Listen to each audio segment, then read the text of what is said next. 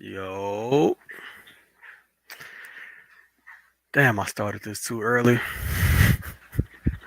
Should have made it for 7. What's good with everybody though?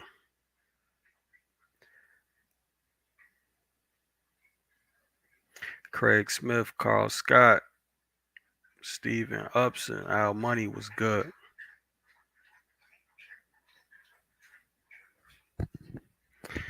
What's good? What's good? What's good?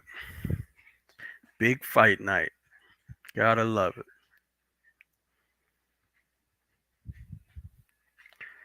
Got to love it.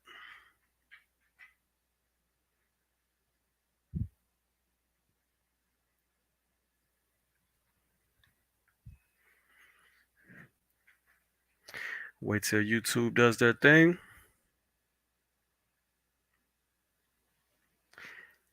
Doing was good. H, what up, man? All Royal was good.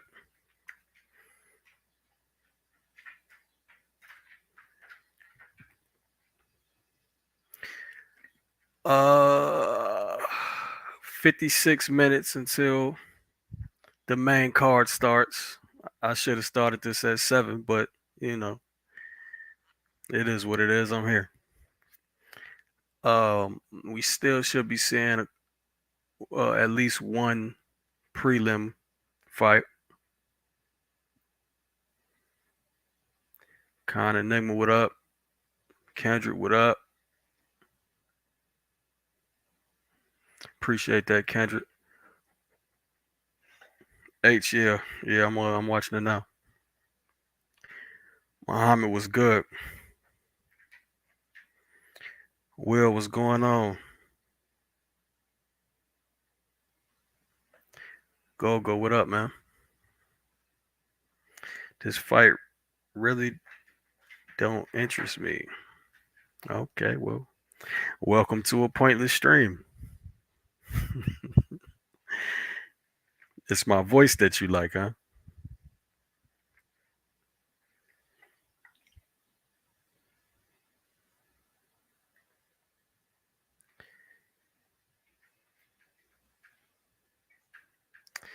Yeah.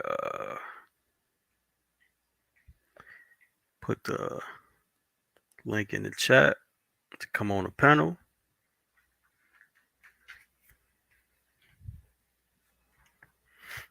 They're doing a lot of talking right now. Yeah, Canelo plus 105 is what I caught it at.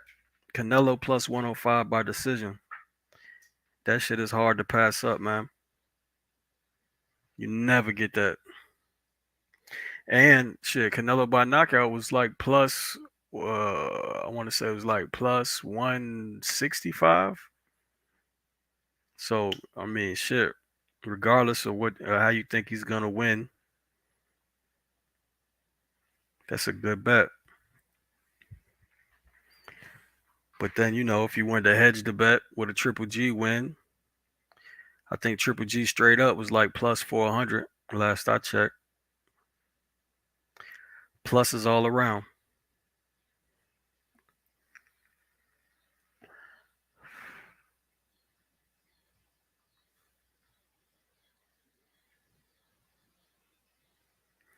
Pluses all around. All right, while they talking, I might as well play some film study.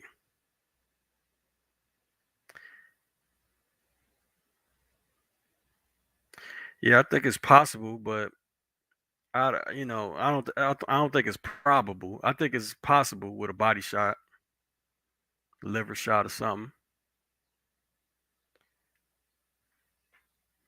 Oh, okay. We get Diego Pacheco is a rising prospect. Pacheco versus Collazo.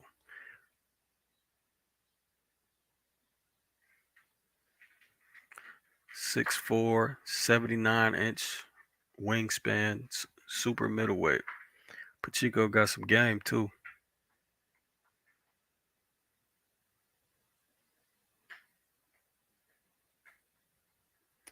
FanDuel, I caught Canelo at minus 115 for decision and parlayed him with Bam for a KO for one of my picks.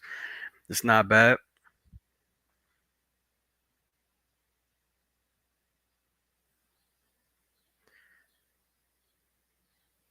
Yeah, I mean, yeah, like I said, it's possible, J-Lo, but I don't expect him to get a knockout to the head. I mean, Triple G's head is a brick. It's amazing that I never seen him even hurt with a headshot, and he gets hit by plenty.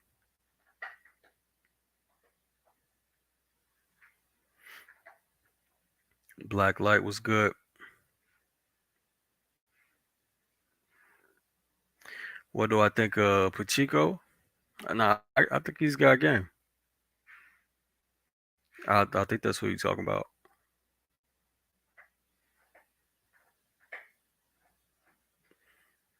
Arthur, what up?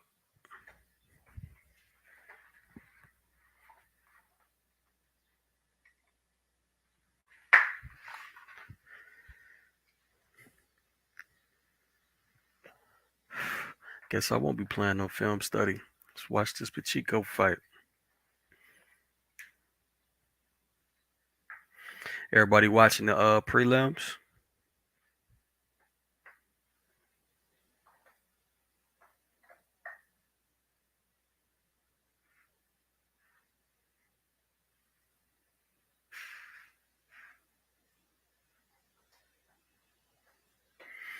Yeah, I just saw the Castro ending. It looked weird to me, man. I mean, of course, it was that off the ropes, almost mid range jab, but that man, Castro had a lot of time to step in and throw that uppercut. Like that was a hell of a hesitation with the backhand that Buddy got knocked out. Did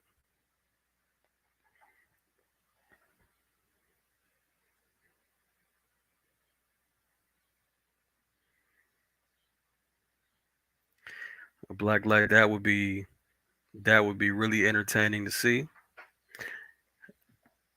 It's probably not probable.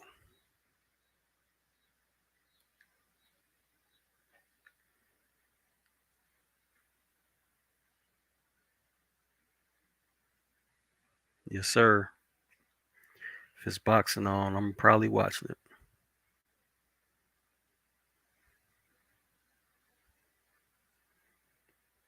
I mean, it's possible that Lomachenko gets to be undisputed. I mean, all he would have to do is probably beat Devin Haney. I mean, when you're that close to it, I can't say it's impossible.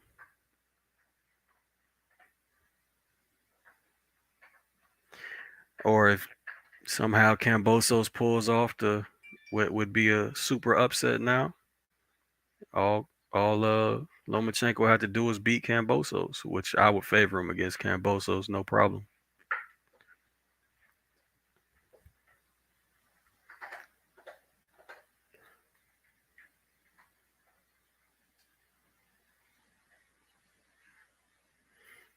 Yeah. Yeah. Yeah, I can see it. I don't think like I said, the probability of it, I don't think it's too high, but I don't know. I say like maybe 85-15. He doesn't stop him. Maybe 80-20. He doesn't stop him.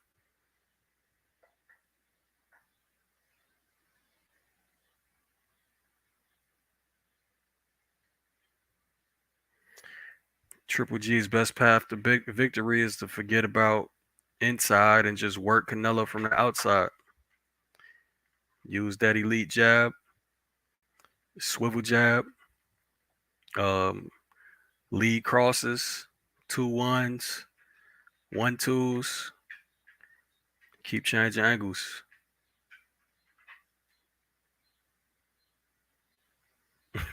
Intangible, what up, man? I'm cheering Borat on tonight, big time.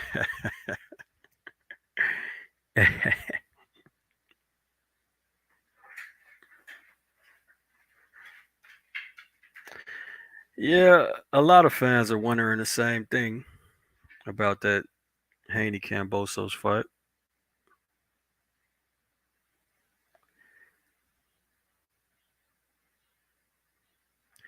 The probability of Triple G keeping Canelo at bay. I mean, you saw it. You saw it in multiple rounds in the second fight.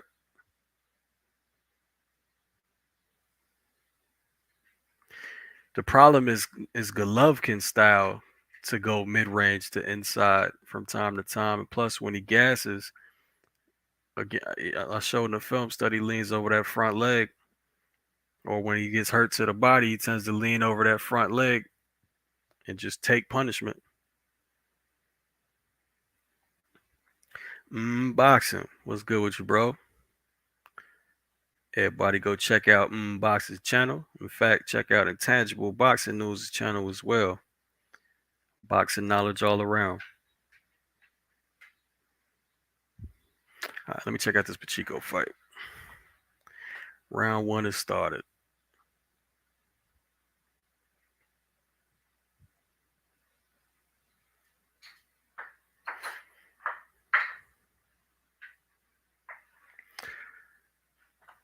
He started off with that slow rhythm probing jab to the backhand of Collazo. Nice jab lands up the middle. Collazo keeping the jab high. Something you normally see from certain fighters in the open stance, but this is a closed stance fight. Collazo's guard is pretty open because he's doing that. So we'll see if Pacheco can't land a bunch of jabs. Let's see how his jab defense is with that backhand.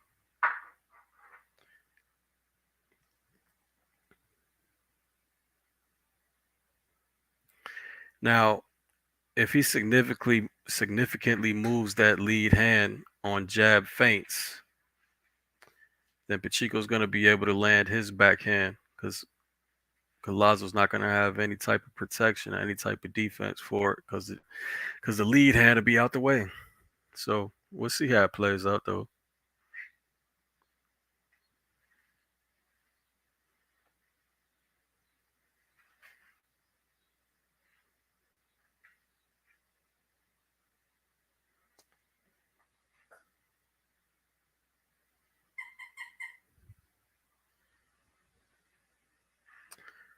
If you hear a squeaky toy in the background, that's my dog messing up my live stream.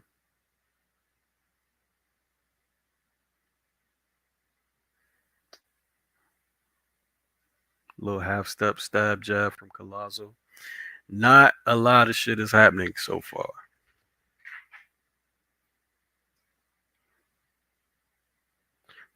Pretty much a fill out round.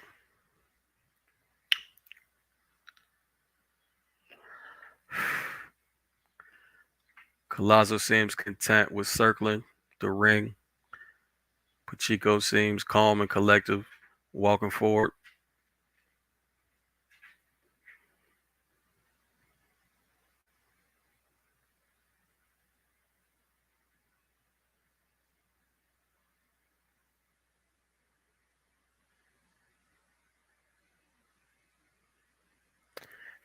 Definitely a slow round. Intangible, what's up, man?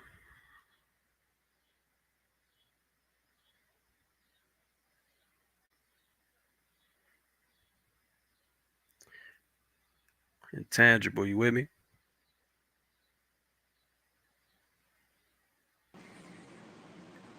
You hear me now? Yep, there you go. What's going on, man? Okay. Yeah, not a whole lot. Just turned on the Pacheco fight. Mm-hmm. So. You seen him fight before? Oh yeah, I have. I think I've watched him since probably close to his pro debut. Yeah, I mean. Oh shit. He's interesting. He's pretty much been on DAZN almost his whole career. In fact, he was on the Joshua Ruiz 2 undercard, wasn't he? And he knocked it out cold. I've seen like his last 4 fights, I believe. Yeah, the most notable one was the De Abreu fight, which was on the undercard of Mikey versus Sandor Martin. Yeah, Oh, that's one that of the stoppages I think. outdoor stadium, right? Yeah, Yeah, okay, I got you. Yep. he got a horrible premature stoppage in the 8th round. I mean, he Yeah, I landed remember. 1-2, and the referee just jumped in. Yeah, nah, he was win. I mean, he was winning a fight. Yeah, You know, uh, pretty wide, but yeah, nah, it was a bad stoppage. and it wasn't really like he had been hurting him significantly throughout. Yeah. Oh, there goes that backhand. I told Oh, you, if so, the way Collazo's holding that jab hand out, if the feint from Pacheco with the jab hand affects that lead hand, then he's wide open for a backhand. That's what just happened. yep. He's definitely been looking to change levels. Although Hmm. there's that jab to the body right there. Yep, yep. He's probably going to look to set it up again. Maybe try to paw down his lead hand. Only thing I see from Pacheco that I don't like is he's backing straight. He's backing out in straight lines every time. He's not shifting to some type of angle. It's just straight out. But Collazo's not taking advantage of it, so it is what it is. Yeah, there's occasions where he does try to follow up and throw the straight right to the body. But Mm-hmm. in terms of any significant scoring punches, nothing much really. Nope. Yeah, not a lot happened that first round, especially. But that backhand was the biggest punch so far in this round from Yeah. Pacheco.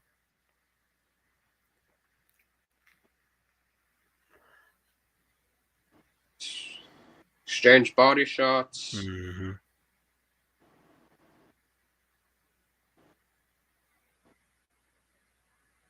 Pacheco, I think, is about 6'3", too. Yeah, yeah, I saw it with like a 79-inch wingspan. Yeah. His opponent looks to be about 5'11", probably. Maybe 6 feet. Yeah, something like that. I mean, the difference is pretty significant. Nice, nice parry counter backhand from Pacheco. Yeah, it was off the jab to the body. I mean, he's using his reach well because Mm-hmm. he couldn't even reach him with the body shot either. Well, he was able to come back himself. So I like Pacheco, man. He's technically sound and he's real disciplined. And I love a fighter that knows how to use his physical attributes to his advantage. Like he stays tall, uses his range. I don't know if he's gonna be I don't know if he's gonna be championship material yet, but I like him. So what is this? His 14th, 15th fight? Something like that? Yeah, something like that. I'll look it up real quick. He sort of has a little bit of like an orthodox Zerto in his game, except Zerto's a bit better on the inside, from what I've seen. Yeah. Yeah, that's the next film study, Bivol Zerto. I'm working on it now. This is his this is his 16th fight. Ah, Bivol Zerto, I feel like that's going to be a tougher fight than some people are making out, just on the side alone. But Mm. You know what, man? Studying Zerto, I thought it could be the same as you're saying, but he does if he used the size better, I would say the same thing. But I still got Bivol by UD. yeah, that's about what I'm leaning. I think it's going to be more exciting than the Canelo fight because Zerto does seem to be more willing to sell out. Yeah, and Like plus he the throws combinations, which Canelo forgot about. yeah, and the straight right hand counter though for Bivol, that's going to be open. I mean, Gonzalez was hitting him with that pretty much the whole night. Yeah, so I think the gist of the fight is gonna be whether Ramirez could get Bivol to stand stationary in that shell enough or not. Because if he can't, man, you're not gonna outbox Bivol. Yeah, he's probably going to be more aggressive because he's going to be looking to This is the first southpaw he's fought since Cedric Agnew, I think. Mm-hmm. Yeah, that was funny to see. He fought 3 southpaws in a row, and those are the only 3 Yep, southpaws he fought. exactly. But I think he knocked them all out in the 4th round. Actually, that's yeah, that's odd.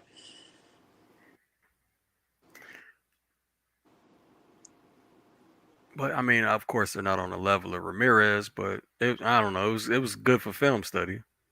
At Yeah, least that's I cool. had some shit to go off of. So yeah, I think we're probably going to see a bit more angles off of him, but I guess we should probably wait until the film study, of course. Yeah. Yeah. Okay. Collazo found some success staying on the inside after Pacheco tried to counter.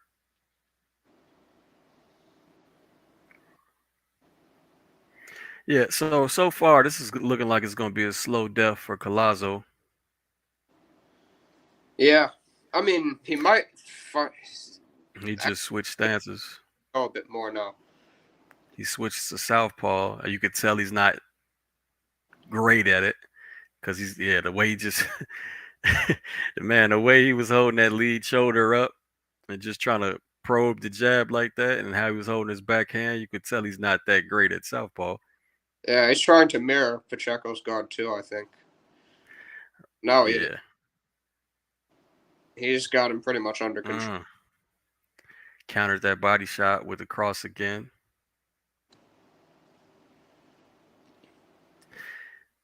Yeah. Slow death. Well, maybe he'll make it to the final bell, though. You know, he's moving. Richard Campus, what's up, man? I see you. Ill Status Boxing, I see you. What's good? Thoughts on Barthélemy versus Russell outcome? Damn, bro. Word? Are they rematching or what the fuck? I think because we're talking about premature stoppages. Oh, okay. Yeah, that was really. The Russell versus Postal stoppage was pretty bad too. Yeah, he had 2 in a row for sure. I'm gonna cry tonight if Triple G gets knocked out. Oh, okay. Mm. I won't cry. I'm rooting for Golovkin, but I think it's kind of 60-40 in Canelo's favor. I'm gonna cry. Those some manly tears, okay? Those some manly ass tears right there that you looking at.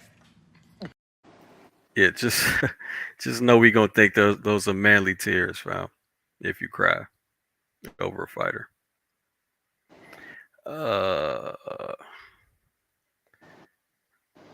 Yeah, I definitely won't go that far, even though I'm rooting more so against Canelo. All right, explain that, and Andrew, why? I'm just not a big fan of having to go into every Canelo fight just, the judges fuck his opponent over, even if he does enough. 100% agree. 100% agree. Pacheco finally landed that lead hand as Collazo stepped in. Yeah, Collazo, he's selling out a bit. Mm-hmm. But he's kind of standing on the line with him. Just misses with a big cross. Extends. Now he's pushing his jab. Another right cross. Yeah. Could he have hurt him with that? He bent down kind of awkward.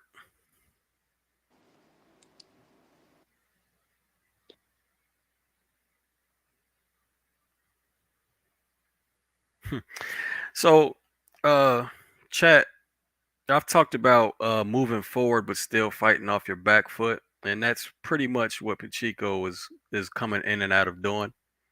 He's moving forward, yet he's still the counterpuncher.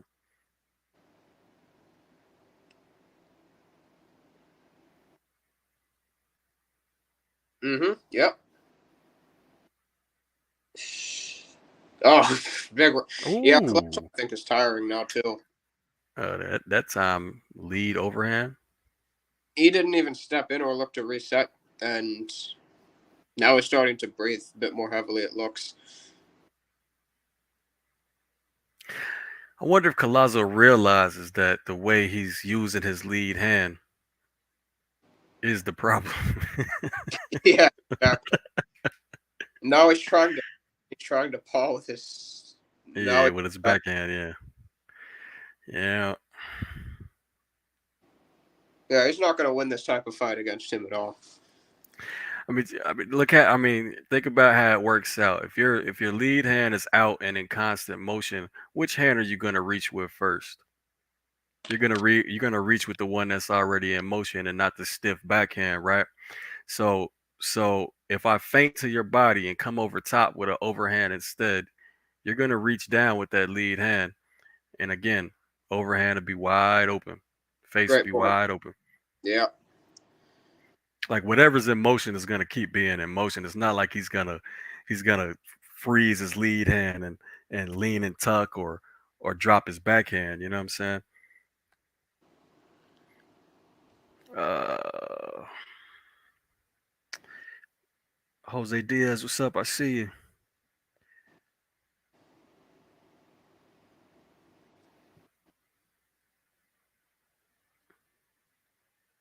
Oh, Emma Williams fights tonight? I didn't know that. He's fighting against Kieran Conway. Name sounds familiar. He fought a French prospect who fought under 258 management, Souleymane Sissoko, on the Saunders undercard. I believe he defeated the Brit. Fucking hey, Intangible, you're a fucking boxing Rolodex. Yeah. Yeah, I remember these fights well, and I also remember his last fight. It was in Liverpool. I think he fought against JJ Metcalf, British level fighter. Emma Williams has apparently been having issues like psychologically. I heard something about that. Came out about him earlier, and he looks kind of at the weigh-ins and at the face-offs. He looks pretty demotivated. You know, if he's in a position where he's not in great shape, and say he's unmotivated or easily frustrated during the fight, which that could potentially lead to, Conway could give him some problems. But if he shows up focused, he should be able to overwhelm him. Gotcha. Yeah, he could fight. He could fight. Again, I don't championship material. Don't know about that, but he could fight. Hey, Mac Mob, what's good with you, bro? Everybody, go check out the Mac Mob channel. Provides my pretty much daily entertainment on my commute.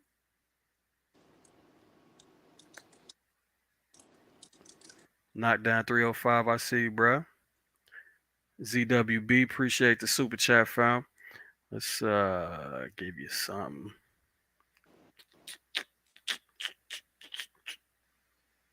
Straight cash. And I got enough cigarettes to last me and my family for the rest of our lives. I'm rich, bitch! He just says, for your efforts, much appreciated. Well, hey, you're much appreciated. Ooh, Pacheco with the knockdown. Looks like Buddy's not getting up. Oh my god! Damn it, man! I was looking at the computer. Fuck. He was twitching on the ropes too. That's funny. He's talking shit instead of worried about recovering. Yeah. All right, buddy. Up and down. 50 seconds. I don't think this one's gonna last.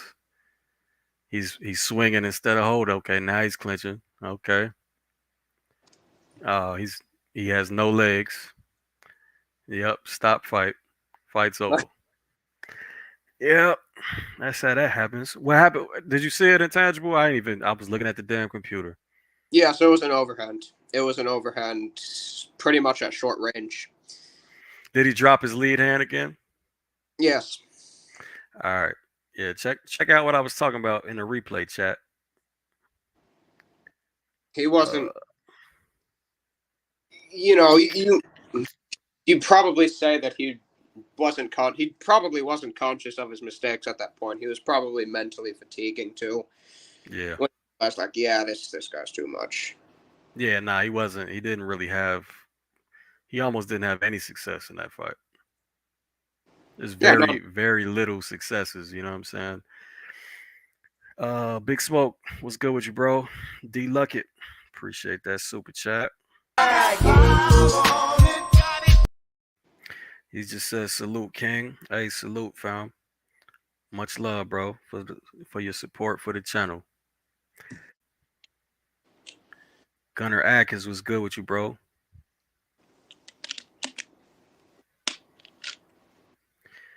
Not me was good, fam. Fighting backwards takes more energy than fighting forward. That's not necessarily true. It depends. a lot of the time I think it's just a natural predisposition. What, fighting backwards? Yeah, fighting backwards or coming forwards. Yeah. Well, I mean, if the other fighter wants to dictate which way it goes, and you don't have that type of game plan, then you're gonna go either way. And I don't think I don't think one is gonna take more energy than the other. I mean, it's the same steps either way. You know, back foot first, front foot follows if you want to go backwards. Front foot first, back foot follows you want to go forward. So why is it more energy going backwards? I mean, unless you're talking about somebody using lateral movement and continuously circling around the ring, like that's something different. But that's not exactly fighting backwards. That's lateral movement. It also depends on the style. Not all front foot fighters are the same. Right. Yeah. So you right. Fight like no. You broke up a little bit of tangent. What'd you say? Arthur Abraham doesn't fight like Chocolatito, you know. Or Isaac Cruz. Yeah, of course. Isaac Cruz expends a lot of energy on that front foot. Oh yeah, he fights pretty much entirely spurts. He comes out guns blazing first 2 rounds, and then he takes another 2 rounds off. Mm-hmm. Before he finally gets back into another mojo. Yep.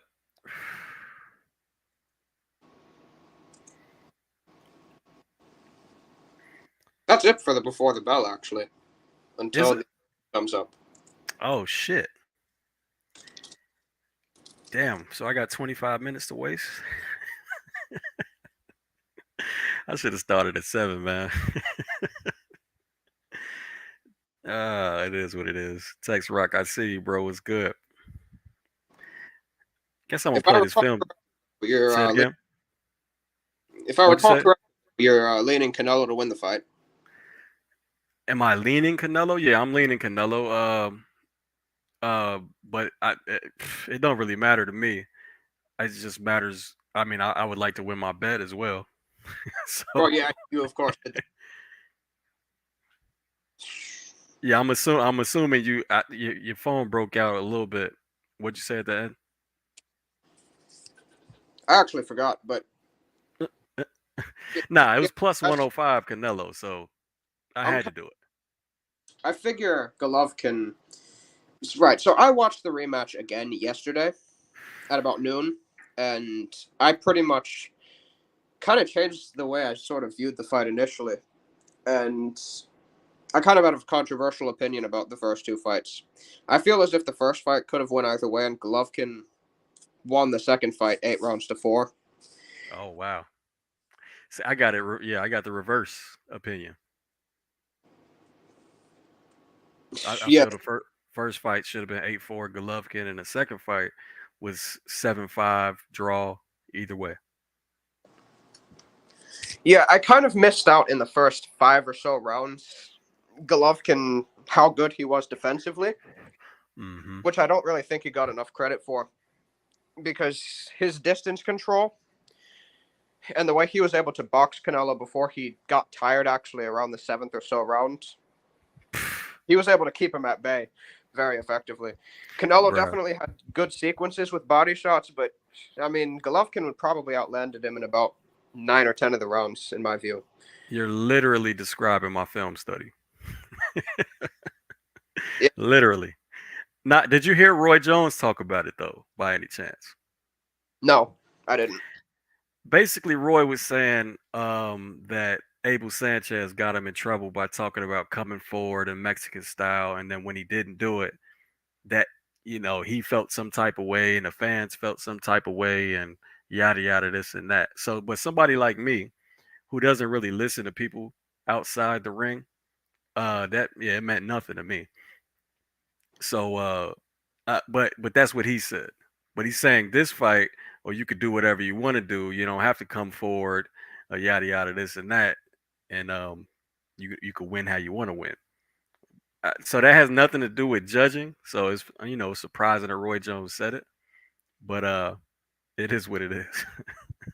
Jonathan Banks seems to be kind of leading towards kind of what you're looking towards in terms of a game plan for him, which is he's looking to incentivize Golovkin's volume.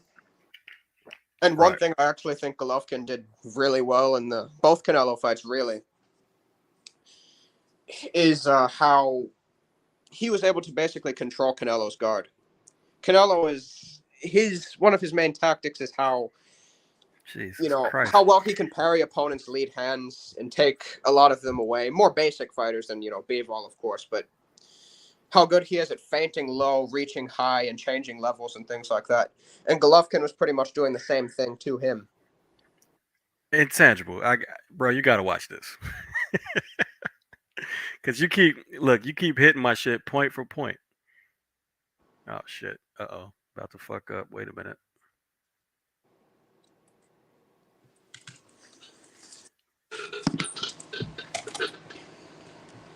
Hold on. Yeah, can he control Canelo's guard consistently and maybe wear him down a bit earlier? That's going to be the key, I think.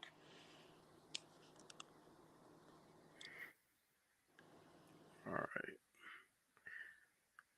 Take away the comment.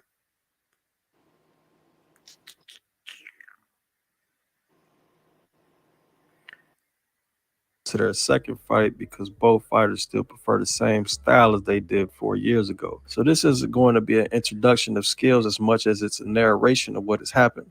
All we really have to assess is if either fighter has the ability to change the outcome. Let's get into it. Studying Canelo versus Triple G 2, I couldn't help but recognize that Bivol very likely got a huge piece of his game plan from Triple G. They both used the lead hand to disrupt Canelo's timing. Canelo isn't a typical front foot pressure fighter. A very large part of his game is based around a very particular rhythm and a high guard trap. In that rhythm comes the mistakes and vulnerabilities, which are thoroughly explained in this video and the tag that I made after the Bivol fight. But the point is, Triple G's elite jab exposed the weaknesses and vulnerability 4 years ago. Bivol very likely took notes and was more successful in the fight, showing us the difference between his elite lead hand and Triple G's elite jab. The main difference being control, but more on that later. Yeah, so you just said that shit. Yeah. You just said that. So, but in the video in the tag I was talking about is exactly what I was talking about, or exactly what you were talking about, controlling Canelo's guard as he does his little plotting front foot lean forward trick that he does. Yeah. Bivol, he controlled Canelo obviously extremely well with his lead hand, but Golovkin tried to control him a lot of the time just by his shifting between reaching with his right hand, coming back with a jab and following up, and making Canelo shift back and forth between his feet and into a defensive stance to push him back and out of the pocket. Yep. Agreed. Yeah. Keep watching though. A lot of what you said is covered in this.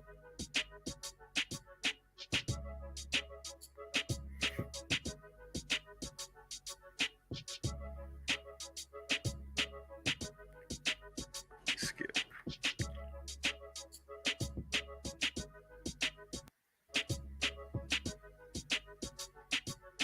Now, everybody watching this video most likely knows that Golovkin has one of the best jabs in the game. It's normally hidden behind a series of lead hand and foot feints and very well timed. What isn't talked about is the lack of jab defense shown by Canelo. Canelo was often a sucker for the lead hand feints, pulling his own hand down to catch or parry exposing openings without stepping back, which is a basic mistake. Also, Canelo has to be able to see through his own high guard, so there is a natural opening straight down the pipe in which he often fails at closing. Alvarez Canelo trying to slide it off that as much as he had. Pretty hard. Boom, the body down. Hit that man with a lot of jabs. Second turn. Mac. Canelo shot. I like how he sneaks what he's doing, Canelo. Ground as much as he has in this rematch. That's what I saw. Hard and fast between rounds. Give each other room to work with. That's what you want to see. Canelo nice ground, not just with their Triple G and Golovkin's are to keep his titles. Heard the bass in that one. The fans are winning this one because it's heated. That's how you beat speed. I'm a speedster, I know. So, G's gonna get hurt. They're definitely younger right now. And he's punching through that jab. Yeah, this fight's all about match. I don't think it's two. I'm trying to see what or a left hook from Canelo. Do it's the same thing. Golovkin lands a compact left hook that's almost like a power jab. Canelo falls short of his jab. Triple G also found a lot of success with lead crosses. Most fighters initiate offense from the outside with the jab. So a come-forward counterpuncher like Canelo will have several defensive slips and counters waiting on a jab. When the backhand comes instead, you could catch Canelo out of position or unprepared.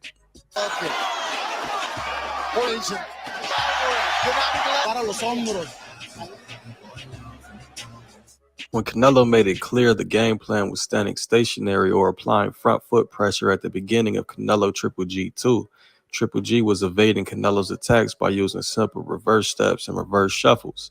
Triple G was highly effective using the simplest yet arguably most effective form of evasion to continuously make Canelo exert energy swinging at the air and try to find his range again and reset.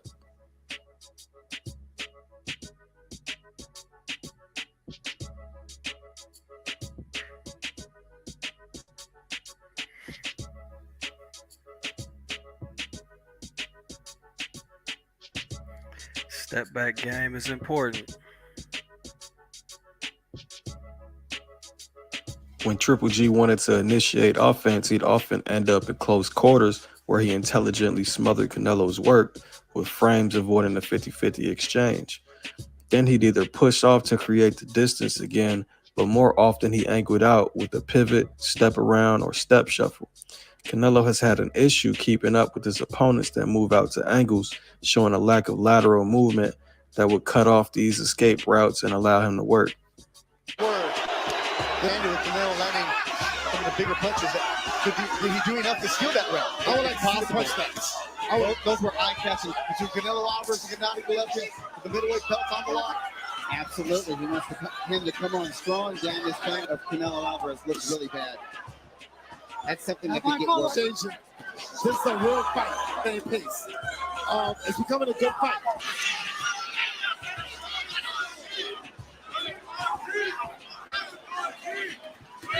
Golovkin is working very simply in this rematch. It's a good ass hook. To take a toll later on the fight. Boxing is the key word. The one thing that Canelo's doing to put combinations together against either fighter. Canelo swinging at the end with Canelo landing some of the bigger punches. Did he do enough? Yeah. So far. Look, bro, I just wanted to point out, just peep how easily it is to just change the angle and make Canelo stop working. Yep, exactly. I mean, all he really needs to do is take a step right or a step left, and he can cut off the angle. And he just doesn't do it. He didn't do it. He doesn't do it ever, really. It's like he just always expects to be in the same position again and again and again and again. You know what I'm saying? Like he expects that he can keep closing distance and end up in the same position where he can attack instead of forcing it. You know what I mean? Yeah, I mean, you know, that's kind of to be expected when before those fights he was fighting Chavez Juniors, and before the Bivol fights he was fighting guys who are much more static and far less perpetual in their movement, like a Plant or a Callum Smith. So there's really not a lot of guys he's been able to work on those skills against. I had another video where I said I didn't know if it was laziness or was it the lack of competition. But yeah, lack of confidence. Either one makes sense. Because I mean, I know he could step right or left. Yeah, he's not a paraplegic. Nah, nah. What you say, quadriplegic last night? That was funny. No clinching, give each other room to work with. It's a very good fight. Canelo is strong, but that Golovkin is not trying to march forward and push him back. Triple G to take the initiative. He's got to start. It's called walking your man up so far. But you have to wonder. I mean, the early part of this fight, Canelo did very well. Canelo is trying to consistently in this rematch. Put it plain and simple, there are moments in this fight where Triple G has sequences that make him look like the more slick and skillful fighter. So they want to throw more punches and less power shots. And that's what they say is stronger. Because there it goes again. Yep, another solid right hand. She's reading the clothes right now. Oh, his legs can look right there. It's only 3 minutes. Oh, but not here. The final round, they're coming at him. He got buckled. Triple G landed a serious hook. And he hit the knees right away. Crowd thinking on the feet. Whew. Of course, Canelo definitely had his moments as well. The biggest difference between an elite hand and an elite jab. Yeah, but if Triple G wants to win, keep that distance. Like, right, to me, that's just the greatest blueprint to beat Canelo, fam. Like everything I talked about in those sections of the video, man, stay on the outside. If you wind up inside, smother like you were doing, step the angles, reset. Oh, another thing that I kind of want to add is Canelo, with his footwork flaws, he doesn't really have that much of a step back either. A lot of his style is pretty much predicated on his very wide stance and shifting his weight to get it, create room and power for those punches. Those shots that you were pointing out, Golovkin was reaching in with a lot of those shots and picking up his back foot. The problem was Canelo was just in the same position. He couldn't step back and really get any momentum into the uppercut, which, he could have used in those instances, I think. Yeah. Oh, Canelo. Yeah. Like you're talking about if he had a little step back uppercut. Yeah. Yeah. No, that's a fact. That's a fact. But I mean, I've seen Canelo use a step back counter, but it's seldom, man. It's really it's seldom. And I don't remember a step back uppercut though. Maybe a step back cross. But I don't know, man. We'll see. Yeah, but yeah, you're right.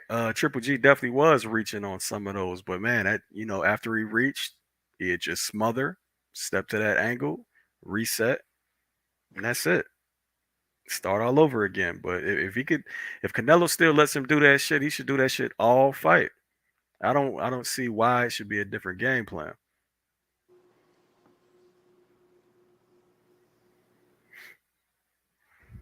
Yeah. I suppose Banks will have him keep the distance, a little bit more, but yeah,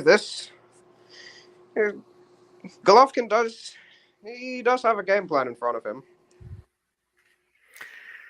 But like you said, man, look, so I got another guy that comes on that tried to explain that it's not corruption with the judges, it's more so incompetence. But shit, we see the best judges in these fights, man. Like, world renowned, tip top judges. So I don't get it, bro. The scorecard the point in my view is, why isn't it 50-50? Why don't B sides get, gift decisions as much as A sides if there's no corruption? It's just purely them being just totally incompetent. Good ass point. Good point. Yeah, you're right. Because it's not the B side that gets that shit. For sure. Oh man.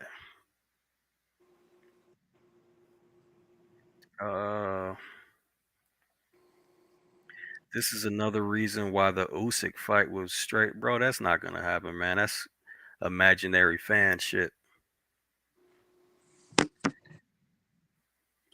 What is I mean, this? they said they all said Bivol was too big after the fight. So and Usyk's a heavyweight. Even Makabu. Yeah, Like I don't Macabre would have been too much for Canelo, unless Don King paid him off to just lie down. right. Unless they guaranteed Don King a deal, like we'll fund your promotional company as long as Macabre lies down. He would have just been overpowered. That's good. That'd be a cheap ass for promotional company. But then again, how many fighters does Don King have right now?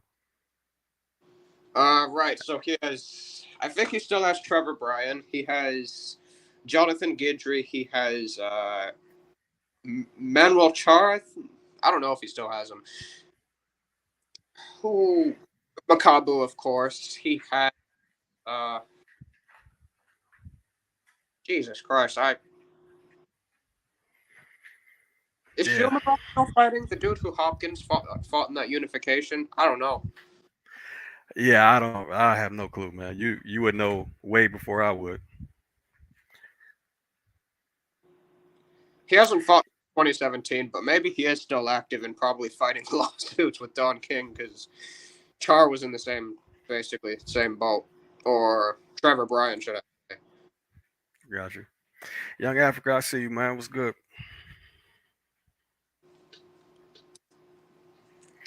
So, yeah, if you didn't know, the reason I was playing the film study is they're doing a lot of filler right now before the 7 o'clock start time. 6 minutes to 7 right now, or 7 Central, I should say.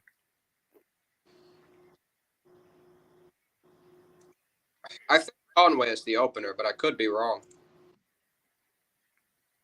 Oh, okay.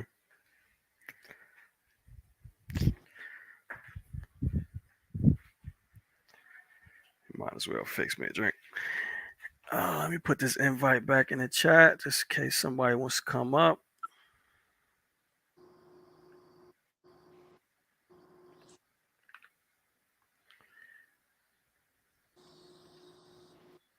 And this is the thing I fear, and another reason I kind of want Golovkin to win this fight is like, look, if Bivol or if Canelo is competitive in like one or two more rounds, he probably wins the rematch. If under the same circumstances. Oh shit, bro. I mean, you know what? I kind of don't even want to. I don't want to see that happen, man. That's the only reason I'd be against the fight. I mean, he got 7-5, and I think the nicest I was in that fight was 9-3. Same. And yeah, bro, if that happened, man, if Canelo wins 2 more rounds, that means now it's 7-5 before. You know what I'm saying? So I don't want to, bro. If they rob Bivol like that, bro, I might be at the point of boycotting Canelo. It wouldn't get any more obvious than that, but who knows? Maybe Zerto can pull a bag of tricks and, he won't fight his country. Oh, well. Which is some other crazy shit.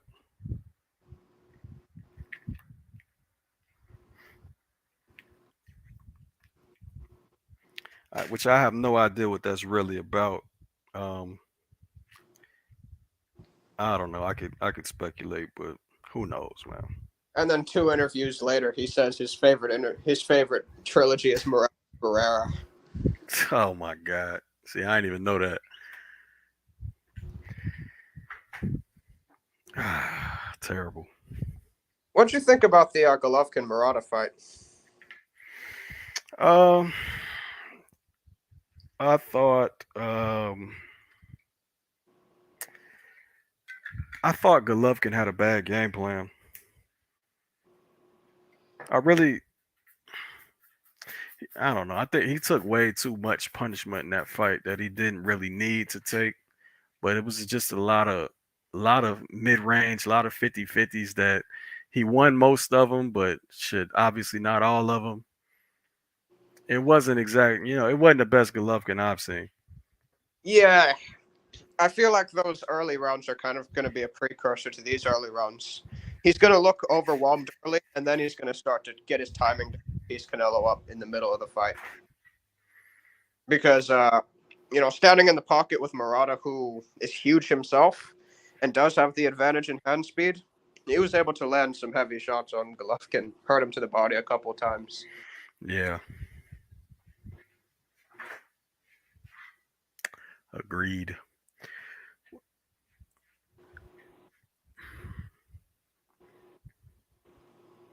God damn it.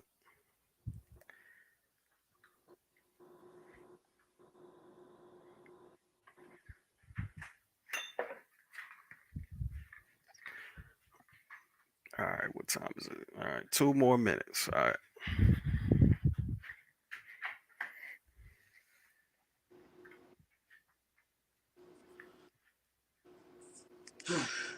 Right. Let me check the zone real quickly to see the lineup.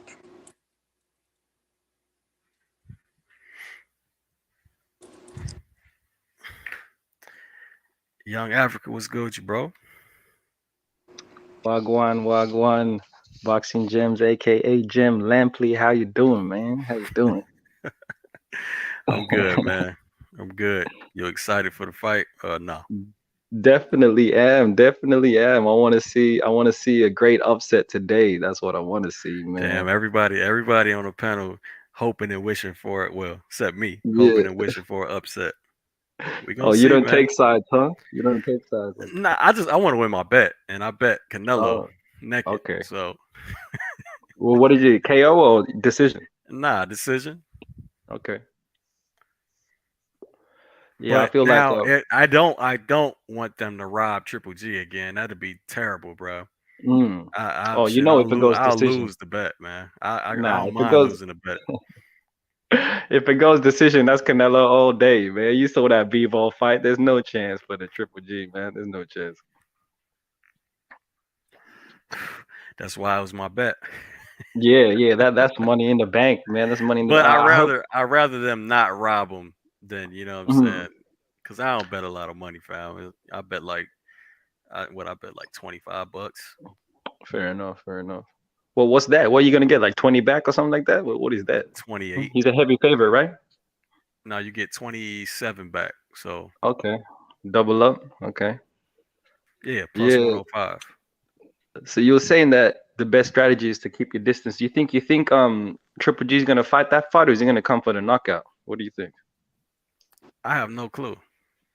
According to Jonathan Banks, who trains Golovkin, well, he says Golovkin's going to be incentivizing volume, so that should probably mean he's going to box. Because if he fights inside, that's going to allow for Canelo to match his volume, because that's going to be pretty much a sweet spot. Yo, bonding with my son. I need a name, bro. I'm not gonna say that over and over again. Oh, you already know who it is. That's Boxing Nerd. Oh, what's good with you, bro?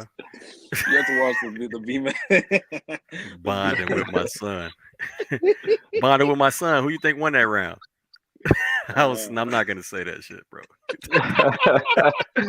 Hey, you recovered yet, nerd? You recovered from the KO last night? You still dazed or what? What's up? Hey, Young Africa took a beating yesterday. That's what it was. Man. He took a beating. Yeah, I heard it's kind of spilled over to my long ass live stream last night.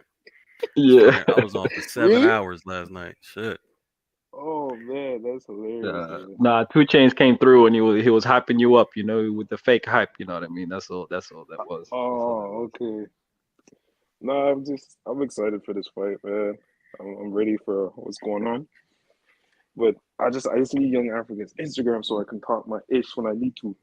Because he's just running away. He's always running away, so I have to. Oh damn! You followed him on this panel? Yeah, hey, that makes you a stalker, sir. And what's worse is just stalking a man. No, it's just you know those trolls that you have to get back at them, or when they start talking a little bit of ish, and then to make sure they're in line, You know, I had to take care of my son. You know, I have to take care of my son. I'm Mufasa. He's Simba. I'm Mufasa. I have to take care of my son. You know? No, I'm just playing. Right. But when it comes It's to all the love, fight bro. today, It's all love. It's all love. when it comes to the fight today, I think Canelo gets him out late. Oh, wait a minute. So the name title was about young Africa. Yeah, bro. Ah, He calling me Simba. He calling himself ah, Mufasa out here. That's the craziness. oh man, That's that's the funny. He's following you man. around trying to bond, get that quality Yeah. time with you. That's funny as shit, bro. Man. Man. Now I get it. Well, Man. why am I playing that? How do you think it goes, boxing, Jones? Um, one or two ways. Triple G learned from what made it competitive and does the opposite, or Mm-hmm. he loses on the cards. Oh, so you don't think he gets knocked out? I don't think that's a high probability. Mm-hmm. It's You know, possible. it's You know, possible, yeah. like the But way He I, never been knocked down though. Never been knocked down. So like that'll even be if a first. Golovkin to the body, you know, if Golovkin starts just running around, is Canelo going to be quick enough to, chase after him and pin him down? I don't know, man. mm, Do you think Golovkin could get the stoppage? Step back, so no, I don't think Golovkin could get a stoppage either. I think that's. I Ooh. mean, anything's possible in boxing, but that's a lower probability. I would say about 95.5. No, Oh wow. So you think Golovkin and Canelo are pretty much the yin and yang to each other, like the Batman for his Joker, the Superman for his Lex Luthor. They're just like so evenly matched. I mean, you watched the first two fights, don't you think so? Yeah, I would think so. I mean, wait, the first fight, don't you think Canelo lost that one though? I do, but By I how mean, much? Was it Intangible 8-4? already said he thought that one was the close one, and the second one Canelo lost 8-4. But so What? Who said people that? got different opinions on Who it. said that? Intangible. No way. So I had the opposite opinion. I thought the first one Mhm. was 8-4 Triple Yeah, G, and the second one could have gone either way. yeah. The second one really could have gone either way. I had it 7-5 But for again, Canelo. it's your opinion, and we Mhm. all got them. So Yeah, it's pretty much who you're looking out for, who you favor in the fight, and then anything they land is going to be bigger than the opponent, of course. So it really is well, what on if you don't perception. favor either one? Yes. Now we're talking. Now the unbiased and the real boxing fan comes out. So when you think of it that way, I feel I fought. I didn't have a horse in the race, and I was just watching it to be as just a boxing fan or objective boxing fan. I watched it twice, and both times I scored it 7-5. So I so watched 7-5 Triple G.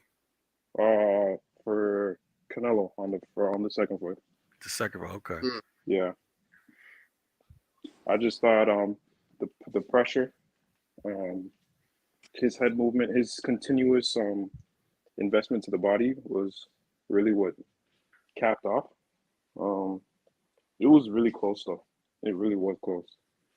Um, I think in the 10th he hurt Canelo, but Canelo's head movement was able to get him out of that trouble.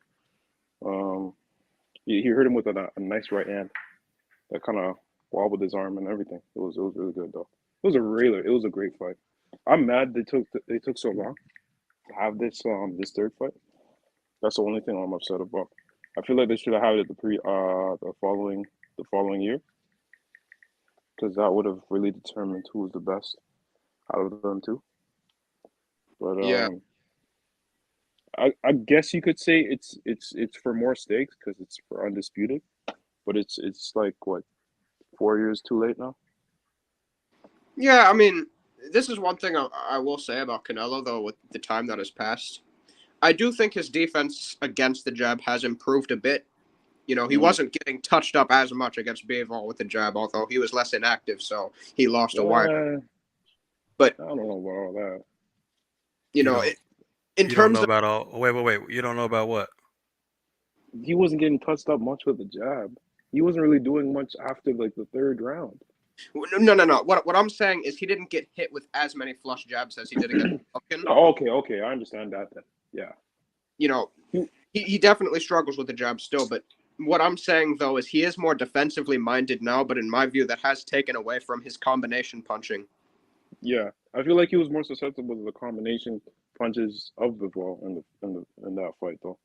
And with the constant fact that he is very combination. defensively minded, if he's getting put to his back foot, he's going to have more trouble looking for counters against Golovkin in this trilogy fight if this trend continues. So even though Golovkin, I don't think will hit Canelo as much in this fight as in the second fight, will Canelo be as active? I don't know, man. And then you have to combine the fact that Golovkin really hasn't tested Canelo's body either in either fight. That's very true. Has anyone really though? That's a good question. Bivol Has anyone tested. really invest? Oh, you could say that actually. Yeah. Yeah, he was working the straight right hand when Canelo was on the ropes, and also Platt bothered Canelo with a body shot in the 10th round. Hey, he heard him. I heard the replay on that. He grunted. That hurt him. Yeah, it was a nice hook to the body. I heard that. Yeah, I watched it back. But he was Plant wasn't really in there to fight. He was just there to score points. He was there to just move around, be light on his feet. He wasn't really sitting on anything. Well, he never really does. I mean, when he does, you can see he has a little bit of pop, but like he never really does. I don't know why. He doesn't have heavy hands, but he does have, a little bit of explosiveness. It's more that like stinging power, like he'll get someone's attention sort of thing. But yeah. Yeah. And also, you have that fight going into the 11th actually, that Plant versus Canelo. Objectively, how'd you guys have that fight? Like scoring it. I think I had Canelo up by like a little bit. That was very close fight, man. Very close. I felt like just by watching it that Caleb Plant was winning, but that was a close fight. Yeah, I had Canelo. Not Canelo. I had Plant up maybe a round or two. Yeah. Like I wasn't listening to the crowd. I was just watching boxing. He was really moving around nicely. Canelo was hitting with some nice body shots. He was hitting with a jab and the hook very well, but like Plant was moving around and giving him boxing lesson almost. But we saying, did the brother say that Triple G don't have heavy hands? Really? No, Plant. Plant. Yeah, that's obvious. That's very obvious. Yeah. Plant has a little bit of explosiveness. Golovkin's actually the opposite. He's not particularly snappy or explosive. He's just purely heavy hands. Yeah, extremely heavy. Yeah, for sure. Like he hits you. It feels like a brick. Like it's not a fun time at all. Yeah, you got those Russian bones, man. The Kazakhstani bones, man. They're different. Yeah, they're just built different over there. I don't know. Yeah. Apparently folded Kovalev in sparring all those years back. I believe that a whole prime Kovalev. Damn, that's crazy. He was always prime, but his chin was never really prime.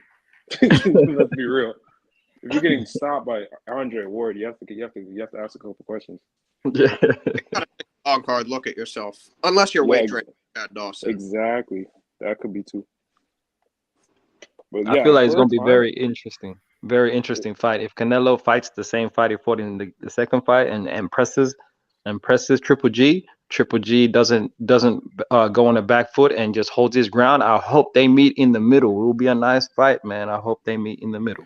So all right, I'm looking at ring walks now, just in case y'all ain't paying attention. Oh no, go ahead. Continue. No, you sure you don't see a stoppage, brother? Because like Golovkin has noticeably been hurt to the body yet, even in his last fight. He got hurt in the Derevchenko fight, I believe, and against Murata. No, I said I think it's possible, but I don't think it's highly probable. Oh, okay. He was hurt in the second fight Canelo and Triple G had. He was hurt to the body in that fight too. That's true.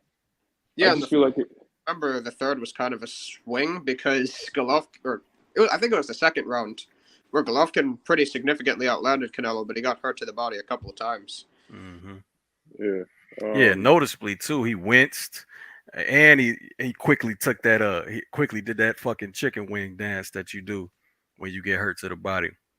Ooh. Yeah, He doesn't have that, the poker face in that case. He just got the chin. So if it's a TKO, is it to the head or to the body? Oh, it's to the body for sure. Have you ever seen Triple G get rocked to the head? No. Not a single. Literally, So literally the only fighter that I've seen that hasn't been rocked, or that has been rocked but hasn't ever been like hurt to the head. I've never So- seen that. Is that the stigma with like people with good chin? If they have a good chin, they don't have a good body, or core when it comes to punches. And when they have a horrible chin, they have good a stable body. Is it like the yin and yang, pretty much? If you I have have something, seen combinations of both. I remember Naoya Inoue. He fought a figure on a domestic level in Japan who eventually went on to win unified titles, Ryoshi Taguchi, who has an iron chin and an iron body. I mean, the body shots he was taking from Inoue were the same ones that were fucking destroying Manny Rodriguez. And he was taking all the headshots. Is it Canelo a combination of both? He got hurt to the body. He got hurt a little against Platt, though, so I wouldn't say he has like an iron body. We see them get hurt with both, honestly. It's been a while since. It has been a while though. No, let me take that back because it did look like Triple G hurt him to the head in the second fight. Yeah, you just showed that uppercut before, bro. That shit was heavy. Dang. Uppercut, and then there was a right hand in the 10th round. Yeah. That stumbled him. Bivol hurt him, I think, in the 12th too. Oh, also in the 12th round, Golovkin hurt him with a short left hook or uppercut or something like that. Yeah, that's the one I was talking about. You just played that on the video that's up right now. Yeah. Well, he has an amazing poker face, and when he gets hurt, he just starts moving his head, and it's impossible to hit him after that. It's ridiculous. Yeah, he has body movement when he uses it. Tremendous. Yeah, his head movement. I always, it's beautiful to watch, right? But I never liked it because he never counters off of it. Yeah, that's true. That's true. It's beautiful. I mean, now as a showman, like showmanship, and you know what I'm saying, just avoiding punches for that point of time. I mean, that shit is fucking amazing to watch. But look, again, your opponent lands 2 jabs and your opponent won the round. Yeah, that's true. But could it be because like it's gonna be noticeable if he tries to counter back? Like you're gonna see something that shows you he's more hurt than he's actually giving. Well, not because he's not always hurt when he does that though. Like Danny Jacobs didn't hurt him before he started that whole head movement montage. Yeah. No, I mean like when you do actually hurt him, and then he just starts moving his head like you can't hit him at all. Does he not counter because it'll be noticeable if he throws a shot and he looks like? But even still, you got a smart opponent. They're not gonna swing at your head. Yeah, exactly. That's true. So when you're hurt, shit, it's best to fucking clinch like everybody else. Or well, he doesn't have the lateral movement, but yeah, so it's best to clinch. Yeah. All right, Mo Williams versus Conway. How do you think this fight goes? I don't know. I'm not that familiar with. I mean, I seen Mo's last couple fights, and I believe I saw one of Conway's fights. I think he retired Mama's Boy or whatever. I will say though, I saw Mo in person when I went to Chocolatito Estrada too. Mm-hmm. I saw him fight against Dennis Duglin, the journeyman. He's fought against like Groves and Benavidez and Mama's Boy. Yeah, he retired Mama's Boy. Yeah. For what I remember, he has technical form issues. He is a very raw talent. Put it that way. Right. We're gonna see, man. We'll break it down as it goes. Yeah. All right. So he's okay. I didn't remember he was a southpaw. So open stance fight. Just about anybody with any raw talent at 168 is a plus, though. Let's be honest. Yeah. Yep. Starting off with a stab jab, which is pretty dangerous in an open stance fight. Let me take that back. It's more dangerous than in a closed stance fight.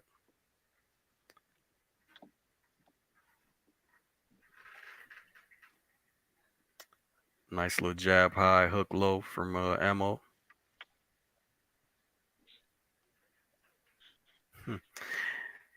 I just saw him pull back his jab before he threw it. As he stepped in, he did it. Oh, that's just how he throws it. Shit. I'm watching closely because I'm a southpaw naturally too.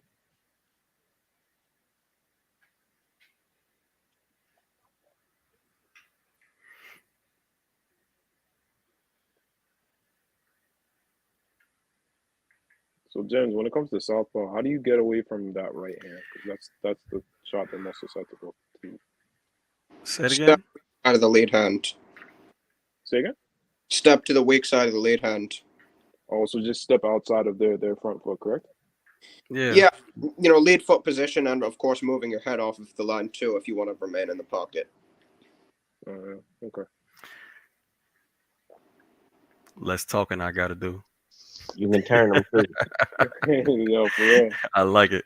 Go ahead, Intangible. I was saying you can turn them too. You could do what? Just keep turning them. Keep turning them. Keep turning them. Well, yeah. Weak side ankle shit. Yeah.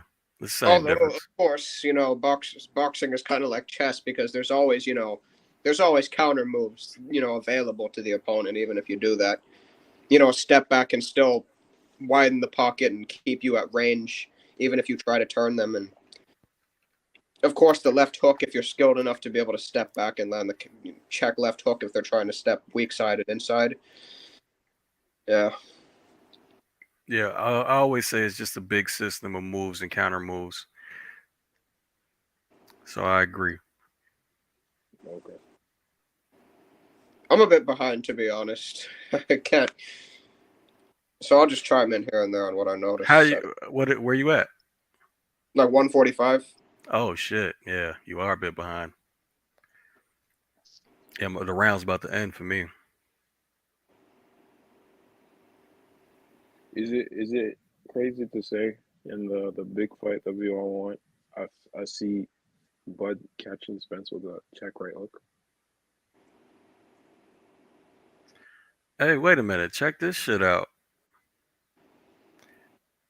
So DAZN is doing what everybody is trying to do right now: put commercials during the fights on pay-per-view. Wait, they have commercials now? This is a commercial, yeah. Oh, They are shit. shameless as fuck. Not only are they doing pay-per-views now, they're putting commercials on it. Yeah, man. Nah, this is actually surprising for me to see. But everybody's gonna eventually do this shit. Of course. I feel like we should just get away from pay-per-views altogether. Yeah. Well, then you That's gotta not find. Well, just the demand dries out completely. Yeah, but and then you gotta find. Fighters gonna have to bow down and be humble about the purses for that to happen. Yeah. Wouldn't the purses be bigger if they had like broadcast rights and all that, NBA style? No. They would have to No, have a not unless following like the NBA does. unless the sport got more popular overall. That's the only reason they do pay-per-views. Right. So if you watch PBC pay-per-views, the only reason that those lower tier fights are on pay-per-view is because that's the only way they're gonna get the money to pay for the fight. Because Charles Martin and Luis Ortiz was not pay-per-view. Neither was Ruiz Ortiz. I was about to say too. What about Thurman and Barrios? Yeah, right. Oh, that Neither was was a joke, Thurman man. Barrios. No. Oh my god, that was a joke.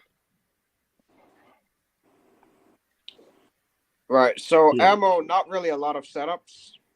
I will Uh-uh. say there was quite a bit of. He definitely tried the overhand quite a bit. He's just trying to get him out of there. He's not. No, what he did fainting. do was close distance effectively. Yeah. I The noticed that fight with is the a jab lot to the closer body. right now. Yeah, he's jabbing to the body to get on the inside. This is meant to be a gimme fight, right? The guy's on the come up 11-0. He's meant to put this guy away, right? Pretty much. Conway is British level. Wait, what's his record though, Conway?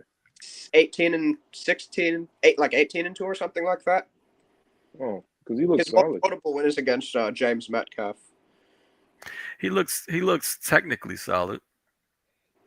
He just got caught with a big ass counter left hand at about 108. Because he's giving up size and reach right now, correct?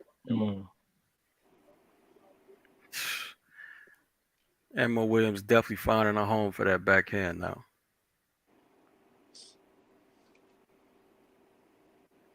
I hate his stepping game though. Jesus Christ. Yeah, he's High not guard, stepping in with a jab or straightforward. anything. He's just stepping in. Yeah, high guard, straightforward. That's why I want Terrence to not do that in the big fight, because he does it sometimes. Just got caught with a counter backhand for it.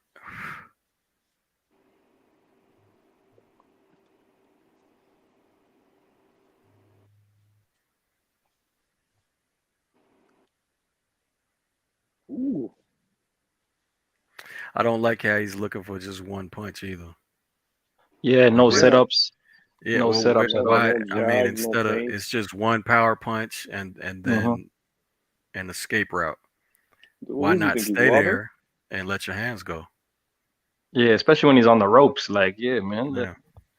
Dang. Hey, he's probably worried about his cardio. He's very muscle bound. He's trying to explode in a lot with the straight left.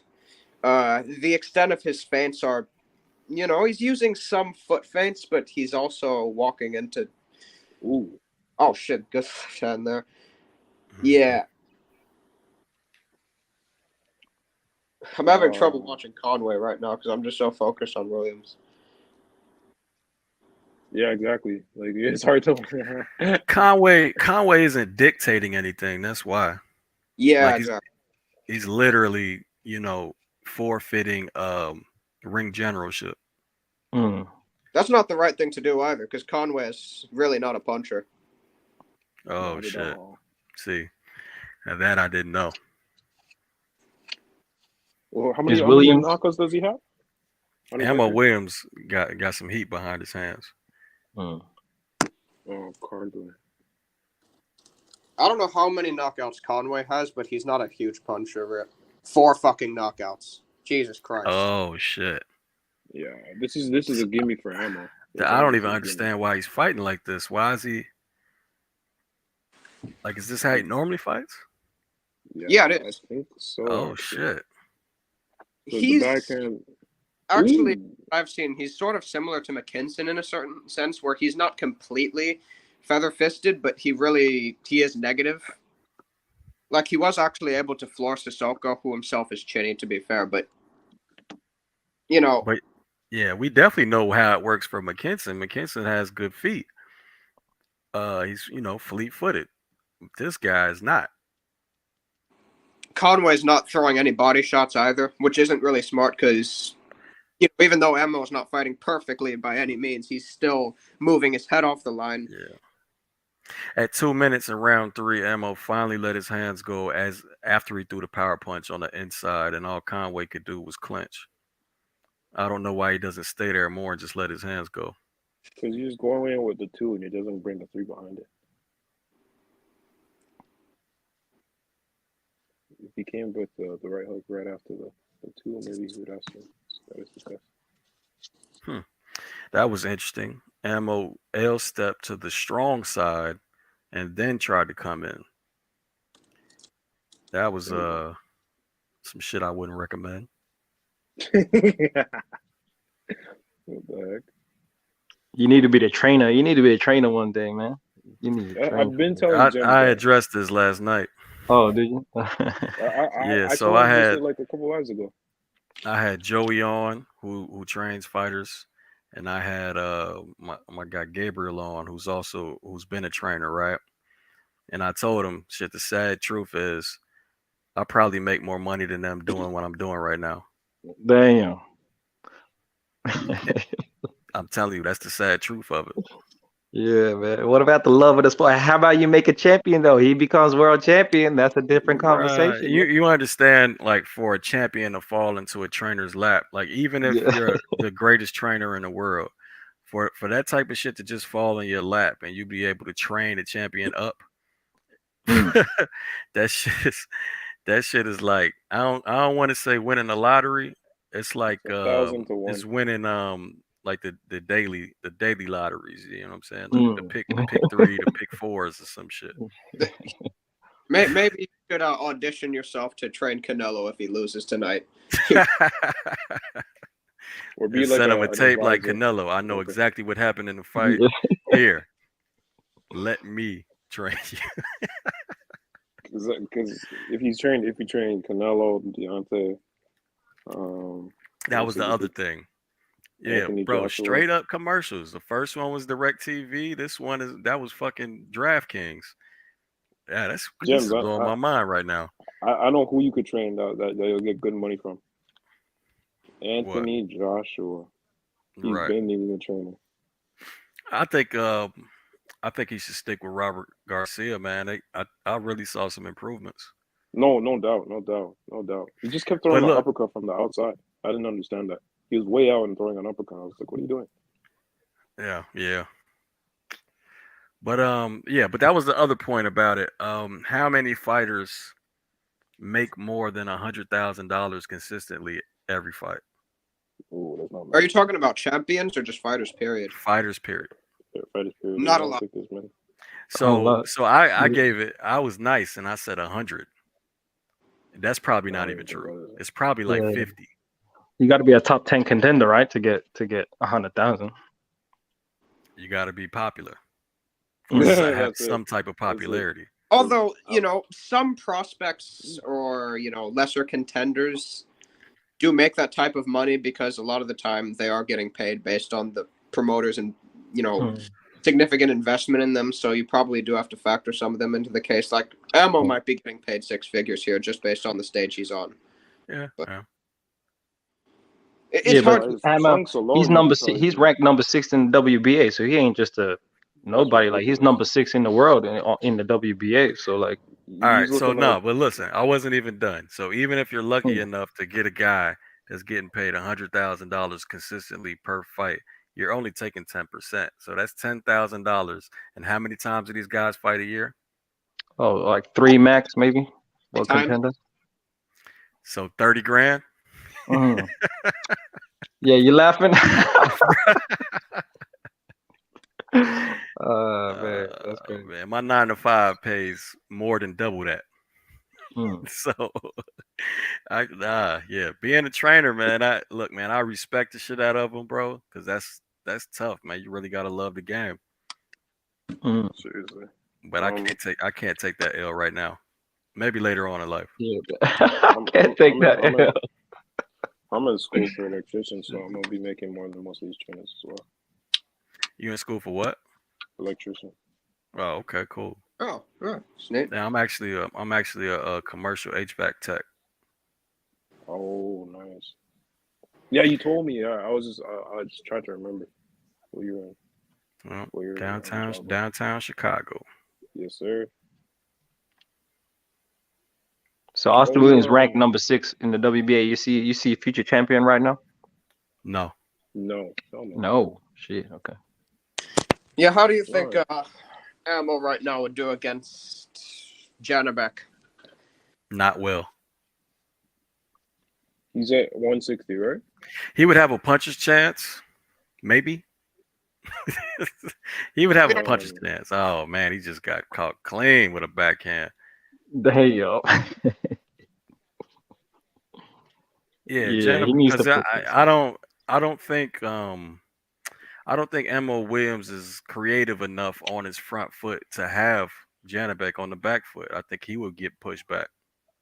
Ammo versus Golovkin. Come on, man. Yeah. Right now, world champion, he's got some work to do. Yeah. Ammo versus Munguia. Munguia would probably overpower him, but yeah, I think I would probably say Munguia at this point.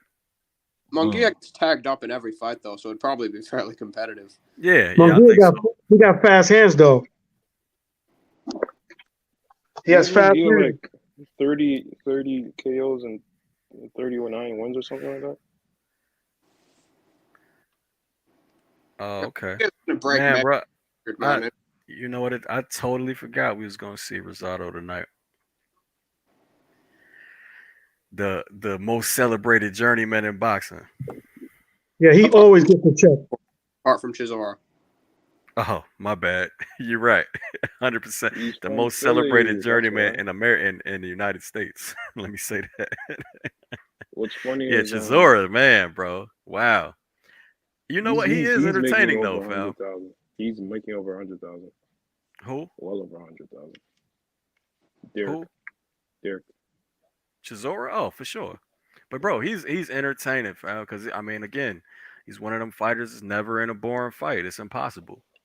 And he's popular. That was one of your other points. So I got countered again. Our low key Conway kind of buzzed Ammo a bit around the 20-second mark with a backhand. Yeah, yeah. That's when I said, "Oh, he got caught with a hell of a backhand." Yeah. Hey, Conway's having a better round actually right now in round 5.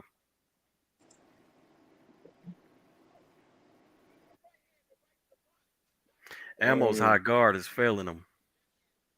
Yeah, so you're in Chicago. So you're in the same state as Showbiz. Showbiz is in Chicago too.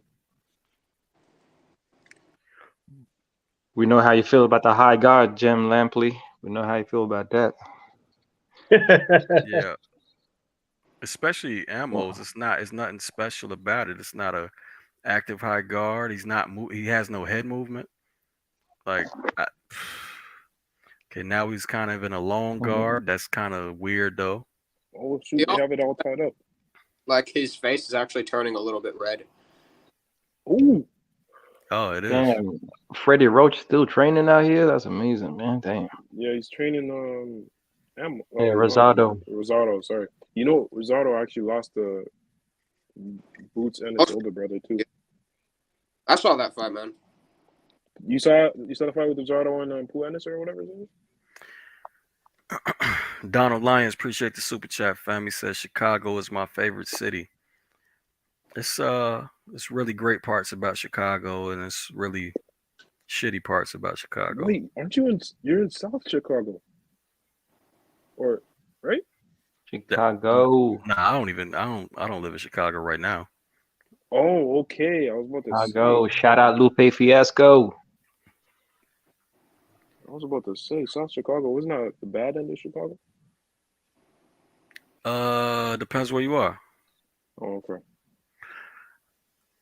Yeah, Again, it's spots in the city that's it's really neighborhoods that's fucked up. Oh, okay. You know, if you're, Roseland, Englewood, if you're in one of those neighborhoods on the south side, then you should probably exit. Oh, okay.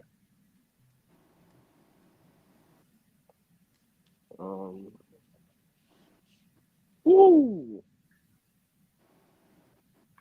Find a escape route. Ammo needs to add some wrinkles to his game. It's very up and down. Well, Williams is holding a high guard while Conway's in the corner. Well, how does that make sense, man? Lay it on him, bro. Most guys that walk forward in a high guard. Yeah, but once the guy's in the corner, shouldn't you let it go?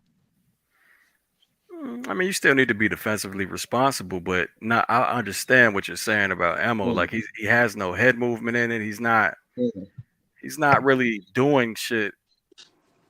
He's not really doing anything to safely close distance. That's why he's getting caught with these counters every now and then. No controls, no nothing. Like no hand feints, no nothing. Yeah, not even a jab. Shit. Yeah, his jab is pretty poor in this fight too. He's constantly pushing it out. Every time he's getting caught, he's falling in too. He's just like his reactions from the shots are always exaggerated. We should call this segment Ammo Williams Exposed. He's not doing anything right. Yeah. He's winning though. I mean, yeah, he's winning though. It's just not. It's not really. There's nothing great about what he's doing. This is the fight there. This is the fight there. His opponents are gonna watch. Like this is they're gonna be their study tape. Yeah, they're gonna be asking for Williams real soon, man. Yeah, Let for me real. get some of him. Another. Oh yeah, he's just getting caught cleaner and cleaner by these counter punches. You think one of these right hands can put him down? Well, not if a guy got 4 knockouts. Yeah, that's Yeah. true. That's true. But That's probably why he's going and into again, recklessly. and again, yeah, you get hit in the right spot, anybody can put your lights out. There you go. There you go. That's why the Hey, Crawford Jim is Lampley, so nice. how do judges judge defense? How they judge? Please Because don't it's ask one. me how judges What? judge. Yeah, or how they meant to judge defense. I, How do you judge defense? It's a category, right? So how do they judge defense? I don't even understand what you mean. I Well, would judging say, is a category, right? They judge Oh, being okay. I ownership, think I get. All right. So effective let me aggression. answer it like this: They judge defense as it's they judge defense as it's related to offense, right? So like I said earlier when I was talking about Canelo's head movement, that showmanship shit where he doesn't Mm, throw a punch off of it, he just dodges all your punches. And I said if your opponent lands 2 jabs after you do that the whole round, the opponent won the round. mm, That's because I mean defense is a category, but they judge defense as it relates to offense. So what's better than that is a slip counter. That's defense as it relates mm, to offense. You know what I'm saying? That's defense turning into offense. mm, Yeah, that's look. Defense in and of itself is not really the prime.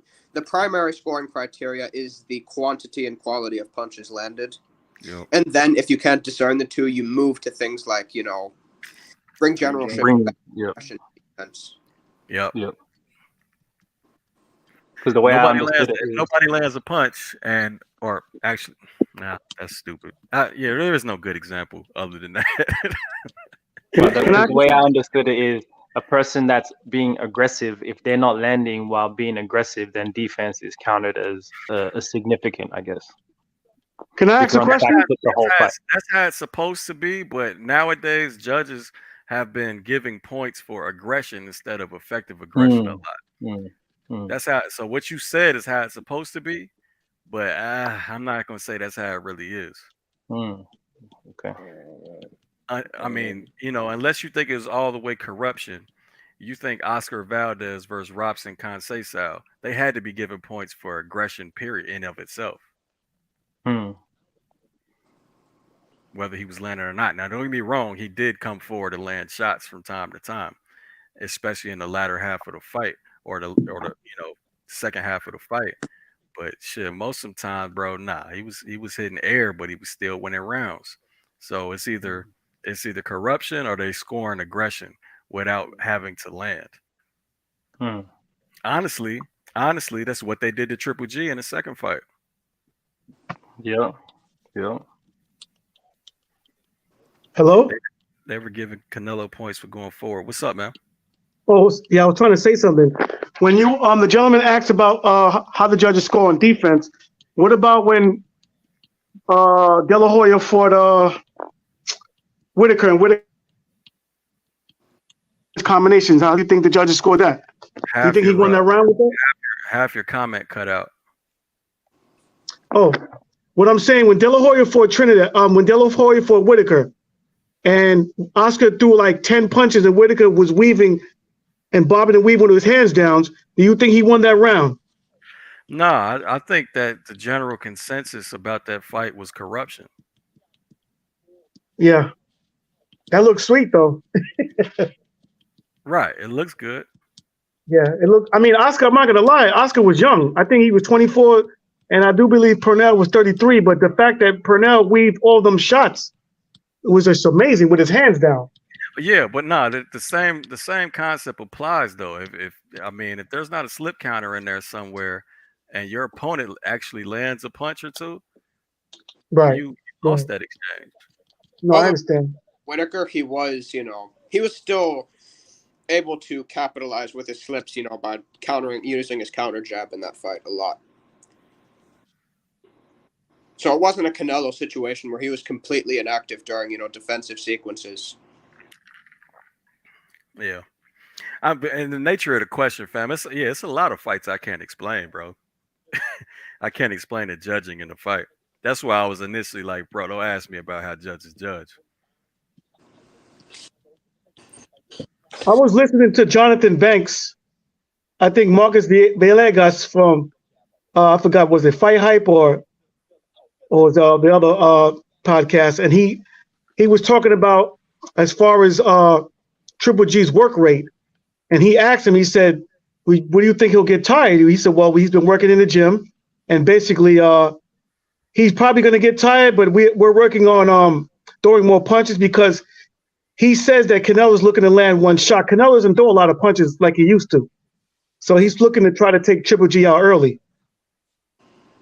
He never really threw a lot of punches, period. Yeah, he just threw in combination. He never really threw a lot of punches. He would throw combinations in spurts. Right. Yeah, like the second fight. He won the second fight, I think. He edged it out. The first fight he didn't win. See, it's a lot of different opinions on that shit, man. Yeah. Triple G buckled him a few times. I mean, I'm not gonna lie, both of them dudes got an iron chin, man. But I felt Triple G won the fight. He controlled the fight. Canelo had his moments, but Triple G has a very underrated jab, man. You talking about you think Triple G has an underrated jab? I think he's known as having one of the best jabs. Yeah, he does. That's what I meant to say. And even with Danny Jacobs, when Danny Jacobs was trying to throw leather, Triple G went back to the 1-2. That's what made that. Yes. Who do you think has the best jab in boxing right now? The best jab in boxing? Oh, that's a good question. I would say I got like Shakur Stevenson. Errol Spence has a beautiful jab. Devin Haney, yes. Devin Haney. Look, man, I think I'm going Bivol. Really? Yeah, Bill got a good jab too. Compact jab. You got that. Well, it's because all the shit he does with it, man. He hooks off the jab. He throws uppercuts off the jab. Now he mixes it up. Also, are we just going straight jab, like just straight? Who has the best single just jab, or because I would like to say you could go off all categories. It's up to you. All right, yeah. Then I go Bivol. I'd say Bivol's lead hand over pretty much anybody's. For me, also, if we were to go based on prime for prime, the best jab I've probably seen in the last like 10 years might be Kovalev. Kovalev had a dope jab too. Yeah, he did, man. Triple G. Look, bro, I think all these names should be up there. Bivol, Kovalev, Triple G. Haney does have a really nice jab, but not against southpaws. Exactly. Yeah, because when this guy was catching him, he was trying to do. I think you spoke about that with the Philly shell on your show. Yeah. When he fought Jojo Diaz. Yeah. He actually was but against the southpaw. Jojo Diaz was sneaking that left hand a little bit under the elbow, catching him. Yep. Continuously with the left hook. But yeah, so I think, as a matter of fact, CompuBox has Jojo Diaz out jabbing Devin Haney. Get out of here! Oh no, yeah, that's 100% facts, bro. I don't see CompuBox got Devin Haney landing 10 jabs at a 200 something. Yeah, that's crazy. I don't gotta see watch how that fight again. Haney having the best jab off of one performance is the consensus. Doesn't make any sense. Oh, that Kambosos jab though, that shit looked fire though. It did look good, but like Kambosos wasn't really. To be fair though, I mean Kambosos couldn't really nullify Lee Selby. Exactly. So it's just one performance. We have to get. Bro, I explained that shit thoroughly in the video I made. Kambosos' stance means he's gonna eat a jab. Yeah, everybody knew he was gonna eat jabs all night. Everybody knew that, and then his head being above. Going off of Jim's content, I'm gonna shut up. I'm literally go ahead. I'd rather somebody else talk about my shit. I don't. Hey, honestly, fam, I'm gonna tell you the truth. I don't like repeating myself. No, because you were saying how his head is way too far forward, and I noticed that, and I was just like, "Oh shoot, that's so true." That's why when his head's far forward, more forward than his feet, his head is just pretty much, hit me. And then has the nerve to have a constant low guard with his lead hand. Oh yeah, that too. That's annoying. Because he was depending on his hand speed. That's why. And I actually thought, I get it. Yeah, he was, but I actually thought he was going to beat Devin Haney. But I got to go back to the beat Devin Haney. Yeah, I made a mistake on that one, man. I did. It's like he's baiting you the entire fight. Like hit me, and I might come back with something. And he never did. Well, I mean that is part of his game, actually. Countering like he is. Yeah, he's a good. His hands are very quick, and he has a quick first step. But Yeah. the first step isn't measured very well. It's like the same thing. That's why he kept getting smothered. Like that's why Haney was able to duck and smother the whole damn fight. Like if he could shorten his first step, How do you think Devin Haney has success? I'm sorry. Go ahead, brother. No, I just said if he could shorten his first step in, then he could have some success. If it could be outside to mid range instead of outside to automatically inside, damn near where he can get smothered, then he'll have some success. But can he do it? I don't know. James, before you ask you, go ahead. Hold on. Go ahead, James. What you about to say? How do you think? I got three.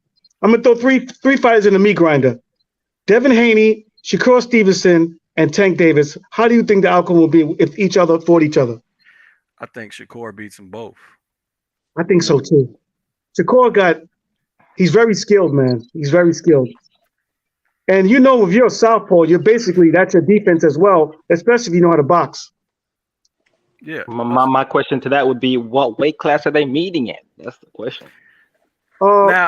See, this is granted that they're comfortable in the weight class they're fighting in. I don't never give fighters a weight class up, bro. You know what I'm saying? So if like it was a hypothetical in the first place. So I imagine that they're all at 135 and they fight each other comfortable at 135. So that means maybe not the first fight for Shakur at 135. Yeah, Devin ain't waiting for Shakur. You already know that. So how do you think? I'm assuming it's at 140 if they do. How do you think Teofimo would do against Devin Haney? That'll be an interesting fight, bro. Yo, Teofimo, that dude got power, man. I think he's the only guy that can give Pacheco problems. What you think about that? Teofimo versus Haney? Yeah. To be honest, I don't know, man. I don't know where Lopez is at this point, because against Campa, like, he still showed kind of the same weaknesses in his previous fights, but he was also a lot of the time, I think, just kind of looking for showmanship. Yeah. It's hard to say. It depends on the type of fight TL fights, but I mean, I don't know, man. I really don't. And it depends on where his health is too. Well, I tell you right now, if he catch Devin, remember when Linares caught Devin Haney, it was like maybe 10 seconds before the bell rung, and he buzzed it. If I think it was 5. Yeah, 5 or 10. I could be wrong. And if Teofimo catch Devin Haney on the chin, he's putting him out. That ain't going to happen. Huh? Are you sure I would say that ain't going to happen. That was a young fighter trying to got a little too cocky because he was just washing him, and so he was like, yeah, let me see what it feels like, and stood in the pocket when he really didn't have to. Yeah, I don't think he's made that mistake since. Ammo finally dropped. Sure about that? Ammo. So, by the way, Conway's face is bloody that he finally got dropped in the 9th round. Yeah, Ammo started boxing a little bit better later on in the fight. He started actually going with boxing. We caught him. Yeah, Conway stopped moving back so much. He's actually standing with him more than oh my God, he has blood on his trunks. Holy crow. That's new for you, bro. No. I'm just saying. Like the blood's drizzling all the way down his body into his trunks. Yeah, you got that super fast stream, Gems. You got that super fast stream, bro. I'm about to slide out when Triple G comes through. Shit, you about to go knockout. Triple G exactly. knock Canelo out. Hey, young Africa, don't do that now. Are we about to have round 2 tonight? Yeah. Triple G's gonna have Ammo just stopped and yelled, "Let's go!" No. I believe that was a horrible performance, at least in the earlier rounds. Triple G's gonna have to really throw punches because Canelo's probably feeling a little slighted about the Bivol loss. Yep. Oh, he's looking to come prove a point. Bro, yep. Conway's blood is all over the place, fam. It's on Ammo's back. You think he broke? Oh, yeah, that's God, he really did. Dude, I mean, I've had nosebleeds worse than that, but yeah, that's pretty bad. You think his nose is broken? Shit, it's all over the ring. This shit is everywhere, fam. That He did. motherfucker's losing a lot of blood. Yeah, his nose is Damn. definitely broken then, though. Yeah, his nose is broken. Yeah, when they zoom out on this ring again from the top view, all them droplets are blood. Oh Dang. shoot, it really is. Does it look like how you paint? You have the brush just drip. Oh, it's all over the place. Yeah, it's all over the fucking place, bro. Oh shoot.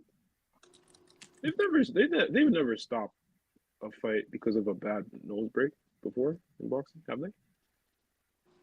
Is it usually because like a I don't remember seeing that. Yeah, it's usually like a bad cut over the eye where it could like risk a fighter.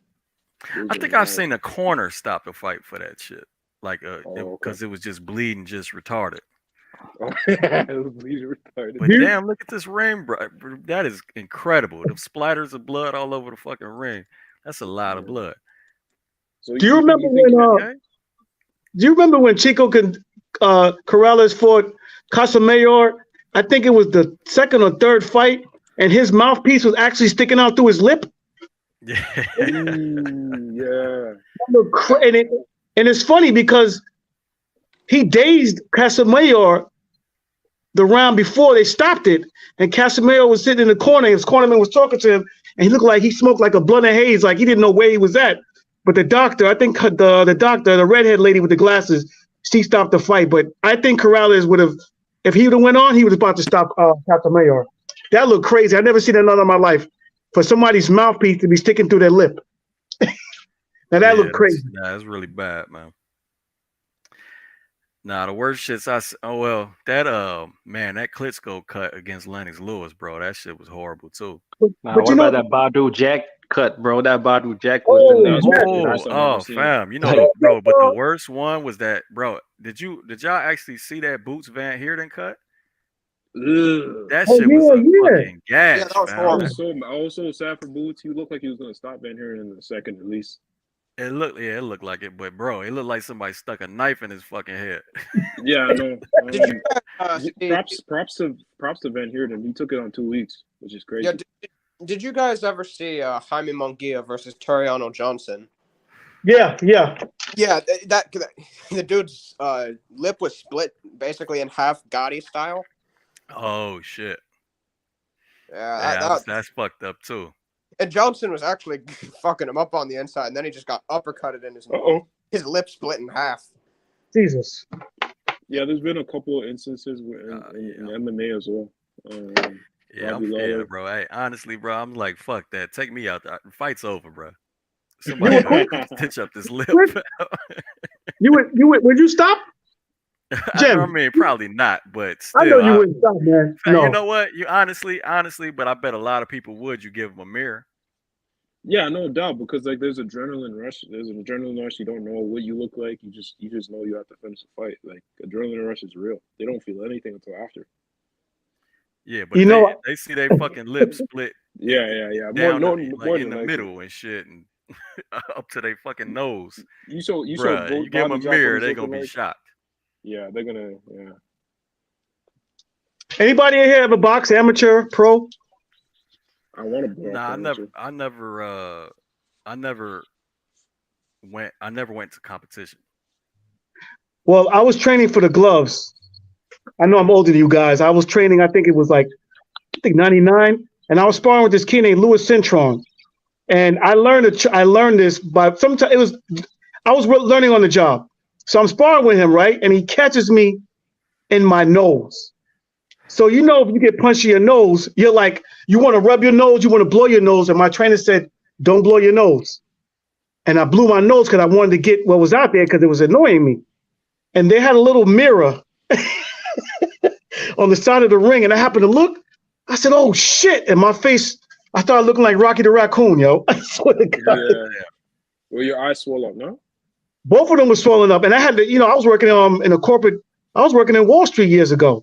So just imagine, I had to go. Listen, I was getting lumped up every day, going to work, nose puffy, cut on my eye, but I didn't really care. But people, what happened to you? I'm sparring, but it comes with the job. Yeah. But I was trying to take his head off after that, man. But the fact of the matter is, I did get the best of them of sparring. Hold the fuck on, fam. What happened? Bro, hey, why is somebody called boxing gems in my comment section? That's disrespectful. Are you serious?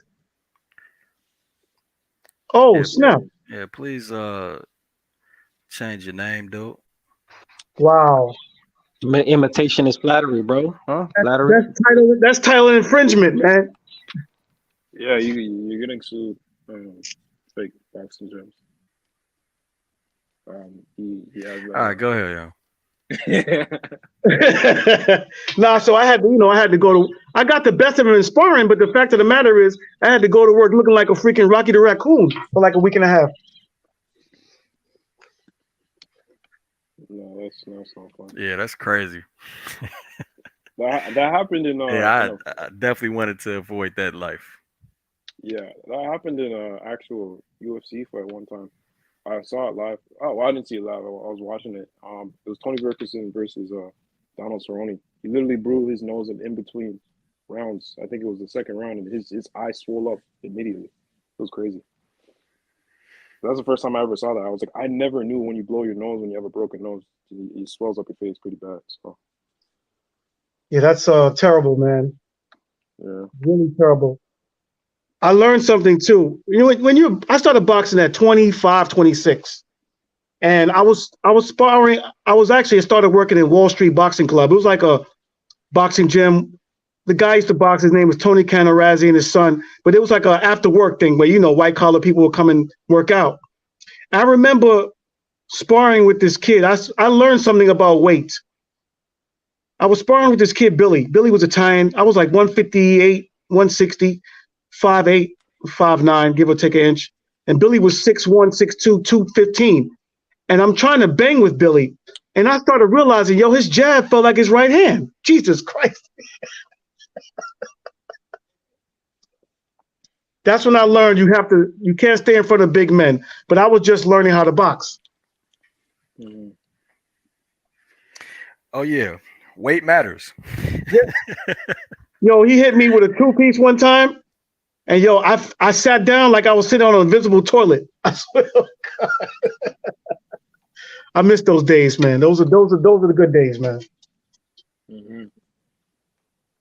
It's crazy how Ammo's getting a belt for this performance. I'm actually at work right now. I'm by myself. Oh, where you work, bro? I'm from the Bronx. I work 2 jobs. This is a part-time. I work medical records. I do this per diem, but I work in Brooklyn for the teachers union. Oh, Hell nice. yeah, you need 2 jobs to stay in New York. Hell yeah. Yeah, that's crazy over there. That shit costs everything to live in New York, man. I got 2 kids, man. I got a 12-year-old daughter and a 20-year-old son, but he's working now. Had to stay on his ass, but he's doing all right. You got to sometimes put the pressure on your sons, Mm-hmm. Yeah. Is it really that expensive out in New York?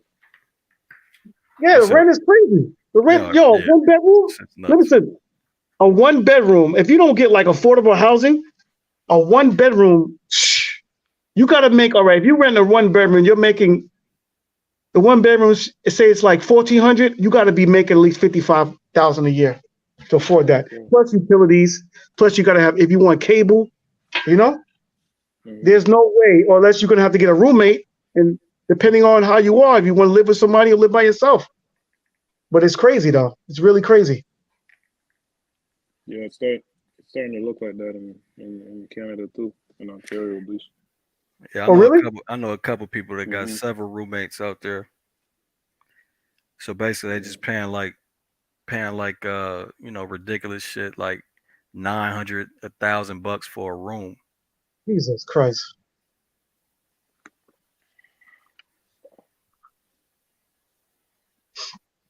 Yeah, New York is terrible. The Bronx is terrible, man. Too much is going on. Too much crime. It's crazy, man. These young kids just have no respect for the OGs. So is that why it's so expensive, or why is it so? Is it just because it's the capital of like what? Yeah, man. Real estate capital of the world, man. I know that. That's just the most expensive real estate on the planet, man. Yeah, man. It's crazy. Like I told you, If you want to, you're better off getting an affordable housing apartment. But most of the affordable housing apartments are in the hood, so you'll get a nice apartment, but you'll have to deal with bullshit. You know what I mean?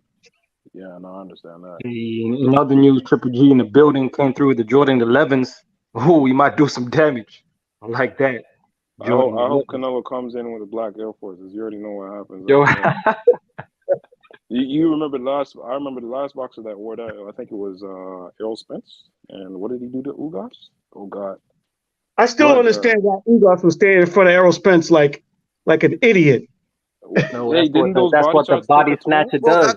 That's how Ugas fights. He's not really He's very flat-footed. He's very flat-footed. Hey, that's funny as hell. Hey, I can't even trip about dude. Boxer Jams. He's been on here longer than I have. Oh, word? Yeah, but he only has one video. So when I searched Boxing Jams, when I picked the name, I didn't see nobody else with the name. But nah, dude been on here. He got a video 2 years old. I ain't been on here that long. Oh shoot. So that's my bad shit. It don't matter. It don't matter, brother. It don't matter. No, you did a Rick Ross, bro. You made a famous shit. Word. No, Ugas has always been a flat-footed fighter. Yeah, but he wasn't really that flat-footed against Sean. Was he flat-footed against Sean Porter? Yeah, he was. He was. He was. For the most part against Sean Porter, he was holding the center of the ring. He wasn't moving. You guys all think that he won that fight, right? Yeah, I do believe though. I'm listening. I'm not gonna lie. Sean Porter's tough as nails, man. Sean Porter will fight anybody, win, lose, or draw. We understand that. Hey, but real quick, quick. Gems, fam. If I'd have seen you had that name already, I'd have never chose it, fam. But it is what it is, man. I can't change my name now. Respect, though. It's a lot of respect, man. I like that. Yeah, much respect, fam. I'm gonna watch your video too. But go ahead, Joe. Cool. Nah, he got dropped in the 12th one. They didn't even count it. It was an overhand, right? Overhanded. Yeah. Yeah, he dropped Broner dropped him. Yo, I think he did like 2 skips when he got caught with that counter left hook.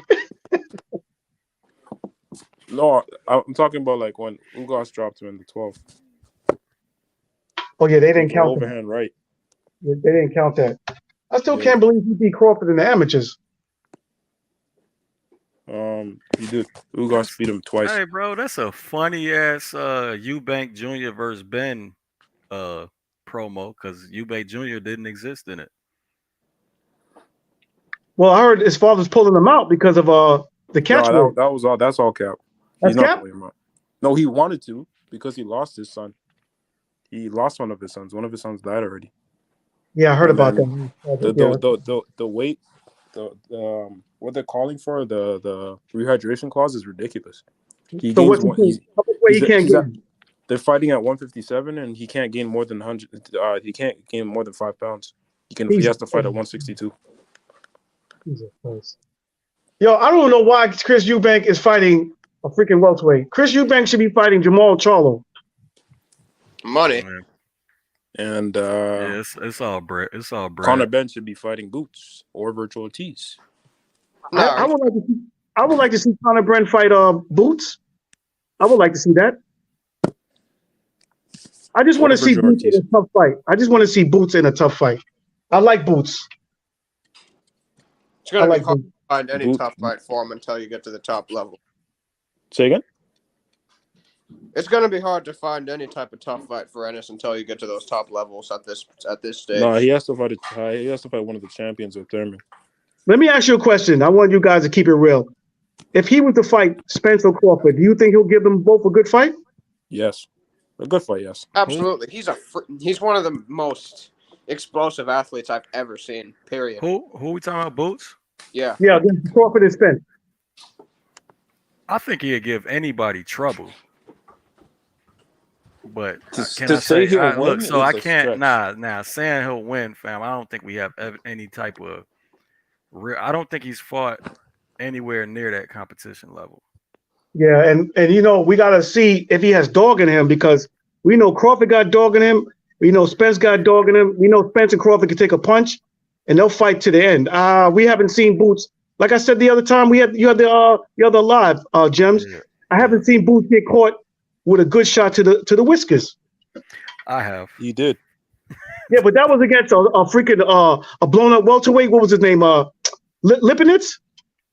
Oh, no. Lipinets can punch, eh? I got you. Hold on. Club Oh level. no, you're gonna show it again. He's gonna show it again. Nah, it was well before that. It was one of his. I think it was The Here guy we one go. of his earlier fights. Let me take this. To be fair, the guy had all knockouts for wins, so Right, but he had like just as many wins as he did as losses. Yeah. Okay. But he obviously had some type of power. To your point.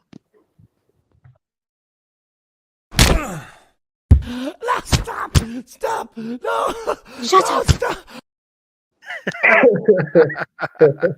Those noises are crazy.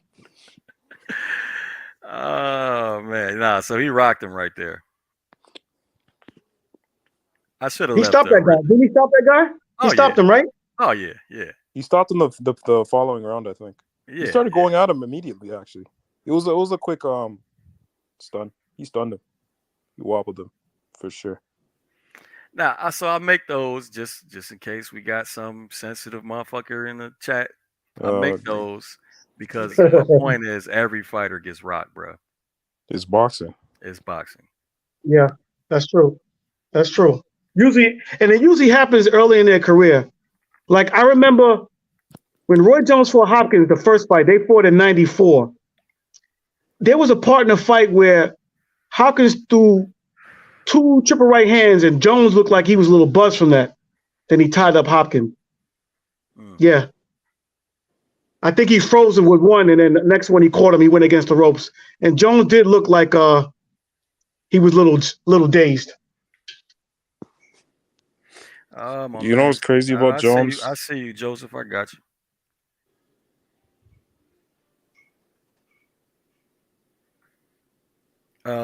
Not me. Appreciate the super chat, fam. He says, "How do you see Virgil Ortiz versus Boots playing out?" I think it'd be a better fight than most Boots fans think, and I think Virgil Ortiz won't be as successful as most Virgil fans think. Oh, man, I don't know, bro. I had to do some more like film study on it, fam. I don't really. Oh, can you do a video on that fight? Everybody wants that. It's a fantasy fight, bro. I don't really do that shit. Oh, you don't see it happening in 2 years? I don't know when that fight happens. Jams, you still got to do Michael Nunn versus Roy Jones at middleweight, please. Oh, Yeah, nah. So I wasn't gonna do Nunn versus Roy, but I am gonna do it Nunn by itself. Great. Nunn was a bad dude, yo. Yo, my man, Joseph Heron, War Week Radio. What's going on, Joseph? What's up, brother? I tell you what, I'm excited to finally see this trilogy come to a head. I know it's not a very popular sentiment among diehard fans that think that this is 3 or 4 years too late, but I'm anxious to see how Gennady Golovkin performs against a prime Canelo at 168 pounds for the very first time. Yep. It's going to be really interesting. And I tell you what, man, I've been listening to your shows and I've been watching all of your film study and that sort of thing. As usual, man, great work. And yeah, man, I missed all of you guys, man. It's nice to be back. Yeah, it's been a while, man. Well, I've been working locally, man, just doing local promotions, sponsorship promotion, that sort of thing with local promoters and local fighters. And I tell you what, dude, I really can't stand the boxing business. Right, and that's basically what your channel's about. Yeah, well, my channel's about educating the fans so they understand why certain things happen and don't happen.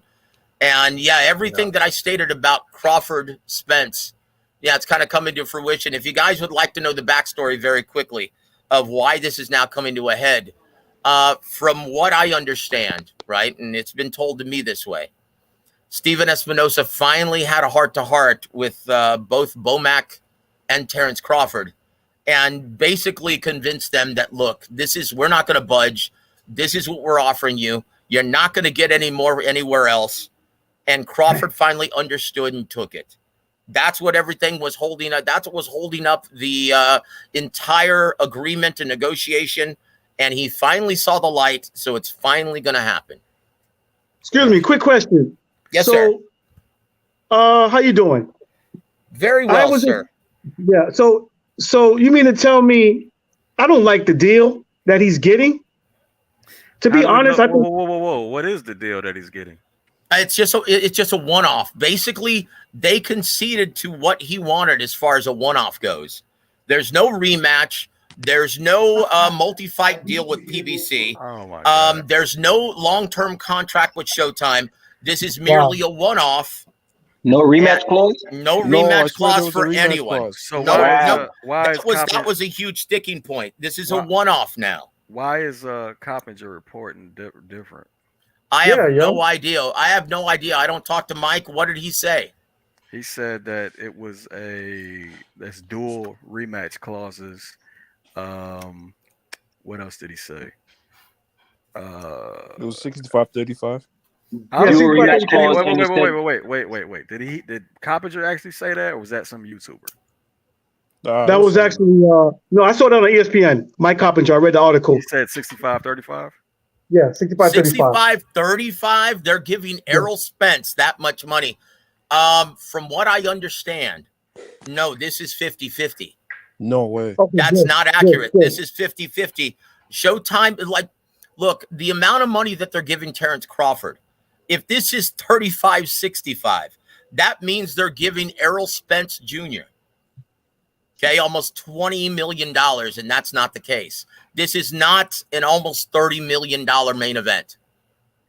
Considering how broken and how damaged the pay-per-view model is right now. Right. I mean, you're not even going to see Canelo and Golovkin tonight reach 1 million buys. They'll be lucky to do about 800,000. This is not bad. They'll be lucky, I said. You said you said Canelo Golovkin? Canelo Golovkin will be lucky to do 800,000 buys. I'm expecting more like 600,000. Yeah. Right? So that arena has not filled up yet. No, and it's not even sold out, brother. Ooh. No way. T-Mobile Arena is not even a sellout from what I understand. I see you, not me. I see what you said. Okay, what is your channel? I need to subscribe to you because you're telling the truth. Thank you, sir. It's War Week Radio.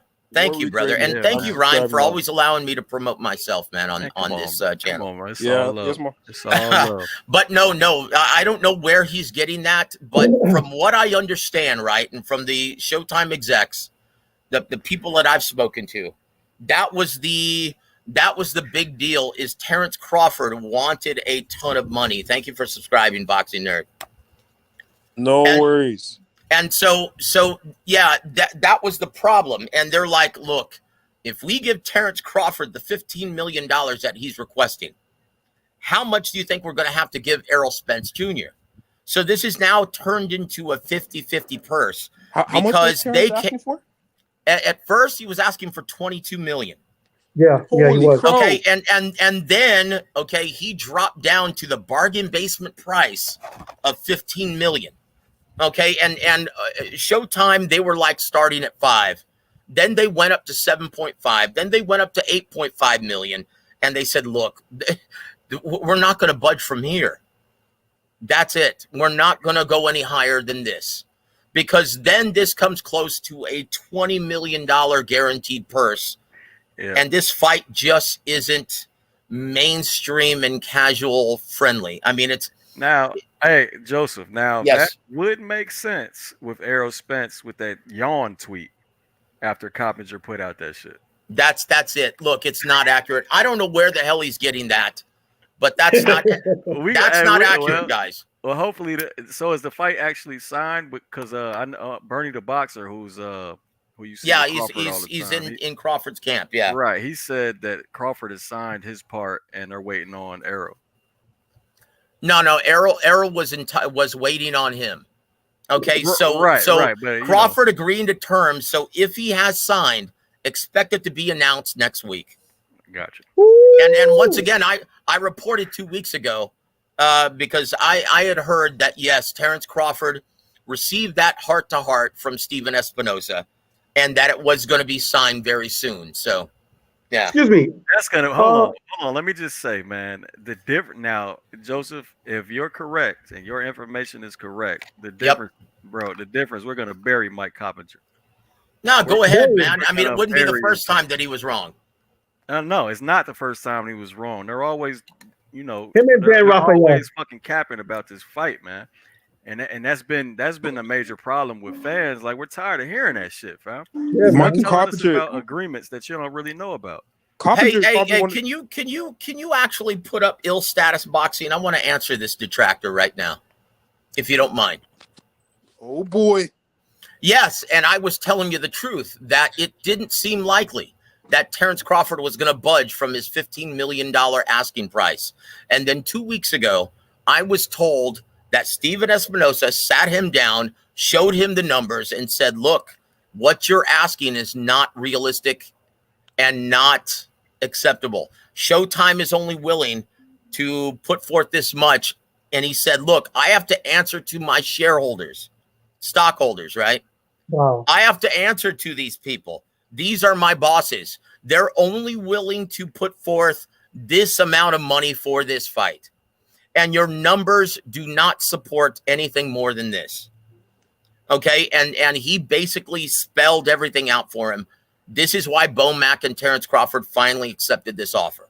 So it went from being highly unlikely to, okay, Terrence finally gets it. But this is the problem, though, when you don't have a promoter negotiating terms for you. Or a lawyer. That's it. So this was Terrence and Bomac negotiating everything themselves. That's ridiculous. That's Bomac- that's basically like going into criminal court, right? And trying to defend yourself. Yeah, With an that's 18 ridiculous. lawyer. Well, the truth's gonna come out pretty soon if if the fight, because yeah, I mean, Joseph is saying the fight is close to being announced, and so is Mike Coppingers. We'll know the truth. So Joseph, Joe, Yes, sir. I have one question before James goes. How do you I'm sorry. think the fight goes? How do I see the fight going? Yes, sir.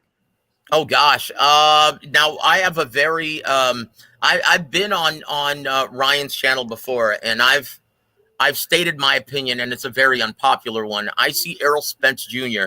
comfortably winning a unanimous decision. Ooh, comfortably. Yes.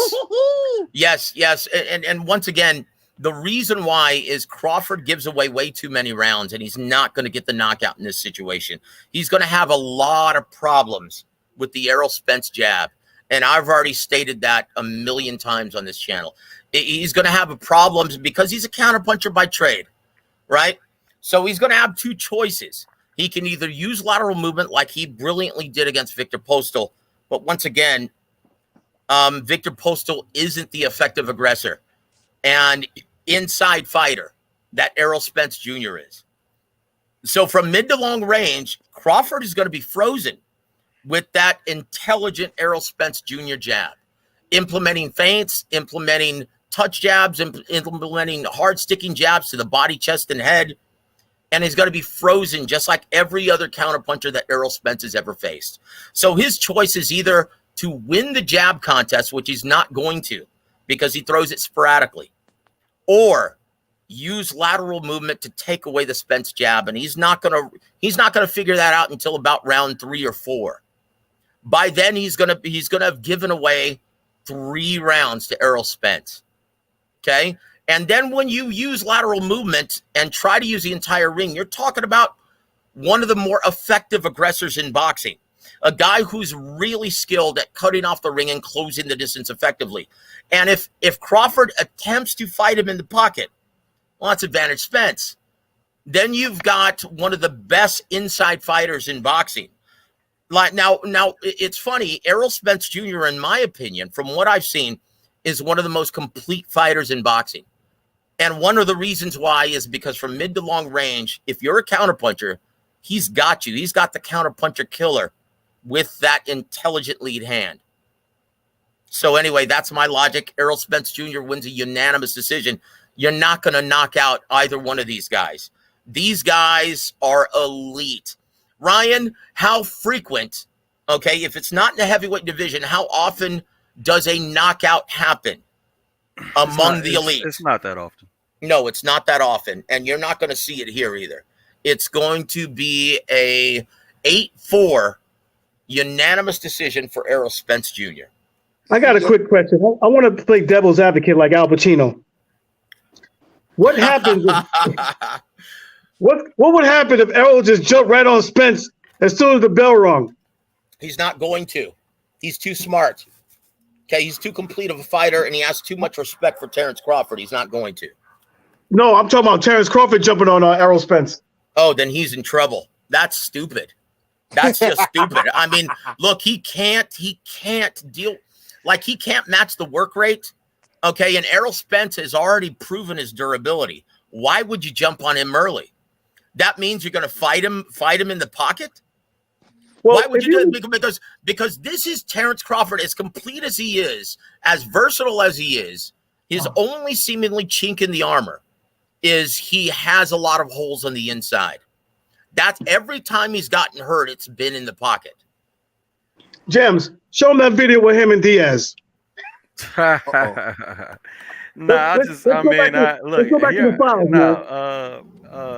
Joseph knows I disagree. So no, that's all right. And once again, like I stated before I even started my diatribe, right?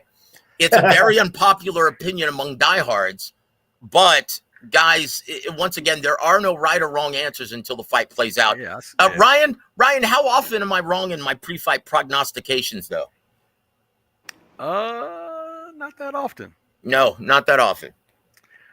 Ryan's, but Ryan's 100% this year. So I'm liking what I'm hearing. I'm liking what I'm hearing. Hey, you go back and look if you want. Wait, you picked wait, what? Boxing Gems. I'll call you by your stage name. You picked Bivol in the Canelo fight? Hell yeah, I did too. You know what's crazy? What's crazy? I was gonna bet on Bivol. I wasn't listening to all the noise. Oh, Canelo's beating a bum, a Euro bum. I was looking at the odds and I was thinking about betting on Bivol, and I shot myself because I didn't. I was really looking at Bivol, and then I heard this. You remember the old school song? They lived a man in Russia long ago. They were big and strong. They had a nice promo for it. I was really gonna bet on him. I was just like, oh my god, I should bet on the guy. I should bet on the guy. And yeah, I did. Look. I told everyone, so did Ryan, that this was a terrible style matchup for Canelo Alvarez, right? Terrible, and he's also dealing with a much bigger, stronger man in his prime. Yeah, and it wasn't going to end well. Hold on. I'm sorry. Oh, we talking about with Bivol? Yes, sir. Bivol, yeah. Bivol listen. I want to see Bivol against better beef because he's going to beat Zurdo. Oh, well. Look, I have a feeling he's going to beat Zurdo also. Because he's just too slow, prodding, heavy. I don't think he's going to be able to catch. In my opinion, it looks a lot like the Joe Smith fight. Yeah, Joe Smith disappointed me, man. I thought he was going to do better than that. Jesus Christ. Zurdo is going to look eerily similar to that fight. He's going to win maybe 1 or 2 rounds. Joe Smith hurt him, though. I think in the 10th? In the later part of the fight, right? Yeah. Well, you're gonna see it similar to that, but Bivol is still gonna be way ahead, right? And it's gonna look eerily similar to the Joe Smith fight. Mark my words. You see, young Africa. You see, when you argue like that, you stand a chance against me. But you don't argue like that. Boxing nerd, you just got told, just like I told you, Spence all day. I've been telling you, but it's all good. You haven't been telling me that. I like what I'm hearing. But I want to ask a question to the brother, the business of boxing. I don't know. I can't see his name, but the brother that's been speaking. You really think that the Spence and Bud fight is not a huge fight if it was promoted right? No. I didn't say that. And look, it's all up to Showtime, right? And PBC. Now look at the brilliant job, right? Look at the brilliant job that Fox and ESPN did in promoting Fury versus Wilder 2. Now, when that was first signed, that wasn't viewed by diehards as being the huge fight because the first fight really flew under the radar and did 300,000 purchases pay-per-view? Yes, sir. Right? and it blew up because of the amazing promotion. I mean, the money that Fox and ESPN spent in promoting that fight in college bowl games, Super Bowl spots, they spent over $10 million promoting that fight, right? Wow. Is Showtime prepared to do the same? No. If they're haggling over purse, I highly doubt they're willing to spend that kind of money to promote this fight. But okay, hold on. Why is the question on that? Why not?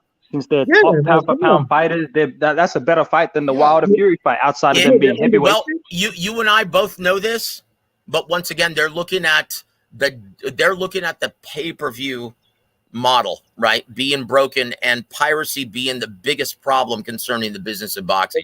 They're looking at that. They're looking at that. How much money do we want to put into this promotion? Understanding that most people are going to pirate. And when I say most people, when you look at the rematch, right, the Wilder Fury 2, and I always like to use that as my benchmark, right, because that was promoted beautifully. It only did 800,000 purchases, right? Okay, well, when you look at how many people pirated it worldwide, it was over 15 million. Wow. Okay, over 15. And the reason why I'm able to track this, I'm a musician also, right? So I look at music tracking services, and they can track everything worldwide. They calculated that it actually was illegally streamed. Over 15 million people illegally streamed that event worldwide. That's how much money they left on the table. So Showtime understands this. They're looking at all of this.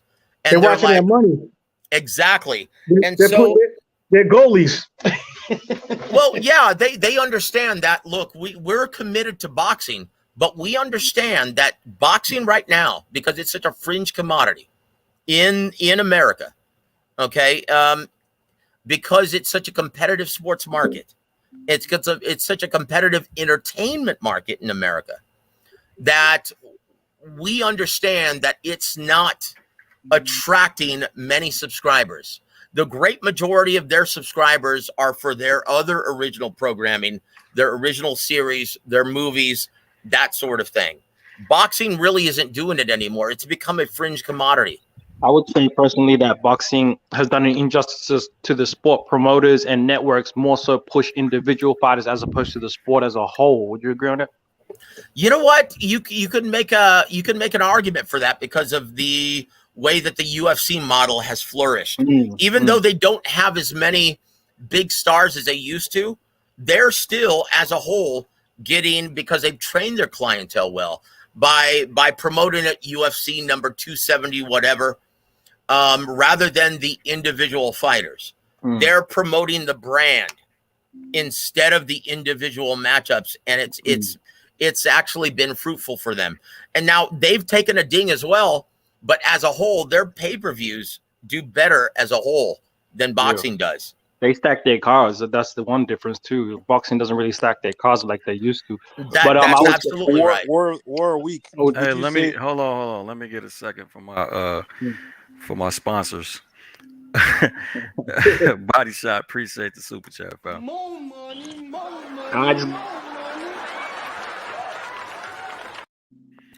Much love, fam. Money. Would you say boxing is dying then? No. Well, look, in the immortal words of Larry Merchant, you can't kill boxing, but nothing can save it either. Oh man. That's Larry Merchant, man. Larry Merchant is a legend, right? Wait, Joseph, you're watching the fights, right? Kind of, yeah. No, I'm saying it's on your TV, correct? Yeah, it is. Yes. All right, so you notice they're doing what everybody's trying to do. They got commercials in this fight. Well, no, they have to. They have to, right? Right. And once again, they're basing this, and this is just FYI, so you guys understand the business of boxing. They're not selling their ad space based on their subscribers or actual purchases. They're actually selling the ad space on who's watching it. So they're actually selling the ad space. And this is why you're going to see this more and more, even on the Showtime pay-per-views, right? You're going to see ads now from start to finish now. Even during the fight, when we'd rather listen to the corners, right?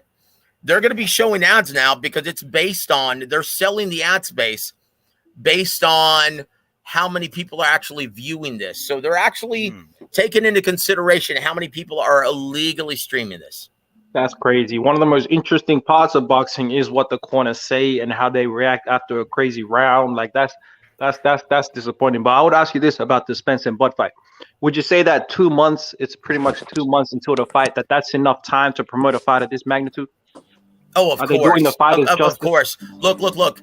When you're talking about, like, think about, and once again, I'll go back to Fury versus Wilder 2. How much time, when they signed it in December, how much time did they have to promote the fight? They had less than 2 months. Okay? And that blew up into a juggernaut. Right? So it all is going to be contingent on how they promote this fight.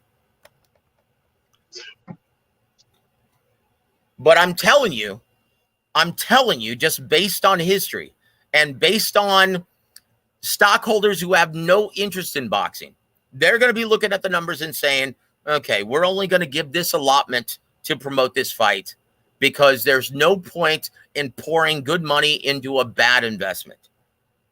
Because they're already feeling slighted, right?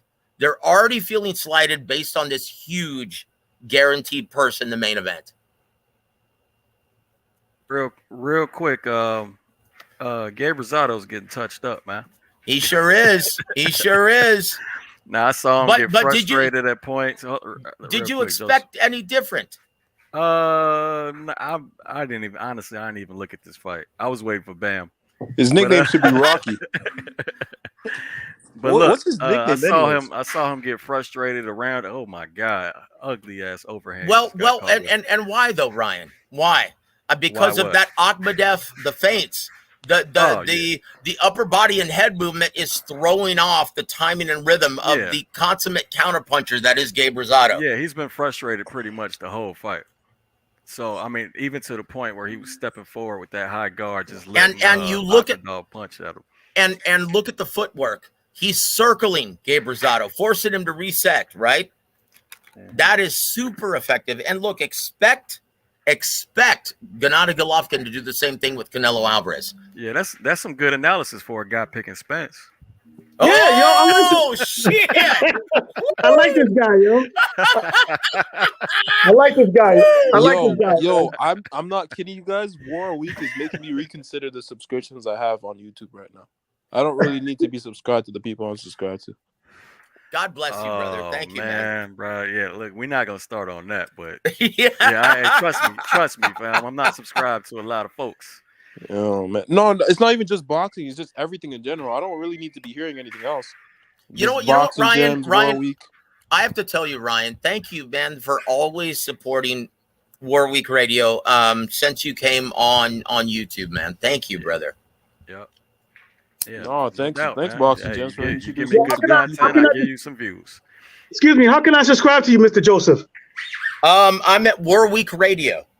War Week Radio on YouTube. Yes, sir. War Week. Real question though, why are you not at these events? You have a voice for boxing for real. James, you should be an announcer for real. This is funny. This is funny. I mean, Joseph. Sound like Walter Winfrey a little bit. I do commentary as well as ring announcing in Texas, all over the place. Yeah, so that's the reason why I've been away for the past, I guess, month and a half. I've been working with local promoters. I also do PR work. So I've been seeking sponsorship, doing ring announcing, doing commentary. And so thank you, brother. And so that's where my focus has been for the past 2 months almost. Well, what's criminal is that you only have 900 subscribers. That's criminal. Well, thank you for saying that. But once again, Ryan will tell you consistency is everything. And I'm not very consistent because of everything that I do in Texas. Yeah. If you're making money outside, it doesn't really matter, right? Well, honestly, you know, the War Week Radio brand has always been here for the fans, educating, trying to educate fans in terms of the business of boxing. Unfortunately, though, like Ryan stated earlier, most fans hate the business of boxing. They don't even want to look at it, even though it provides a greater understanding as to why deals are made and why they aren't made. Right? Yeah. Well, most fans don't care about the technical shit I talk about either. So Well, I tell you what, you're brilliant, brother. No, they need to. I'm sorry, they need to, man. So wait, people don't like the breakdowns? That's ridiculous. Oh, no. I'm just saying there's only a certain sector of fans that gravitate to, like, think about it. Any other sport, fam. How many people really know, say, basketball? Like really know it. Like I know boxing. They only know like the big names. They only know Steph Curry. That's all they know. That's what I'm saying. So most fans aren't that interested in the super technical side and what's actually happening every moment of a fucking round. You know what I'm saying? Yeah. Like how many people look, so my second love is football. Bro, I only know 2 positions like I know boxing, and that's wide receiver and cornerback. The rest bro, the rest is tough. You know what's funny, Ryan? Look, anybody that's gonna be surprised by that, I don't think you really understand it. You know what's funny, Ryan, is a lot of shit that goes into it. You know what's funny, Ryan, is I use that analogy a lot. It's like when people tell me, when they try to argue with me about things, they tell me, hey, I've been watching boxing for 40 years. And I'm like, look, I've been watching NFL for 40 years. That doesn't make me a football expert. That's what I'm saying. Right? They use the years and experience as a way to say I know more than you. No, bro. No, hey, bro. Look, the ins and outs of being a wide receiver or a cornerback is vast and complex, fam. Yep. Like how you actually guard somebody, how you actually guard a receiver it's a lot of technical shit to it. Hey, I could be cooking for 40 years. If I'm only using salt and pepper, my food is not tasting good. Right. My food is not flavorful at all. Oh, dude, I'm a big foodie also, man. I love to cook. But yes, I'm in your same I'm in the same area, man. But I love when other people cook. Yeah. Including my mama. Including my mama, dude. I still can't cook as well as my mother. Dude, she's a magician in the kitchen. Yeah, I absolutely. always knew you were a cinnamon type of dude, boxing nerd. I knew you'd be using cinnamon a lot, man. Real quick. That's a knockdown for you, young Africa. That's a knockdown. Hold on, y'all. Jeremiah Smith, man, appreciate you for becoming a member, bro. Much love.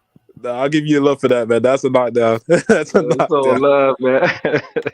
Oh man, that was good. Rosado has no answers, man. No. He's borderline a shot fighter, guys. I think he's already shot. He's been shot. Well, he is. Yeah. He might become a good trainer, though. He might become a good trainer. Hey, there you go. You never know, man. He's a very smart guy. Yeah, but when you look at his inability to pull the trigger when he has to, and his inability to read feints. Look at Akhmedov right now. How he's actually feinting, right? And freezing Gabe Rosado, right? That's a huge problem. He needs to hang it up, right? Because and once again, he can be competitive at this level, and that's the reason why he continues fighting. But he needs to follow the lead of Sean Porter, understanding that he can be competitive against the elite, but he's not going to win. Mm-hmm. Right? That's the problem. Hey, I'm sorry, hold on real quick, bro. I'm sorry. Playing Madden will not teach you a lot at all. Oh my gosh. Did someone just use that as an argument? No, so playing Madden might teach you about coaching schemes and play schemes, but it's not going to teach you how to play wide receiver or let me ask you something. Let me ask you something, Ryan. It's plenty. Let me ask you. Go ahead. No, let me ask you something, Ryan. Did like I haven't played Madden in decades, right? So did they replace Pat Summerall as the lead voice on the game? Pat Summerall. I think it's been what's my man's name? Jack, what's his fucking Joe name? Buck, No, not Joe Buck. Al Michaels, No, the former wide Collinsworth? receiver. Chris Collinsworth. Yeah, I think was it Chris Collinsworth, Yeah, right? it's Collinsworth. No, Yeah. no, but who's doing the lead voice? Because the play-by-play used to be Pat He's freaking Summerall a when I genius. first started playing the game, right? And you know what? Pat You know what? Summerall. Hey, granted, bro. I don't play video games. I haven't played video No, games. I in haven't years, played so. since my son grew up, right? But Pat Summerall was the best, right?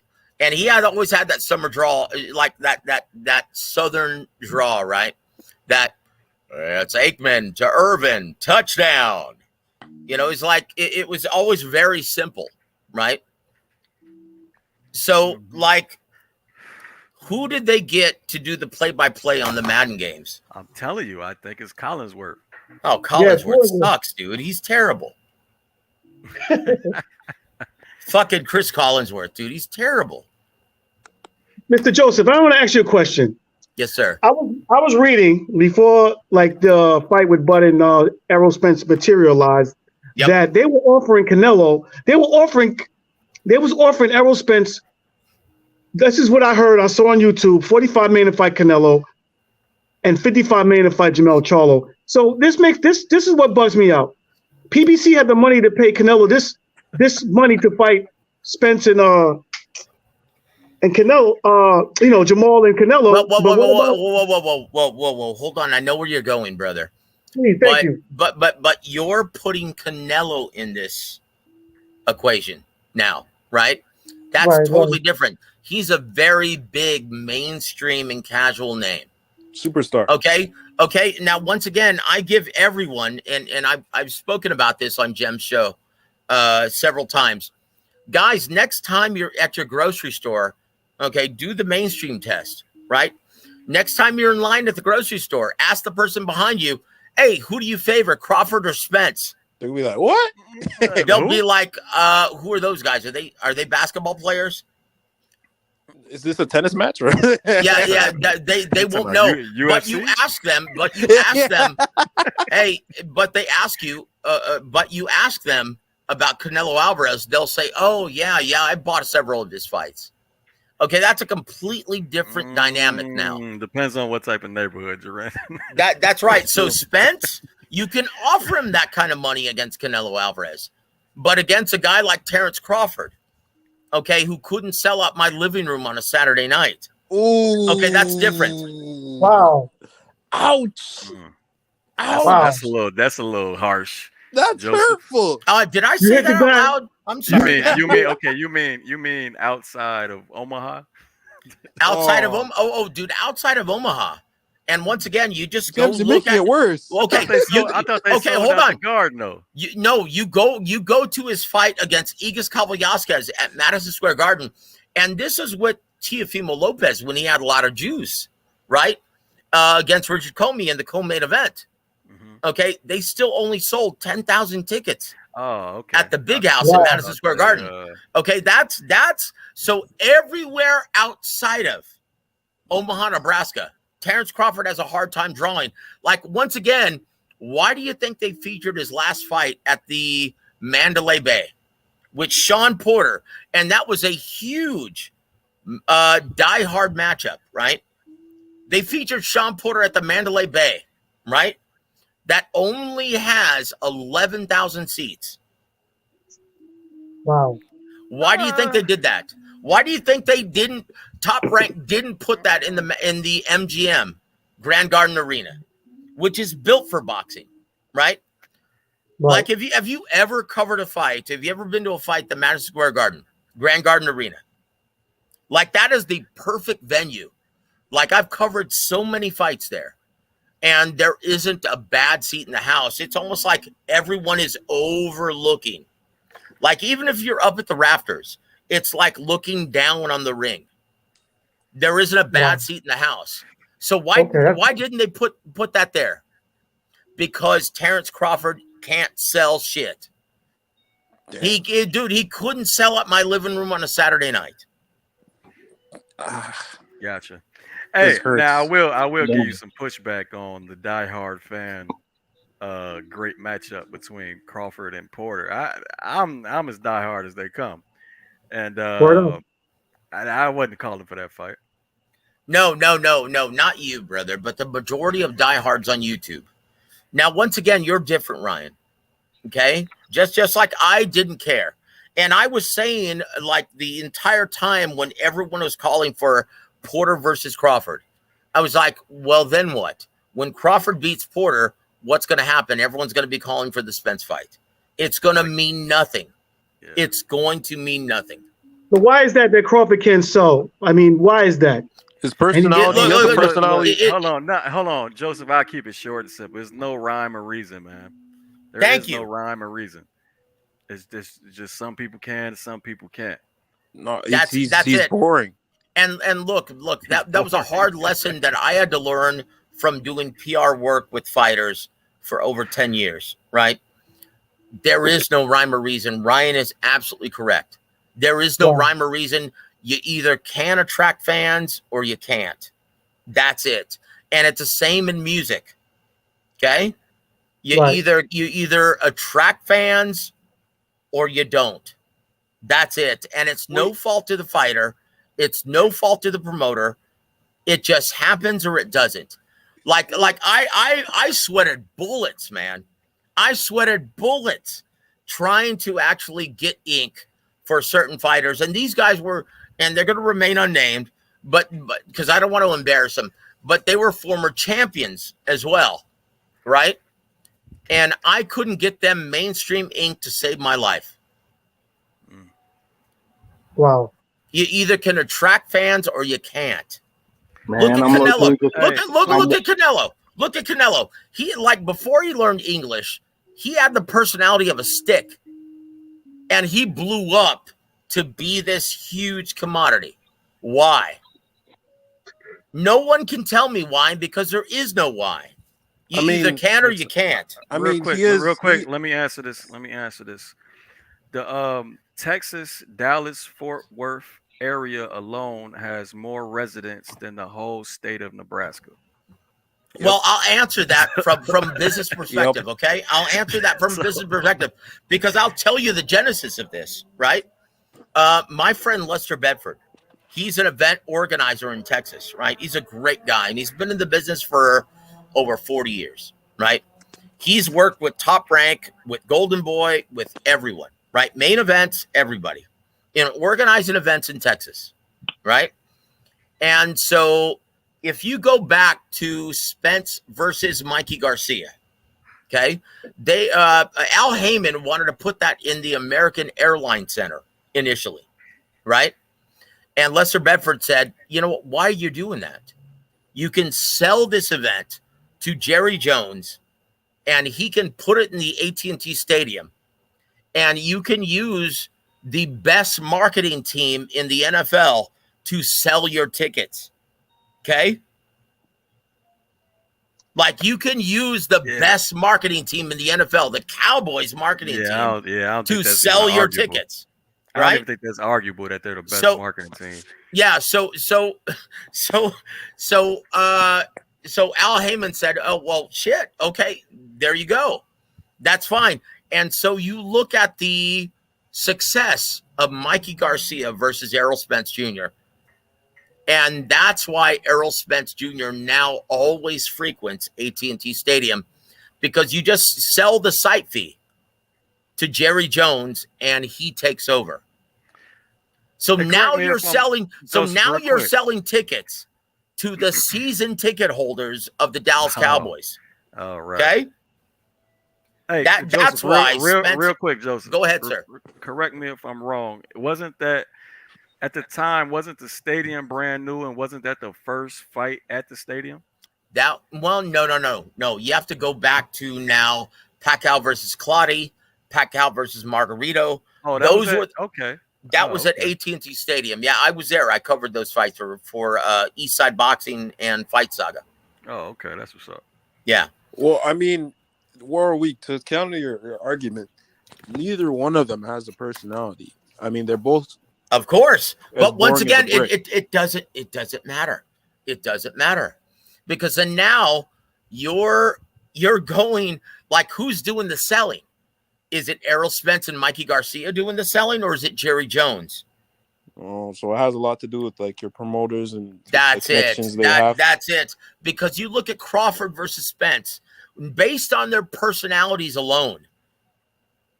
Okay, how well do you think that sells based on their personalities alone? Because you look at a press conference. Yeah, you look at a press conference between Terrence Crawford and Errol Spence Jr. How exciting do you see that being? Those are going to be it's going to be exciting. No. I disagree completely. Did you see the face-to-face not too long ago in 2018 or 2019 when they went head-to-head? Yeah, but that's not happening. I don't think that's going to happen like that, bro. Well, once again, to whom? Hold on. To whom is that exciting? That was pretty funny. I think when you put to diehards, yes. I think when you put structure around either guy, like you, it's like a structured atmosphere where it's like they sit like Porter, okay, like they do in every whatever face whatever the fuck they call that shit, fighter meeting or whatever.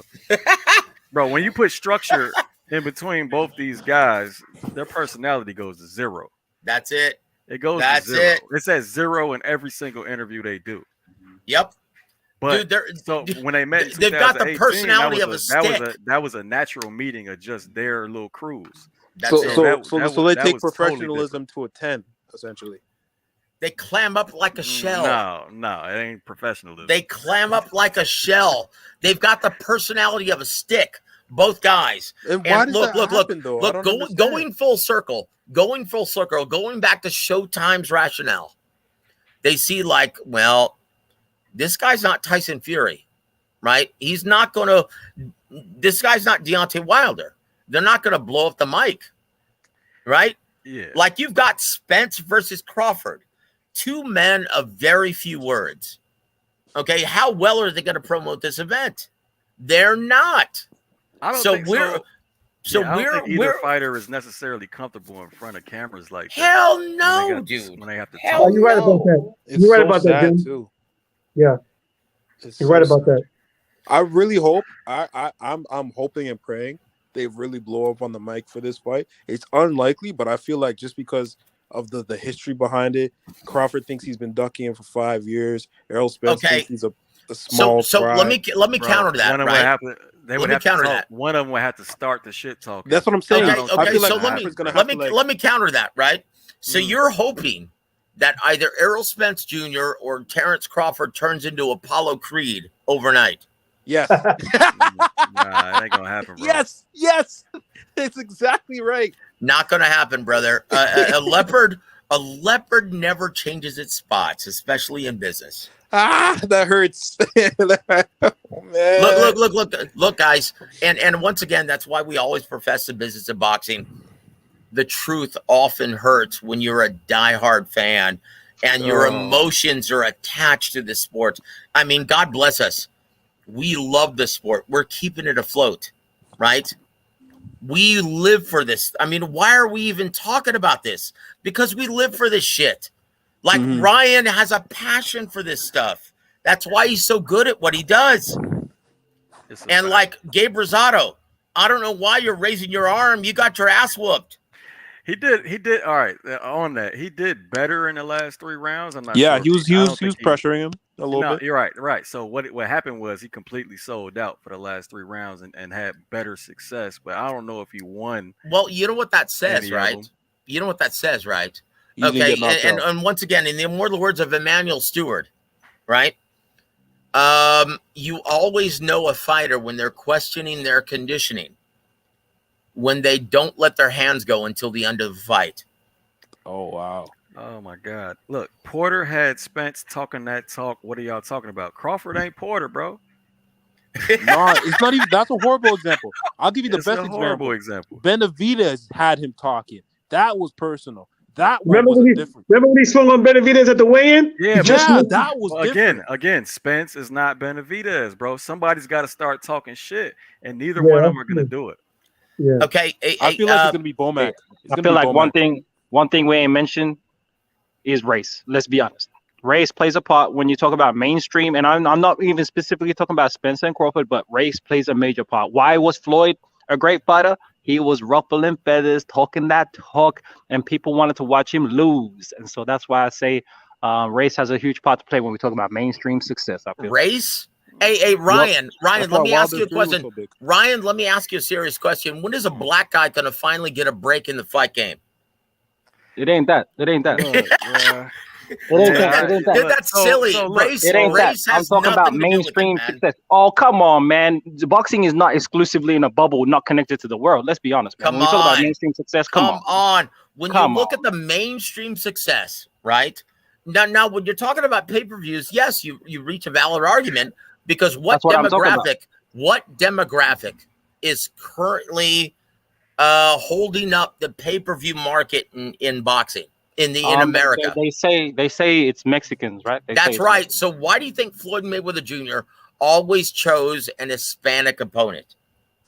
Yep, because he's a genius in marketing. They buy more pay-per-views on Hispanic holidays.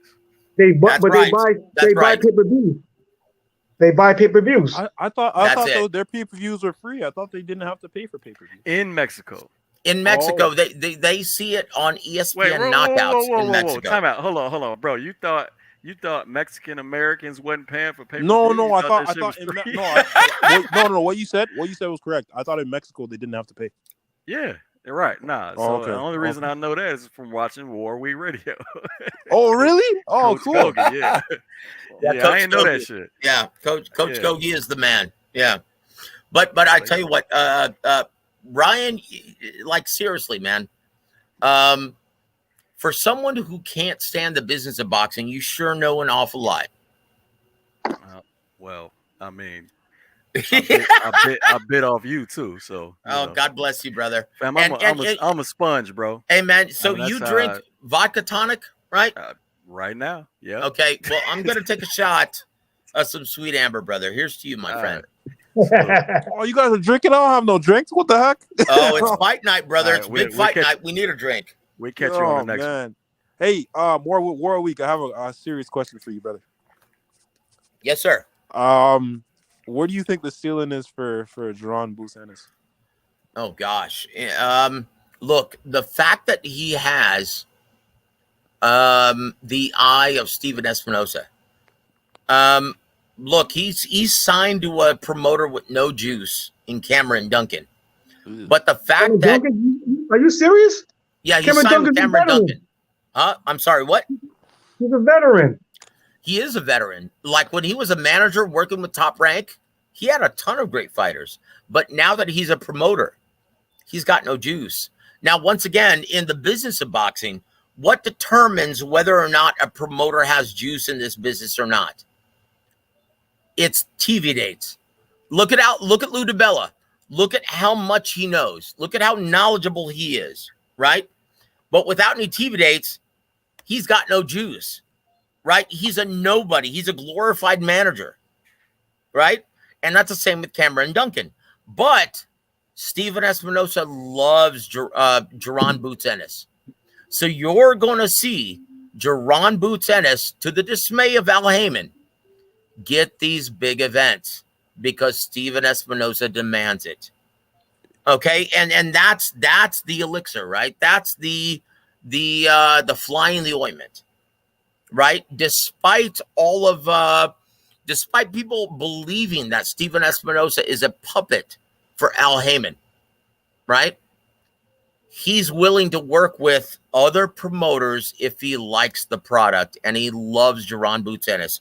Just speaking with him personally, he loves Jerron Boots Ennis. So you're going to see him get more opportunities. Yep. You're going to see him get more opportunities than most other fighters. So do you think he puts up a good fight against Crawford and Spence? Honestly, he needs a couple more fights. Real quick, man. Look, I know you got a smartphone, bro. The ring walk's supposed to be 11 p.m. Eastern. Yep. That's right. And look, when you look at Bam Rodriguez, yeah, it's going to be maybe 40 minutes, 45 minutes. Okay, when you think of 12 rounds, right, 3 minutes being 36 minutes. 12 minutes, in between, right? Yeah, you're going to have the ring walk being between 10 p.m. East or 10 p.m. Central and 10 p.m. or 10:15 p.m. Central, right? Between that time, you're going to see the ring walk of Canelo Alvarez and Gennady Golovkin. Wow. That's if Bam Rodriguez goes the distance, which I don't think he's going to. I think he's going to knock out this guy. He is the goods. And I've stated this like a year and a half ago, that Bam Rodriguez was a pound-for-pound fighter in the waiting. A serious question for everybody. Why is Jermell Charlo not on the pound for pound rankings? Is it they hate him that much? It depends. Wait, are you talking about? Yeah, you talking about Jermall Charlo? Jermell. Okay. You're only looking at ESPN, right? He's not. I don't think he's in the pound for pound rankings for a lot of them. No, I think he is for Ring. Oh, for Ring. Okay. Well, I think he is. Let me see. I know he's not for ESPN. I think he's like number 9. Is it because number 9 or 8? The division is weak according to everybody else? That's a good question. That's a good question. But honestly, when you look at how much talent is at 154, it's not a weak division. And when you look at how strong Brian Castano is, okay, his knockout of Brian Castano is so impressive. Yes. Okay, so you have to put him realistically around 5 or 6. Yeah. In my opinion. He's number 9 with Ring Magazine. Okay, that's just wrong. Who's above him? Who's above him? Josh Taylor's number 8. Dimitri Bivol number Come on. 7. Come on. No, here's my problem. Why does ESPN and the Ring have Lomachenko still on this list? I've been saying that for weeks. Racial. Oh, come on, young Africa. Don't start that. That's just the facts, bro. Hey, that's just the facts. The evidence that we're being shown, man. Hey, don't be mad at me. You're mad at the facts, not me. Just the facts. That's just what it is. You know why? Hey, Ryan, I'm going to sit back and drink a shot, and you guys just discuss that, man. That's hilarious. I'm going to sit back and drink a shot of Sweet Amber, man. Man. Discussing nothing race, bro. My channel's about boxing skill, man. Young Africa, man. I don't know what's wrong with you. Oh, there you go. Oh man, you're hilarious. I want to see Loma. Saying, bro. Devin Haney ain't even in these top pound for pounds, but we got Lomachenko up in here. Come on, man. Now I agree with you why that doesn't make sense. But I mean, bro, am I gonna blame everything on race? Nah. No, that's a ridiculous take, brother. No. It depends. Look, on every pound for pound list, you have to look at the criteria, right? So if you're looking at fight history, then yes, it makes sense that Lomachenko is actually on everyone's pound for pound list. With his 2 losses? Today. What? While he's in a division with undisputed champion? How does that make sense? And he has no championship belts. No. Well, once again, when you look at fight history, okay, and when you look, he's talking about what he's talking about criteria. Yeah, it's criteria. It depends on criteria. So you have to ask Mike Coppinger what his criteria is. If you're looking at different weight divisions, then of course you're going to put Lomachenko still above Devin Haney because he's only competed at 135, and he's only competed against who? Jojo Diaz. Cambosos, Jorge Linares, and some other bums. Hey guys, can we say collectively that Sean Porter is probably the best dresser right now? That guy has. Oh my gosh, dude! Are you crazy? Beauty is in the eye of the beholder, brother. Good Lord! You don't like his tie? His suit is nice, brother. Look, I wasn't even Sean Porter's tie. I stopped paying attention to Sean Porter's outfit. Ryan. Bro, he always be having those big ass triangles on his tie, bro. That shit is whack as fuck. That's horrible. Hey, we not talking business during this fight. Now, no. Bam Rodriguez is walking out with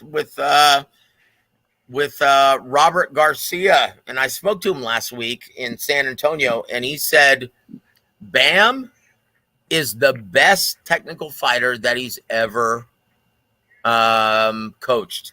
Wow, he's been saying that for a while. Yeah, he said that last week. He said, look, Bam Rodriguez is going to be the best pound-for-pound fighter in boxing within the next like year and a half, 2 years. I haven't seen much of Bam. You guys are gonna have to I fill don't me know in. about that, but nah, he'll be up there. I haven't seen much of Bam. I don't know. But what we'll the heck see. is. We'll see. He's got a tough outing against Israel Gonzalez. Now, What's his weight class? What's his weight class?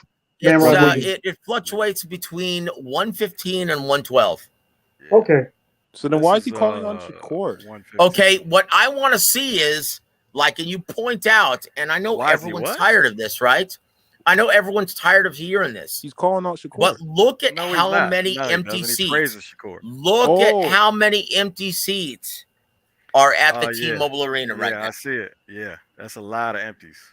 Oh wow! I thought this trilogy was supposed to be really big. That's like I said. It should have been the year after the second one. Holy shit! That's right. A whole lot of empty seats. Look.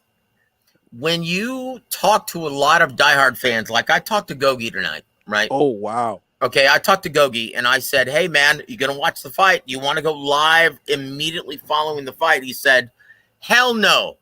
He said, "You know what, man? I'm gonna be watching college football. There's so many great college football games going on. This is a fight that should have happened 3 years ago. Fuck Canelo, fuck him. I'm gonna be watching college football." And that's a boxing coach, right? That's a boxing coach. So they really hate Canelo in these streets for real. No. It's not hate for Canelo. It's just hate for boxing, really. Like James Gogi is a boxing trainer and manager, right? Okay, he's devoted his life to this, but he came up in a different era. Okay. Like where he was one of the Olympic trainers, USA boxing trainers during Riddick Bowe, Evander Holyfield 3, right? Okay. One of the best trilogies in the modern era of boxing, right? And so when you wait this long to put forth a trilogy, when it makes sense from a business perspective, okay, then you suffer. You suffer. Right? Because then you're biting the hand that feeds you. Am I wrong, Ryan? Not at all. Well, can I ask a question, Warwick? Why didn't it immediately get a trilogy? Okay, I'll say this. I'll say this. And this is the politically correct answer. Before you answer, Elder Dragon, appreciate the super chat, fam. He says, appreciate your insight. Canelo odds to win against Triple G dipping down to minus 450. Any word on where smart money is coming in late? So I just looked it up, and on BetUS, which is my platform that I use, yes, sir, it's still minus 550. Yep. So I don't know. Look, and that's if you want to talk about that, that is going with the reason why, and I made a video of this several months ago.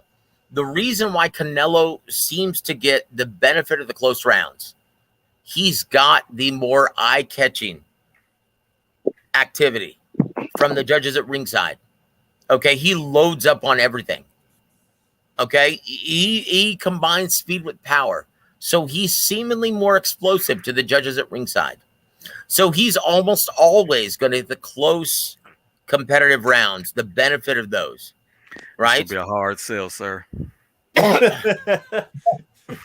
That's just the way it is, man. That's just the way it is. You know, and look, this is coming from someone who is ringside for both Canelo Golovkin fights, 1 Joseph, and 2. this is not the right? first time you said this on the channel. I'm just saying. It's No, I know. I know. Look, but this is okay. well, go ahead, sir. Do you have any idea why another betting site would be minus 450 now? Like, what do you think they got? No. Honestly, I don't know any betting site that has it below minus 500. Yeah, what betting site is it, Elder Dragon? Because most betting sites that I've seen have it a 5-1 betting favorite, Canelo Alvarez. Hey, Warwick, Blacklight is really talking. Ish in the chat. He's saying Shakur is better by a mile. Or By whom? Better than whom? Bam. He says Bam is he's not as skilled as Shakur. Look. Shakur is one of the best defensive fighters I've ever seen, right? And statistically, he's the best defensive fighter in boxing. Okay? When you look at the punches he takes per round, he is easily the best defensive fighter in boxing currently. Okay? I don't know about that, Joseph. Okay, who's better defensively, sir? Bivol. Dimitri Bivol. Man, he's been a plus minus king for the longest. Well, yeah, once again, plus minus is like 20. Look at the sample size. Okay, look at the sample size and look. See, right? Statistically, that's actually not against your point. I'm just saying, like, I know that's a side point, but I think it's Bivol. Well, once again, look at statistically who he's facing, right? When you look at plus minuses, when you look at punch stats, round per round, show me where another fighter takes less damage than Shakur Stevenson. Bivol. Bivol took less damage against Canelo than Shakur did against Valdez. And obviously, Bivol was fighting a better fighter. By how much more? Oh, man, I don't have the statistics in front of me. Hey, you know what, though? Let's hold that thought. Fight first. Yeah. Look, I'll say Bivol, Dimitri Bivol, right? He is one of the best fighters in boxing. Like, easily, because of his footwork, his jab. Yeah, he has... And once again, Ryan, you'll often say your foundation of your defense is your jab and your footwork, right? That's something that Emmanuel Stewart used to tell me, right? So you look at Shakur Stevenson, you look at Dimitri Bivol, they're in the same ballpark. They're in the same realm. They both use their defense, their foundation of their footwork, right? Their footwork and their jab as the foundation of their defense. Okay, so yeah, it wouldn't surprise me if they were interchangeable. Yeah, I got you. But look, hey, all right, fight time, man. So Bam is a little bit more front foot heavy and lead hand heavy than I've seen him recently. Nothing significant has really landed, but Bam is really working the lead hand and really on that lead foot. Nice jab from Bam. So why do you think that is, Ryan? Jab. What's that? Why do you think he is lead hand heavy? Right, I don't know yet. I'm not familiar with his opponent. Gonzalez? Israel Gonzalez? Yeah, I'm not familiar with him. Well, watch. You're going to see him turned into a more tentative version of Israel Gonzalez. If you're familiar with Israel Gonzalez, like, look at his punch stats. He punches like almost 100 punches per round. He's going to be turned into a very tentative version of himself because he's afraid to get countered, right? He's the bigger guy. He's the bigger guy. He's the harder puncher, and he's going to be turned into a more tentative version of himself. And why? Because he respects the skills of Jesse Rodriguez. Yeah, he's touching him up a little bit, though. Well, that's going to happen with the next. Nice, man. Nice. This is the super or the flyweight division, right? The super flyweight division. 115. Yeah. Yep.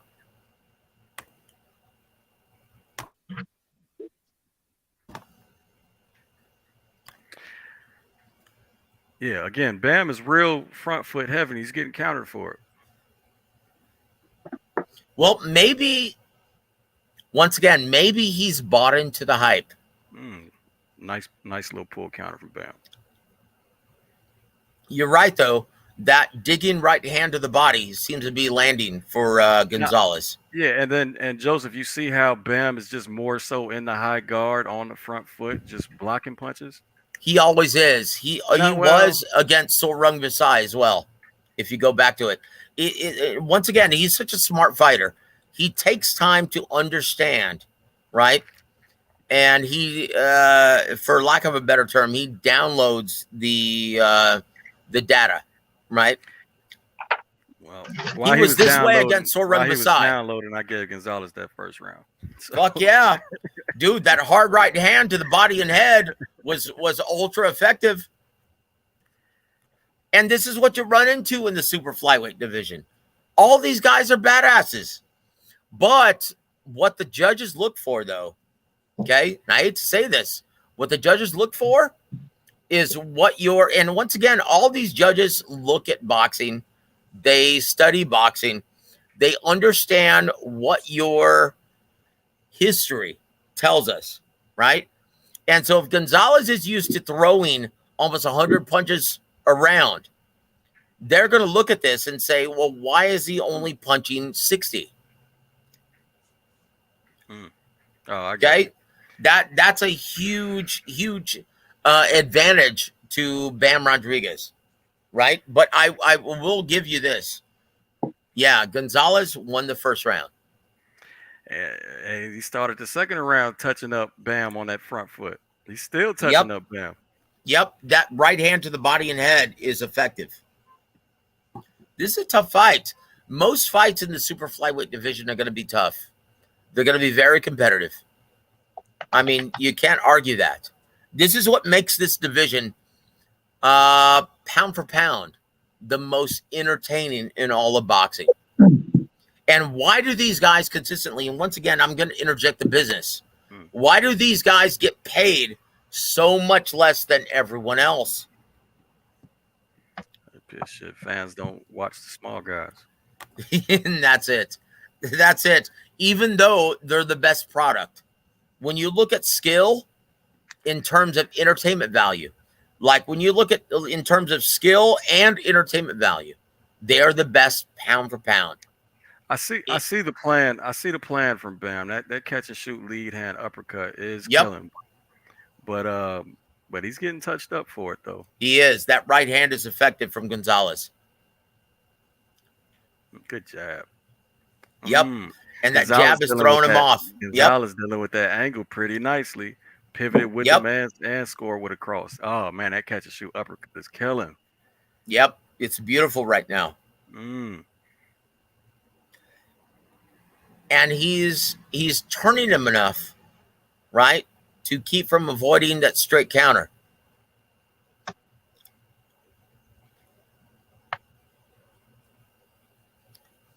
Oh, that left hook is beautiful of Gonzalez. Oh, good straight. What time are you at, Joseph? I'm behind you by about a minute. I've got 155 on round number 2. Oh yeah, I'm at 37 seconds. Okay, I'm sorry, brother. No, it's all good.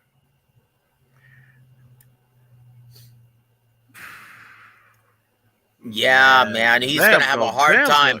Bam's, bro. If he keeps the same strategy, this is gonna be. He's gonna lose this fight, right. Dude. He's getting outworked by Gonzalez right now. See, that's the thing. You tell me Gonzalez is a volume puncher. Why would you want to be front foot heavy versus a volume puncher? Exactly. Though? Okay. Yeah. Oh, geez.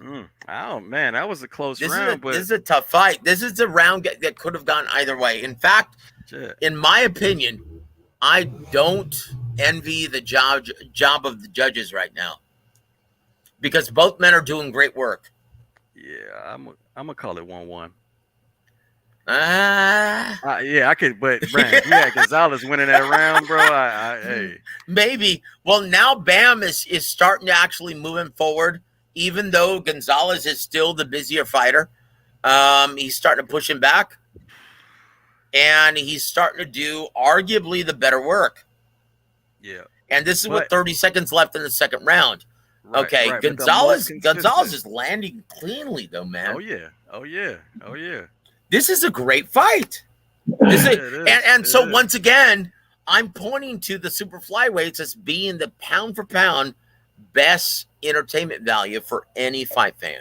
Look, this is the only reason I'm calling it 1-1. I know Bam's the favorite, and I know he's the darling of the zone. So that's the only reason I'm calling it 1-1, bro. Man, fuck that shit. I'm calling it 2-0 Gonzalez. You know what? That Let me could just score it easily down. be 2-0 Gonzalez. You know Let me what? just score it. I score it. Fuck it. Well, we'll see it. And once again, you could have argued 2-0 Soreng Visai in the last fight, right? I don't even remember. So Bam's gonna win by unanimous decision, is what you're saying? No, not necessarily. He could actually stop this guy, just like he stopped Soreng Visai. Uppercut is killing. Just wait. But once again, that the creative combination punching of Gonzalez is really paying dividends right now. That man, he's gonna get hurt by that lead hand uppercut eventually. Though it's the most consistent punch in the fight so far. When you look at Gonzalez throwing as much as he is, that's a lot of that's becoming a huge problem for Bam Rodriguez right now. But And you have to expect that. He's pivoting with Bam trying to take those angles very well. Yep, he sure is. But right now, Bam Rodriguez is starting the third round with his front foot on the outside. Okay, and once again, he's looking at like the lead hand. Where are you right now? Where are you right now? Oh, you'll see when those woos mean something. Oh my gosh, yeah, Gonzalez is doing great work. Bam, and once again, it's hard to anticipate all of the punches of Gonzalez. He's throwing to the body and head effectively. Trust me, you'll see Bam have a good sequence of success with pivots. He pivoted towards the strong side, then landed some shots, pivoted back towards the weak side. Dude, Bam is special, guys. That shit guys. was nice. Look, I've been watching Bam since the amateurs, right? I actually called his pro debut in San Antonio, Texas. And this kid is special, right? This kid is special. But Gonzalez is a world-class badass, man. Nice slip counter from Bam. Man, I could barely talk before something else happened. That's beautiful, man. But Gonzalez is so active. This is a really tough fight. I'm really surprised that Bam actually accepted this fight. Bam's doing a lot better. Okay. Yep. I see it. But Gonzalez is doing his very best, man, at trying to keep him off balance. How do you feel about Kenny Bayless calling this fight? What? Well, then there shouldn't be a problem with clinching. No, not at all. You never have that problem at super flyweight, right? Right. But oh my gosh, dude, Bam Rodriguez, in terms of pivoting and creating different angles for his opponent, he's doing a brilliant job, right? But 2-1 Gonzalez for me. Go ahead. But once again, the judges at ringside, okay, the way they score the fight, it's at punches landed cleanly. The effective and consequential punches at ringside, okay? That's your primary scoring criteria. Okay, so who has the advantage after 3? Gonzalez on my card. Yep, Gonzalez on my card as well. He's up 2-1. Yeah. Yep. I had Bam Rodriguez winning that third round. Yeah. Backing up Gonzalez, doing the better work. And once again, we'll see if that actually continues into the 4th and the 5th rounds. But this fight isn't going to be early. This fight isn't going to be decided early, right? Hell of a cross that might have hurt Gonzalez. About 240 in the round. Nah, it didn't hurt him that bad. Ooh, body shot. Oh my God.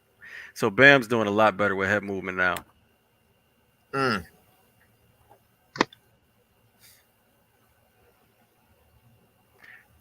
Now the cross is just landing at will. It's more like a jab how he's throwing it though. See, I can't even speak, man, because I'm watching Golovkin get taped up right now. I'm way behind you, brother. Yeah. Nice counter cross from Gonzalez. Oh, 1-2 lands for Bam. Okay. All right. I think Bam sees the path. Oh, low blow. I think Bam sees that he can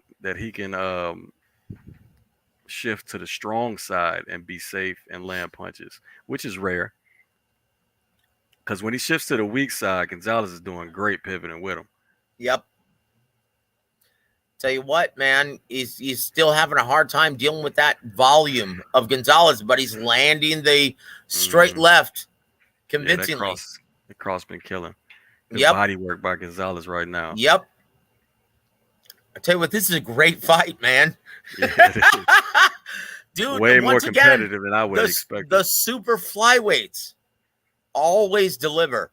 And Kenny Bayless may as well as just pull up a lawn chair in one of the corners, right? Mm-hmm. Yeah, this is a all great he's fight, really man. did is say low blow and watch your heads. That's Yep, all he said. that's it. Dude, I could tell you that, man.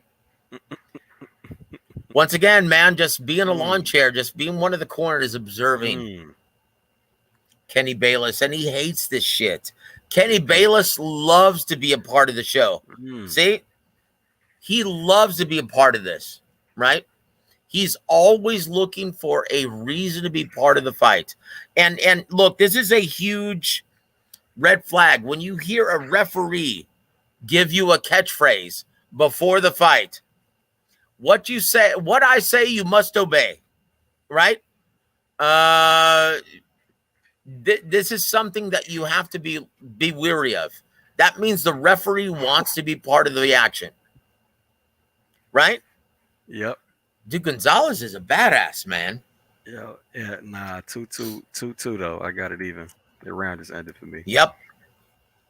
Bam. And once again, this is one thing that should actually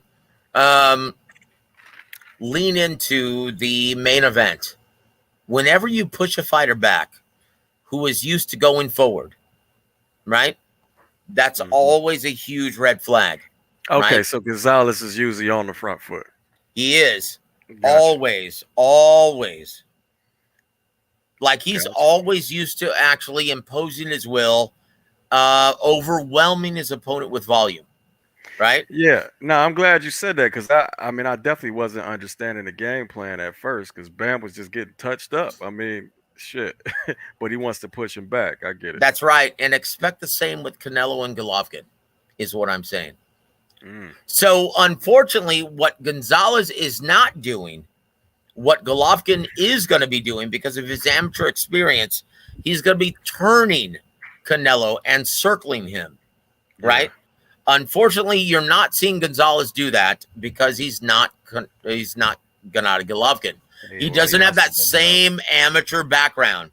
He doesn't have that same amateur pedigree, right? He also doesn't have that jab. He doesn't have that lead hand. That's a very good point. This is a hell of a fight, man. Dude, this is a great fight, dude. This is a hell of a fight. It's back and forth like a motherfucker. Yes. Did I tell you what, man? Bam. He's already talking about fighting 4 times this year. He needs to be focused on this fight right now. Like, because Gonzalez is overwhelming him with volume and creative combination punching to the body and head. Like, he's going to the body. So I expect on the next low blow, Gonzalez is gonna lose a point. Well, if Kenny Bayless is involved, yes, he will. He told him keep him up 3 times now. Of course. Kenny Bayless is always looking for a reason to get involved. Just like Joe Cortez before him, just like Judge Mills Lane before him, they always want a reason to get involved. And you always have to watch out for that whenever you see a referee with a catchphrase. Okay? Why the fuck do you have a catchphrase if you don't want to be a star? Right? Let's get it on. Exactly. Get it on. Yeah. I'm fit, but I'm firm. Yeah, all that shit. What I say, you must obey. Yeah, that speaks volumes, dude. And once again, I'm not just saying this. This is like from experience, like 20 years of being in the sport of boxing. Ooh, low blow. What? Come Kenny on, Kenny. Bayless. Yeah, Okay. exactly, dude. Okay, now he's warning both fighters for the low blow. Okay. Exactly. Should he be? No. Oh no! It's They was right on shit the with belt that shit? line. Well, It's no, right no, on the belt line, dude. Couple of them shits was low. Oh, jeez. What the I say, action you on must this fight is obey. crazy. Catchphrase: he wants to be the star. He wants to be the focal point. And you know, Kenny Bayless is almost 80. Damn, is he? Yep. He's an old Hey, man. That motherfucker looks wonderful. No homo, but yeah, that motherfucker looks wonderful. Yeah, no for shit, almost dude. 80. I'm 50 and I'm as big as a house. No, I'm not really, but because I still have to be presentable when I'm ring announcing.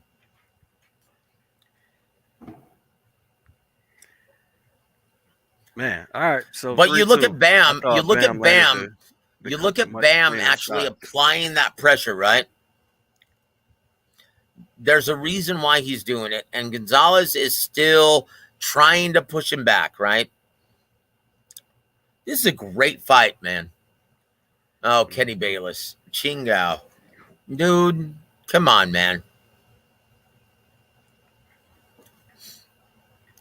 Like, look, guys, there's a reason why Floyd Mayweather preferred Kenny Bayless, like in all of his fights, right? As gifted as Floyd Mayweather was, he always knew that if someone was on top of him, he was going to break him up and keep him from working. Look at Kenny Bayless, man, hovering around the action, preferring to get involved when he doesn't have any need to be. Look at him. He's like a fucking mosquito. Dead seriously. Am I wrong? Am I wrong? I don't know, man. I'm not even paying attention to Kenny Bayless. Dude, am I man. wrong? Dude, how can you not? He's always right there. He's always right there, dude. Chingao. Oh man. Hey, so Rodriguez is landing cleaner and cleaner and cleaner as the rounds go by. Yep. But it's still a really competitive fight. That jab is really working too now. Yep, but it's still a really competitive fight. The body work of Gonzalez is really effective. Yeah, like I said, he figured out that the shift to the strong side is more effective than the weak side. Yep. Good body. Yep, there goes some more good body work by Gonzalez.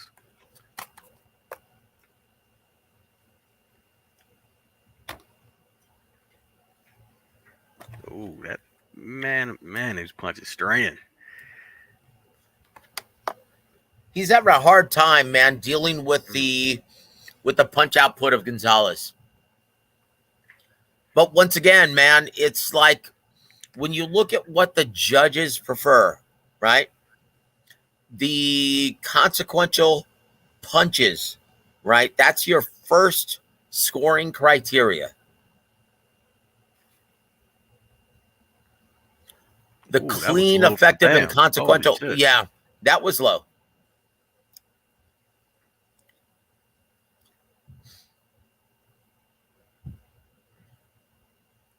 Yeah, that lead hand of Bam Rodriguez is beautiful, isn't it?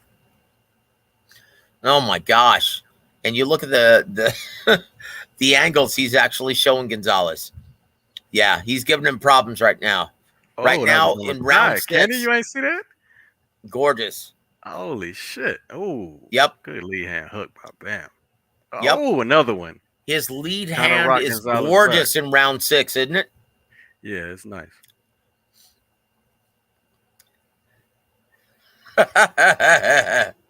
Kenny Bayless. Jesus Fucking Christ. old man Bayless. I can't believe he's almost 80, man. That's fucking news to me. Yeah, I tell you what, man. I went to a party one time in Las Vegas where he was invited, and he was dressed to the nines, just totally dapper. And I talked to him at the time, he was 75, right? And I'm like, you've got to be kidding me. I'm like, you've got to be kidding me. Kenny Bayless, how is he able to? And once again, Robert Byrd is the same way, right? Robert Byrd. Yep, Robert Byrd is the same way. That's Let's Do This. That's that guy, right? Yeah, Robert Byrd. He was a very dear friend of Emmanuel Stewart, God rest his soul.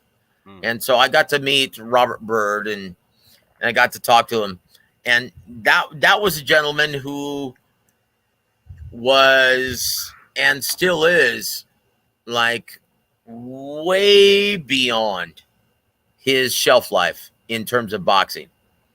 Like Kenny Bayless is, yeah, dude, he's as old as our mothers. He's 72. Wow. How is Kenny Bayless? Yeah, my mom ain't 72. Well, my mom is 80, right? But when you think about his activity in the ring, it's miraculous. 72. Nah, right? That's still incredible. He don't look 72. No, it's amazing, right? Okay, Canelo's going to be warming up, man. Here it comes. Right there. Yep. So, last minute predictions, Ryan, for Canelo versus Golovkin. What say you, brother? Canelo decision. Canelo decision. Yeah, I can't see it going any other way than that because of what the judges look for. Just what the judges look for, man. I mean, look, they look at the more eye-catching offensive shots, right? Look at the Bivol decision, right? Mm-hmm. When you look at the close competitive rounds in the first 3 or 4 rounds, they were all given to Canelo, right? Yeah, well, now that's going to be a problem for Golovkin. That's arguable. That No. I'm telling you. I don't think so. I'm telling you how they were scored, right? That's just telling you how they were scored. Okay, Canelo, and hey, once by again, the way, hold on, real quick. By the way, Bam or Gonzalez is winning this round for sure. Dude, Gonzalez is a dog, man. He's going to give Bam Rodriguez problems just based on activity. Oh yeah, he's definitely Bam pulled his punch count in this round, and Gonzalez was going to work. Yep. And he's turning him, but it's not doing any good because he's just letting his hands go. He's letting his hands go. Gonzalez is a dog, man. That's what I'm saying, man. You're on the front foot. I mean, just because he's not coming forward doesn't mean he ain't going to throw his volume. He's in range. You're right. In range constantly. Like, Bam is no further than mid-range at all times in this fight. Okay, Ryan, I'm gonna have to actually you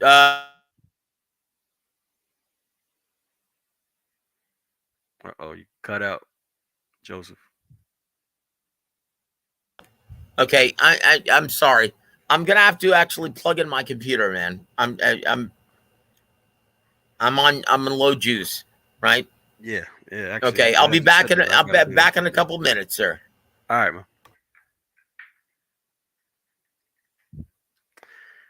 Yeah, so I got it 4-3. Bam. Gonzalez definitely won that round.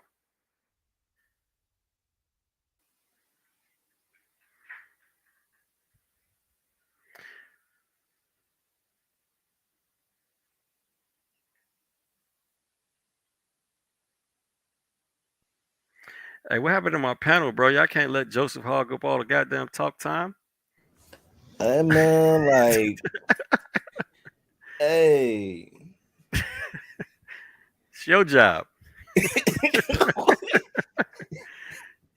God damn. Hey man. It's a great fight though, fam. This shit competitive as shit. I had no idea because I'm not familiar with Israel Gonzalez.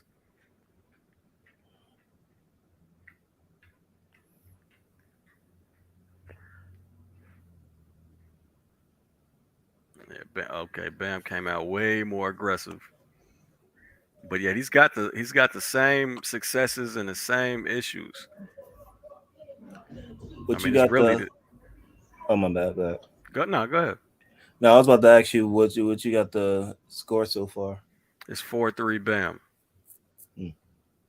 What you got?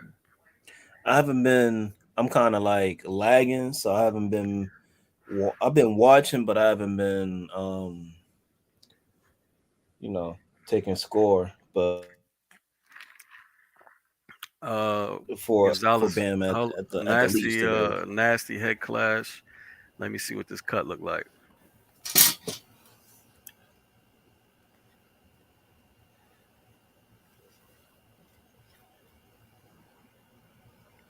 Oh yeah. All right, fight's back on. All right, thank you.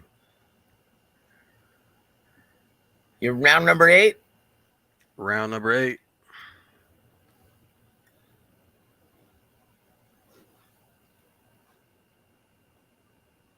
Yeah, this is a tough fight. And it's actually, I don't envy the judges at ringside. I do not. This is a tough fight to score. Flush lead hand uppercut lands for Gonzalez right there. Right hand nicks the chin. Made his head wobble for Bam. Well, it's actually questioning. It's making Bam Rodriguez actually think twice about just closing in the distance, like closing the distance, right? Closed it. He been closed the distance. No. I know it's just all of his like volume punching is making him think twice about just letting his hands go. This is the reason why he's not dominating this fight like he did in his last 2 fights, right? Oh, I see what you're saying. Oh, yep. Gonzalez, yeah. But still, it had to be their game plan to stand where they're standing and be front foot heavy. That's it. That's it. Why it's because was the game plan? Okay, hard warning from Kenny Bayless to Bam about a low blow. Oh shit! Of course, fucking Kenny Bayless. All right, time in. Good job. You got vodka tonic, brother? Of course I do. All right, so salute to you, brother. We're getting ready. We're closing in on the co-main event, right? Getting ready for the main event here. Golovkin versus Canelo. This is gonna be interesting, man. So salute, brother. Here's to you. Here's to everyone who's listening. God bless all of you. And Ryan, thank you for being the gracious host, my friend. Yes, sir. Salute. No, that wasn't low, fam. Now Gonzalez acting. That ain't look low.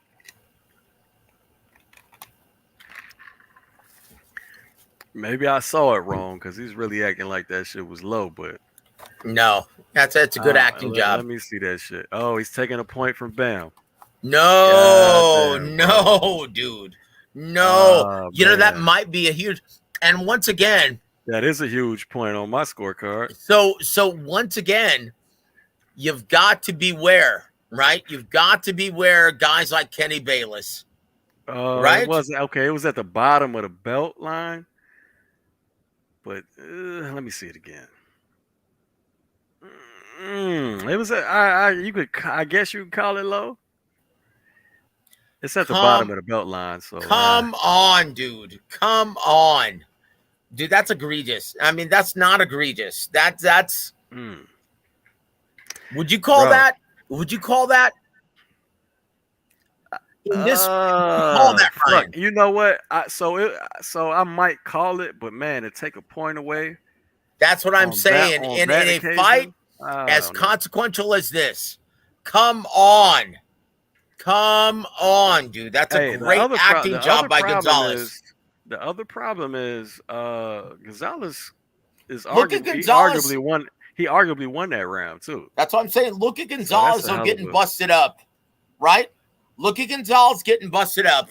You tell me if that didn't provide a factor into going down the way he did, giving the acting job. Like this is a Manu Ginobili job in the NBA, right? Right in the belt line. Okay? He took a dive. That's bullshit. It's right in the belt line. Okay? Yeah. He's getting busted up. He's getting busted up. Look. It was at the bottom of the belt line for sure. Yeah. It was on the belt line. Come on. I saw the slow mo. It was below the whatever he has, the logo he had, or it was below the letters. Yeah, really? below the letters. Yeah, dude. Why are they fucking interviewing Jake Paul or Logan Paul? Why are they interviewing this guy? On the zone, yeah, that's weird. Why are they interviewing this guy like he's an expert? Get him the fuck off of this screen. Uppercut. That's just terrible. I mean, Logan Paul is one of the biggest stars in the world right now. So I'm sorry, YouTuber. Well, he is taking on Roman Reigns at the WWE. So does he like? I understand like WWE. That's cool, right? What he's doing in WWF, that's great. But what on earth does he have? What business does he have commenting on boxing here at this event? I'm sorry, man. Real quick, a bunch of these Gonzalez punches look just as low as that Bam punch. That's what I'm saying. That's what I'm saying. He took a Manu Ginobili, approach. He took a Manu Ginobili. He took a dive, right? Really big fight is on. I'll be right back. Dude, I'm sorry. Am I wrong in assessing that?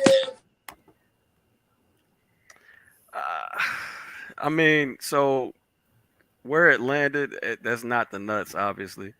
But dude, yeah, dude, I have it exactly how you have it, Ryan. 4-4 going into the 9th. Yep.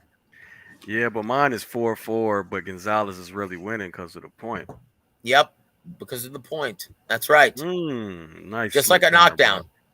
By Rodriguez. Yep, but he's look. Gonzalez is not landing the better of the exchanges. Okay, at this point. Yeah, the bigger shots are coming from Bam. They're both sitting in the pocket. Yep, it's hard to deal with, man. Mm-hmm. And that was and what I told Jesse like 2 weeks ago that this was going to be a problem.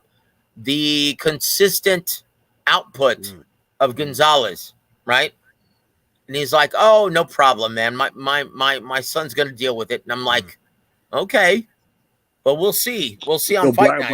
Blacklight is a big hater. He said 7-2 Gonzalez. All right, I got it. So I got it 5-4 for Bam, but it's even. Yeah, I've got it 5-4 Bam, but it's even as well. Because of the point from Show Pony Kenny Bayless wanting to be a part of the event. Once again, you always have to raise that red flag whenever a referee gives you a catchphrase, right? That means they want to be a part of the action.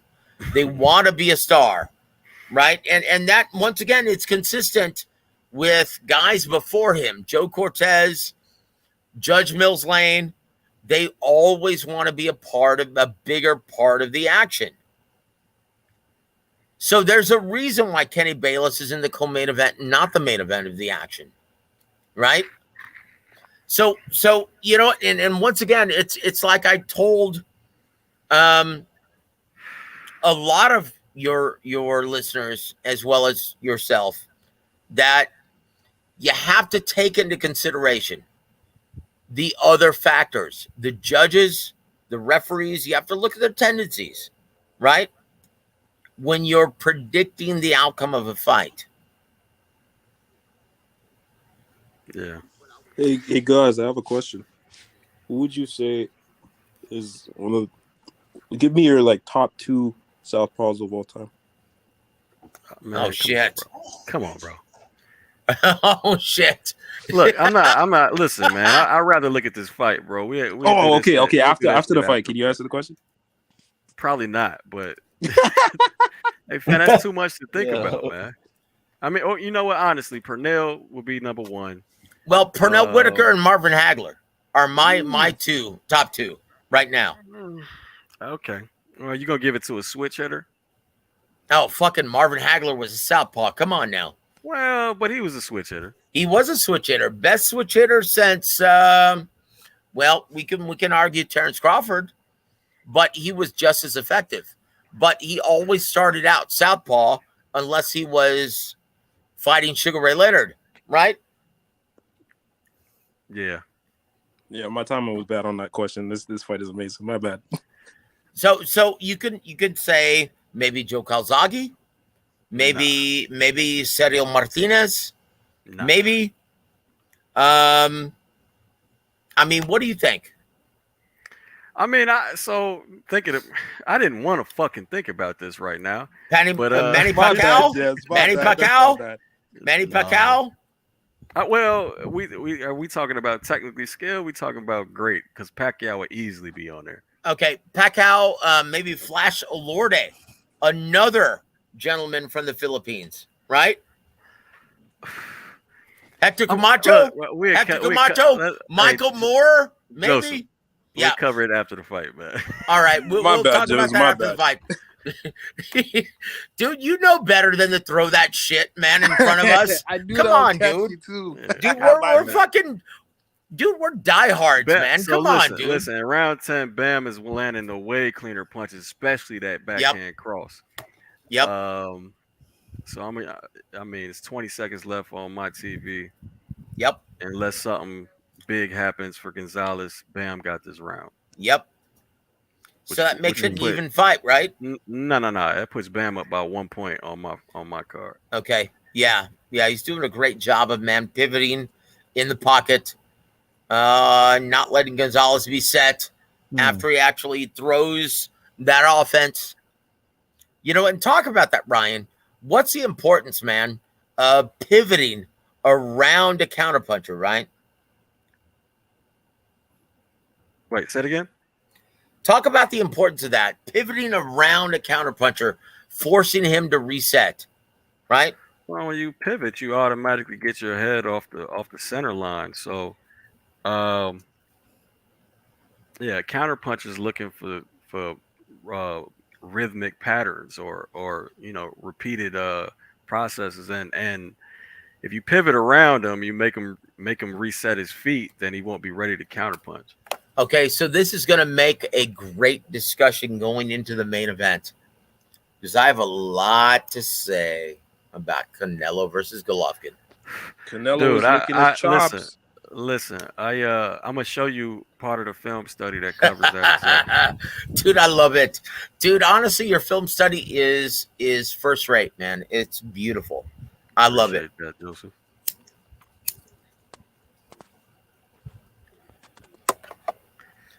Yo, who's this blacklight, yo? This guy is horrible.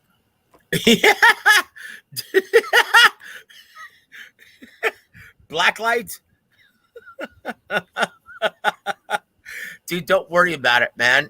It's like everyone has a strong voice since the advent of social media. Clean coming inside. Don't worry about it. Didn't look affected. Nice little camera. Okay. So this goes back to the conspiracy theorists, right? Of why people actually put a towel over the cameras in the locker rooms, right? Right? Ooh. Do you know why, Ryan? And once again, I've been a part of camps that have been back where people have put towels over the cameras so they don't see them. Joseph, do you know why? What in the world are you responding to, man? No. I'm just talking about all the footage, right? Where and once again, this is just my experience being in the back room, being in the locker room of certain fighters, right? Do you know why they put cameras or they put towels over the cameras so they can't see him. Do you know why? No clue. Okay, Ryan, do you know, like, right before a fight, if you notice when you see a fighter shadowboxing or working on pads, they will often work on combinations that they're going to use in the fight. Okay, so this is why they throw towels over the cameras. All right, bro. Hey, all right, hold on, man. He was down again from another supposed low blow. I It's swear bullshit. That, It's bullshit. Again, that didn't look low to me, man. No, I it's bullshit. replay. It's bullshit. He just wants a breather. You know this. He just caught a beautiful uppercut, man. Oh, okay. Wait. Kenny Porter's calling it not low, so that's a fucking... Oh, that was low. God damn, that was low as shit. Oh, man. That was low. That was lower than the first one. And Kenny Porter said no. Yeah, but still, wait. If Kenny Porter says that's not a low blow, then that's a fucking knockdown. Kenny Bayless? Yeah, did I say Kenny Porter? That's all right. Kenny Same thing. Bayless. Same thing. Someone who wants the camera. Yeah. Same thing, brother. Yeah, Kenny Bayless didn't call that a low blow, and that's a knockdown, fam. I mean, Chingao, dude. I tell you what, this is going to be an interesting decision. It's going to be an interesting decision. Because yes, it is. Because I got Gonzalez winning that round, bro. Yep, I got Gonzalez winning that round as well. Yep, it's gonna be interesting, dude. Even for me, fucking Kenny Bayless. Fucking Kenny Bayless. So he should have called that point instead of the other one, essentially. Yeah. Yep. Yeah. At that point, that was low. So essentially, it kind of makes sense then now. What the point? The points now. Showing not enough though. Not enough where you're going to be growing like grabbing your groin, right when it didn't even come close to it. Oh no, that shit was dude, low. Fucking stop, dude. Fucking Joseph, stop. That shit was low, fam. It was low, but it wasn't anywhere near. It wasn't anywhere near. Gonzalez was like grabbing. Come on, dude. I would love to see you guys go back and forth on a debate. That would be amazing. Nah. Honestly, man, I think Ryan obviously we have a difference between Spence and Crawford, but no, honestly, I think Ryan and I agree on too much. Where we're not, it's not going to be an interesting debate. We didn't agree with. I heard your breakdown on Spence Crawford. Okay. Well, we can do that after the Canelo Golovkin fight if you'd like, brother. All right. Okay. Well, let's do it then, Ryan. I mean, if you want to. Let's do it, brother. Come on. Bring it. Hey. In the immortal words of Kevin Nash, sing it, don't bring it, brother. Or don't sing it, bring it, my friend. Come on. Let's just say you fucking with a monster out here. All right. Well, okay, dude. Oh, boy. You've unleashed the juggernaut then, brother. I'm going to take another shot. Here it is to you, brother. Okay, you're gonna be too drunk to debate, man. Oh, yeah, no. Okay. Okay. That's why you sound so lively. Because he was so quiet before.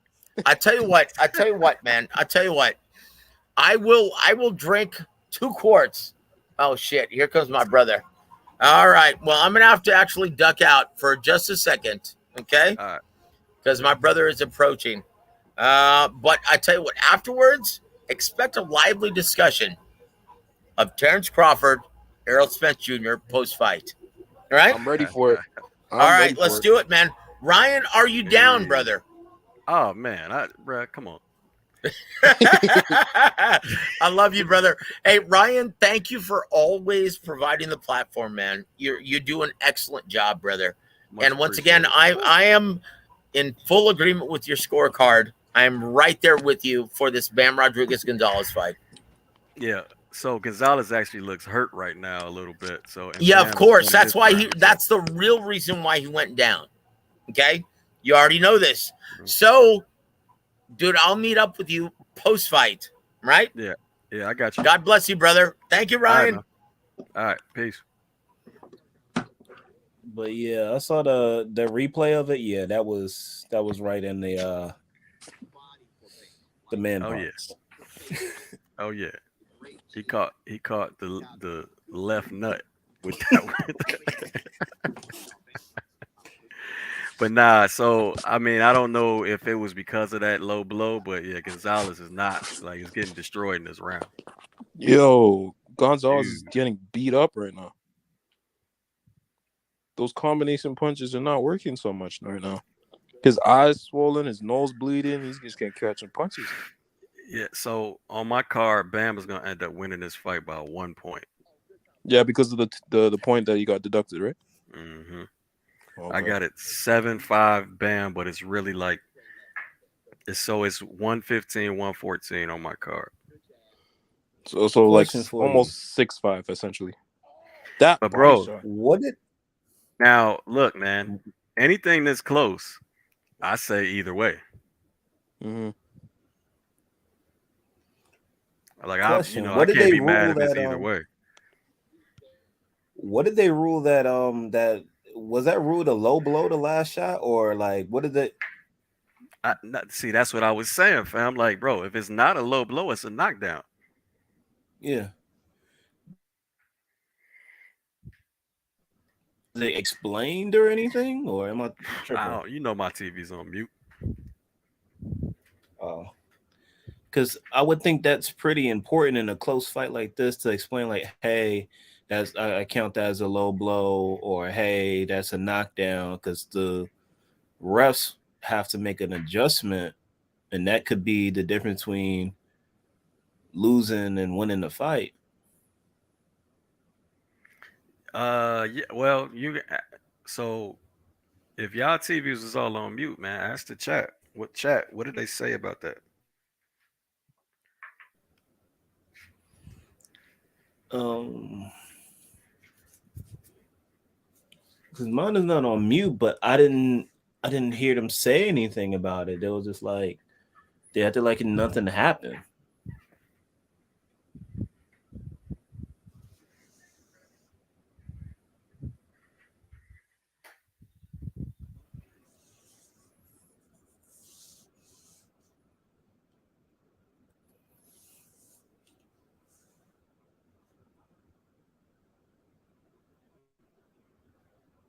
Hello?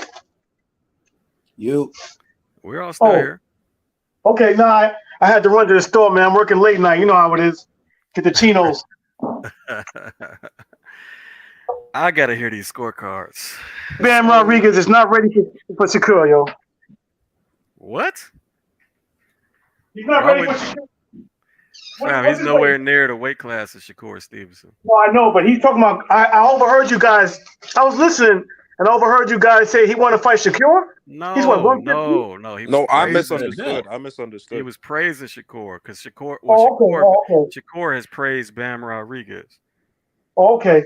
That kid is nice though. Are you sold on that, James? Do you like him? Oh yeah. Are you sold on? You do? It's Okay. my first Rising Star video was Bam Rodriguez. No way. My very first, fam. Like How many Joseph do you said a have of year and a those? half ago, bro. I'm telling you, a month into having a channel, I had a video on Bam Rodriguez. How many of those Rising Star videos do you have? I think it's like 7 or 8. Oh, I know you have one with Shakur for sure. Did I call it Rising Star? I don't know if I called that one Rising Star. He might have already beaten Gonzalez. Isn't Shakur one of your Shakur videos one of your most popular ones? Like most viewed? Yeah, the first one, yeah. Oh, okay. Say no more. Now, how, why? No idea. YouTube algorithm. I don't know. So it works sometimes, brother. The ones you don't think is gonna pop is gonna pop. Yeah, it's weird, fam. I'm telling you, I have no idea. Because if you look at my analytics are about the same for every video. Was it unanimous for Jesse? No, they haven't announced it yet. I still can't believe your friend Mr. Joseph. Oh wait, World they Radio. announced this shit? Yeah. Oh man. What the fuck? Where was I at? Yeah.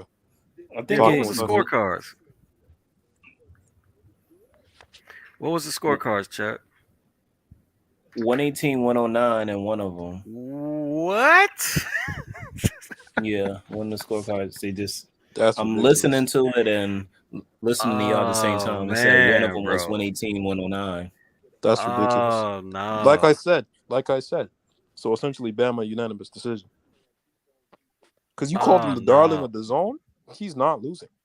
Well, bro, you wouldn't be on a Canelo undercard if you weren't. That good. Or famous. Or like sought after, I guess. 118, 109. The right man won for sure, but damn, bro, like Those cards are he was gonna win ridiculous. regardless. That's ridiculous. Yeah, he was gonna win regardless. I mean, shit. So the judges weren't really watching the fight, were they? Who Yeah, that didn't first see a low blow competitive was fight? not even. Oh, Yeah. This was a learning experience / tough night at the office. Like, Oh yeah, I ain't like the game plan, man.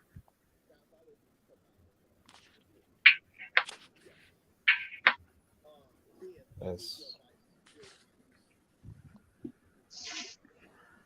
I still can't believe your friend Joe is picking Spence to beat Bud by 8-4.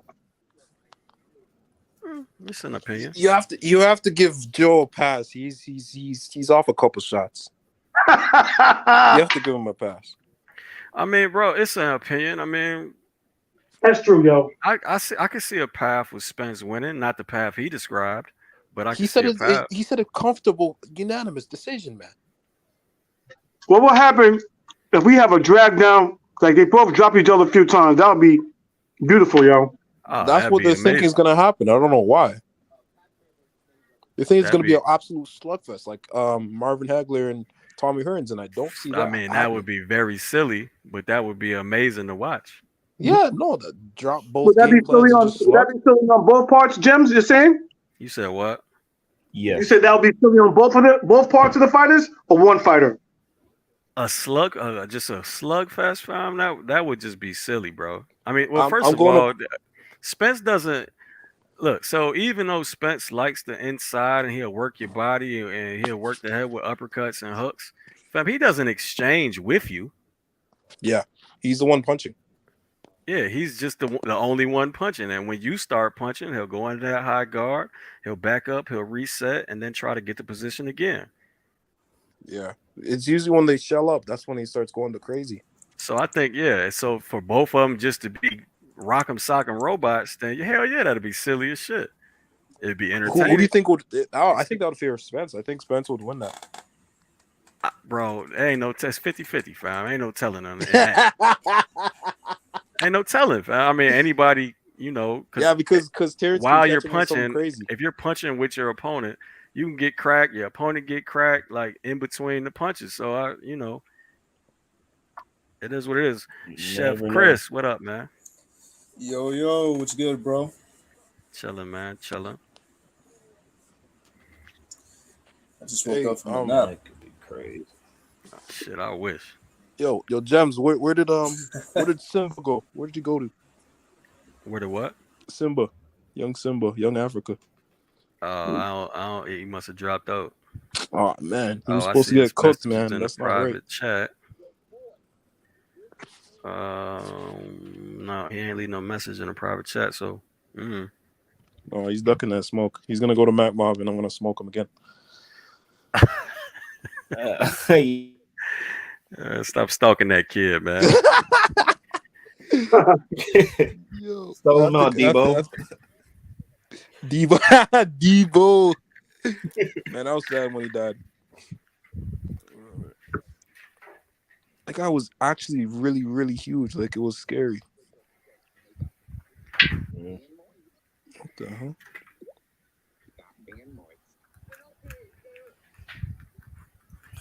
What? Yo, I think clipping YouTube videos is the greatest thing that YouTube could have ever added. Why is that? Along with editing your comments, those two things when they added that to YouTube, perfect. Oh yeah. Oh, so you're right on your side of things. Yeah. That was the best thing they could have added to YouTube. I appreciate just different on the other YouTube for the platform. You know what I'm saying? Obviously, we wouldn't be talking without YouTube, but Yeah. I got my issues as well. No doubt. Like I said before, all my videos got the same type of analytics, but yet some, only get out to 2,000 people, and others get out to 130,000 people. Wow. Yeah. Wow. Why is that? Is that them? Bro, that's all of them. Yeah, that's all of them. Ain't no way. Ain't nothing I could do about that. So wait, they could stop viewership? Why is that? Bro, they say it's all the algorithm. That's what they say. That's cap. Man. You preach it to the choir. Yeah, you can't say too much. They might mess with you again. Again, I already said I appreciate them for the platform. That's all you can say. YouTube roll up like, oh, I heard you was talking junk. Yeah, I'm on TikTok, I'm on IG, I'm on Facebook. I'm on Relevant, actually. You should go live on Relevant sometimes. That'll be awesome. Bro, I don't know nothing about that shit. Okay, so like I'm on Twitter. You can actually go. I'm on your thing right now. So there's a little. Oh, I can go live. What the heck? I can. Oh shoot, that's crazy. Yeah, no, relevant's fun at times. It could be fun. I haven't. Yeah, I need to study up on that shit, bro. The blogs and the the Reddits, the relevance, bro. I was just saying yesterday, man. I have no idea about Reddit. I don't know anything about Reddit or blogs or any of that stuff. I know the mainstream media, and that's about it though. Like the Instagrams, Facebooks, Twitters, YouTube, Snapchat. I'm good with that. That's as far as I go. Yeah, like Reddit So, is more man, people, it's so funny that people come on YouTube expecting to see a live stream, like a literal live stream of a fight. Come on, man. I mean, well, they do Oh, be what's the finagling link? the way. What's the link? You crazy? Sorry, bro. I actually like my channel, so I'm not gonna stream the fight. Exactly. You only have a certain amount of strikes before they take the whole channel away. How many strikes do you have? Like 3? 3. 3 flags? Yeah. And you're out.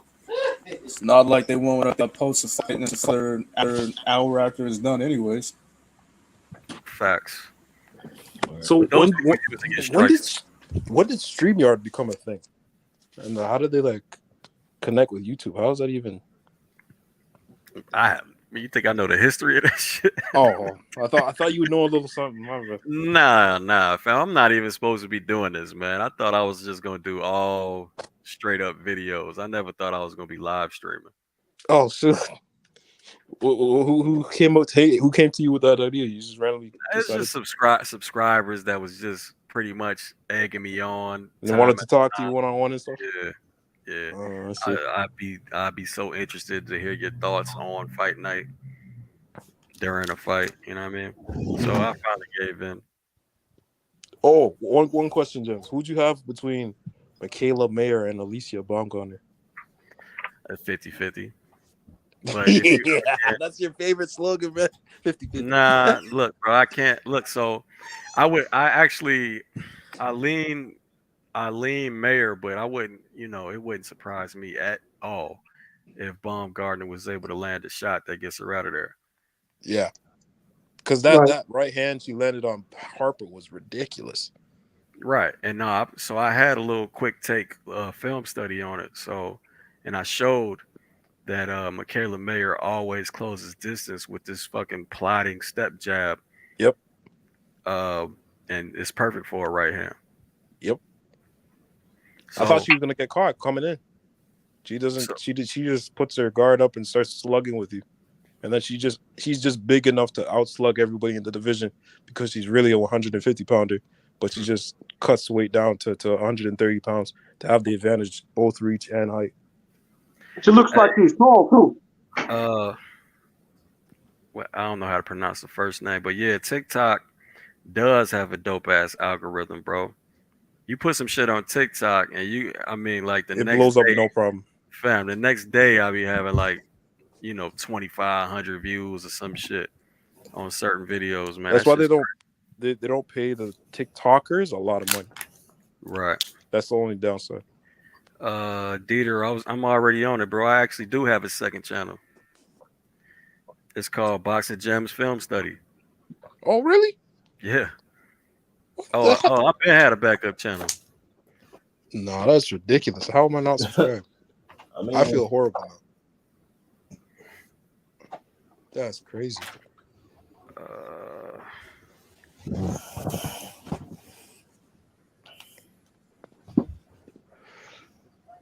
Trying to see what the hell y'all got going on over here. What's up, fellas? What's up, Two What's going on? Shit, I don't know, baby. I don't know. Chilling like I got, villain. Oh, damn, Bam, man. What the fuck? Man, Bam, bro. Bam, we're getting his, what the hell going on with Bam at first, bro? Is that EXO? First, shit, yeah. EXO, my brother. What that my boy boxing nerd? What's up, champ? Goddamn champ tore Africa ass up last night. I sicked him on it too. I said, get his ass. I said, get him. Wear his ass out. Talking all He that was shit. on here earlier. He just left. Oh, he did. Oh, he was for real. He jumped up. That's my boy, Young Sumble. That's my boy, Young Sumble. Goddamn, Young Africa. I got tired of whooping his ass. I had to sick you on him. Whooping his ass. I've been whooping his ass since day one. Tired of that shit now. Getting old. Because go ahead. Oh man. Yeah. What's up, Jim, man? What going on? Shit, man. Fight night. Yeah, then you breaking this shit down? I was trying. I was trying, but one of my guests was a little talkative. Oh shit. Oh yeah, one of those. Yeah, he's supposed to come back. He said he wanted to debate me. Oh shit. Your War a week. He's actually good. Your favorite topic, bro? He's gonna get destroyed. You're gonna kill it. Anybody who thought something different, crazy as hell. You know what's crazy? Jebs is super humble, but when he talks shit, is funny as hell. What does he want to debate you about though? Spence. Oh shit, man! God damn. It's one of those, eh? God damn. I don't know if I'm assuming his brother is visiting his house. So I don't even know if he's gonna come back. But yeah, he sounded a little bit out of there. Bro, I wouldn't come back. Yeah, he's been drinking a lot. Oh shit! I mean, unless they see each other all the time, you know what I'm saying? Yeah. I wouldn't come back. Right. That shit crazy, man. Hey, Gems, it doesn't look like they're gonna be walking for a good 20 minutes. What's going on? That's crazy. Oh yeah, they're gonna get to talking. They're gonna be talking for a minute. Oh, what? Little. Wait, why you say that though? Who, me? Canelo looked warmed up. Oh, I'm way behind. I'm gonna be way behind y'all. Cause my shit. I don't want to say this shit out loud, but I ain't. No, I'm saying why you say it's just gonna be another 20 minutes. No, it doesn't look like. I ain't walking for 20 minutes. Or maybe 20, 15 minutes. Are they waiting for a certain time to walk? Does it have to be? All right. Well, fuck it. While they doing that, why don't I just show this stuff? Yeah, do your thing, brother. Jab, in my opinion, is control. An elite lead hand has the ability to control everything. Most importantly, in this scenario, it can control an opponent's punches. An elite jab just means you're proficient at landing the jab. The jab is the most commonly countered punch in boxing, so with Canelo being one of the best at the high guard traps, and Triple G not seeking control, you have some pretty devastating counters and lead power punches as a result. Canelo loads up with a left, started from his hip. It ended on the right cheekbone of Gennady Golovkin. Hey, pause Triple it, Jim. G's need to initiate offense and close distance to engage in 50. Yo. So what you said was perfect because for some reason, some of these Errol Spence fans think Canelo's going to be a cakewalk and his volume punching is going to be absolutely outstanding and you're going to be able out volume Canelo. But you said something so pivotal right there. You said his high guard traps would be throwing Triple G off because of the jab and whatever. So Errol Spence loves when his opponents get the high guard, so we can tee off. Wait. Let me pause. We talking about Errol Spence versus Canelo? No, I was just saying. I love what you said there because he was using that analogy with Spence Crawford, right? No. With Spence Canelo because they think it's just gonna be a cakewalk. I'm just saying the high guard. Talking about Spence versus Canelo. I know, but like that's just perfect what you said. I just love what you said with the high guard traps and stuff. What? So how did they get past the fact that Errol Spence is just too small? Right. I don't know why they don't see that though. I just don't know. I'm just saying, and from a technical, honestly though, they would have a point. If they was the same size, they would have a point. No doubt. Because against orthodox fighters, Errol Spence does do a lot of probing, controlling, pinning with the lead hand, along with the jab. He does against orthodox fighters. Yeah. But if we're talking about reality, fam, bro, man, Canelo be out here crushing people's ribs, bro. Yeah, for real. At 160 and 168. Yeah, so bigger guy. I guess the question is, what's Spence walk around weight? That don't 170 even matter, bro. It don't even matter.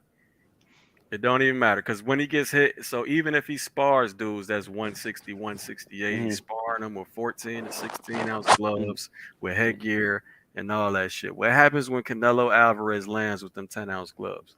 Night. I'm just saying, like, we don't know, fam. That's why I don't get people to weight division up, especially not 2-3 weight divisions up. We have no clue what happens when he gets touched by one of them bombs. And That's he's true. throwing bombs because that's all he does. That's true. You know what I'm thinking? I'm thinking Errol Spence. He started the amateurs at 156. He came out at 147. I got a funny feeling by him continuing to fight at welterweight, he's going to catch up to him. You know what? Wasn't it after the Emmanuel Larte fight he dropped down? He did? I don't think that was that an official 154 fight? Yes, sir. I think so. Was it? Yes, sir.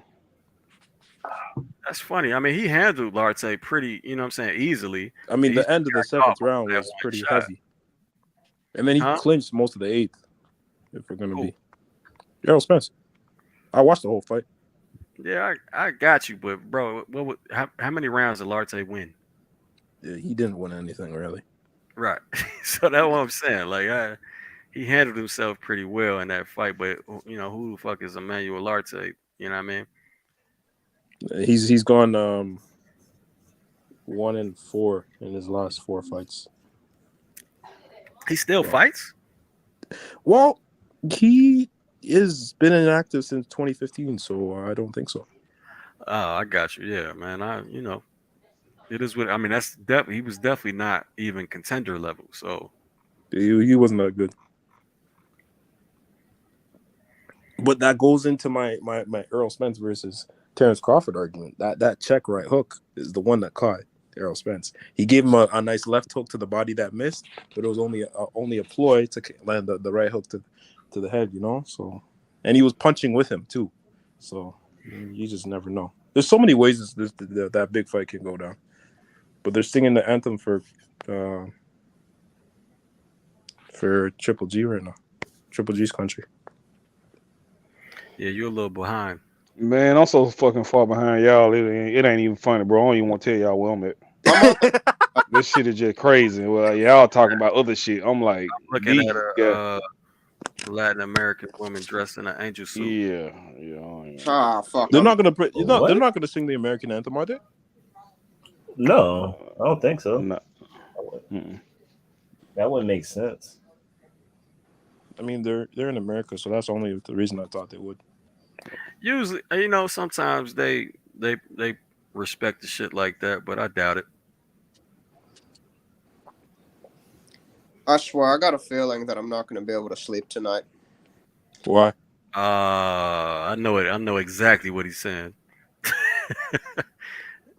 So he's talking about robbery shit. Oh no, he's 40 years old, brother. It's not going to be close. Who said that? Boxing nerd. Oh, okay, man. We'll see. We'll see. I mean, We'll see. I'm rooting for him though, Boxing Nerd.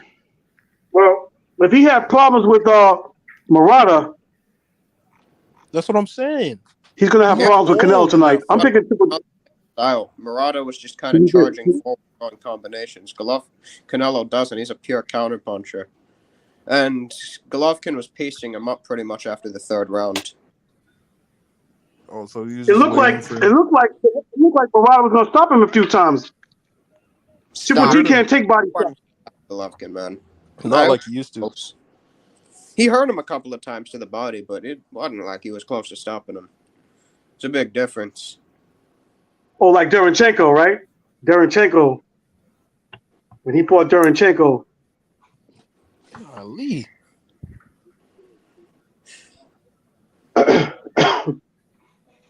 This guy put $1,000 on Canelo. Ooh, Dieter, what are you watching, sir?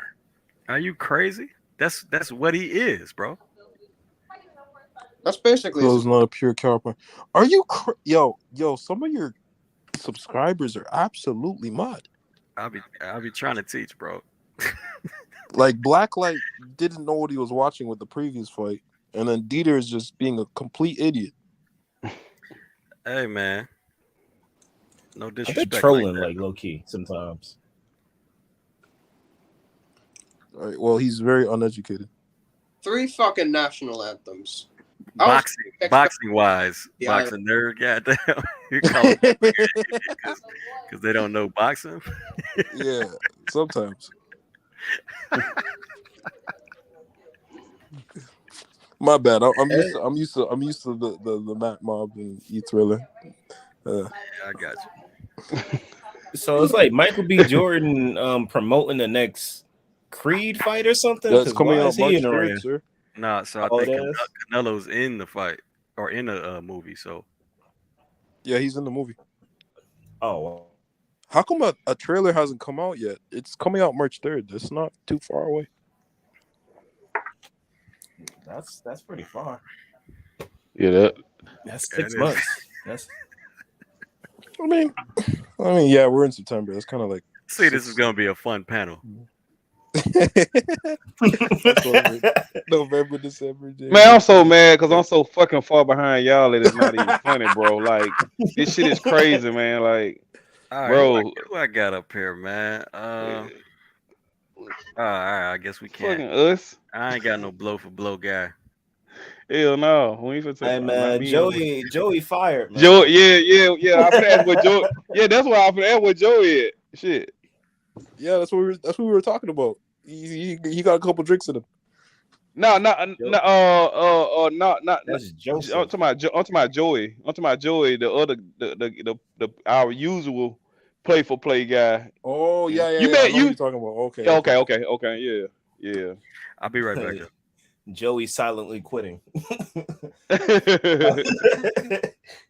Yeah. See, I knew it. They're singing the national anthem. Yeah, they're singing the American anthem. Okay. It makes sense. They're in America. Why would they not sing it? That would be weird. I haven't got there yet. Oh no! Shit. He's not still singing.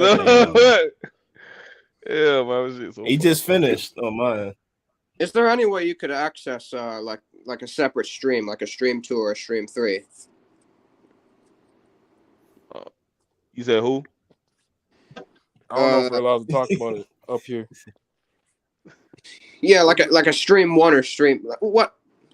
Never mind. Go to the private chat. Go to the private chat. Go to the private chat.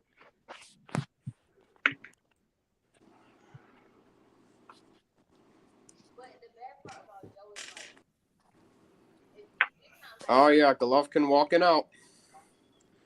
Man. Gosh, it's messing up for me now. Why they show that uppercut 3 times in a row on the highlight screen? Man. Oh wait, y'all got a minute till you see it. Come on.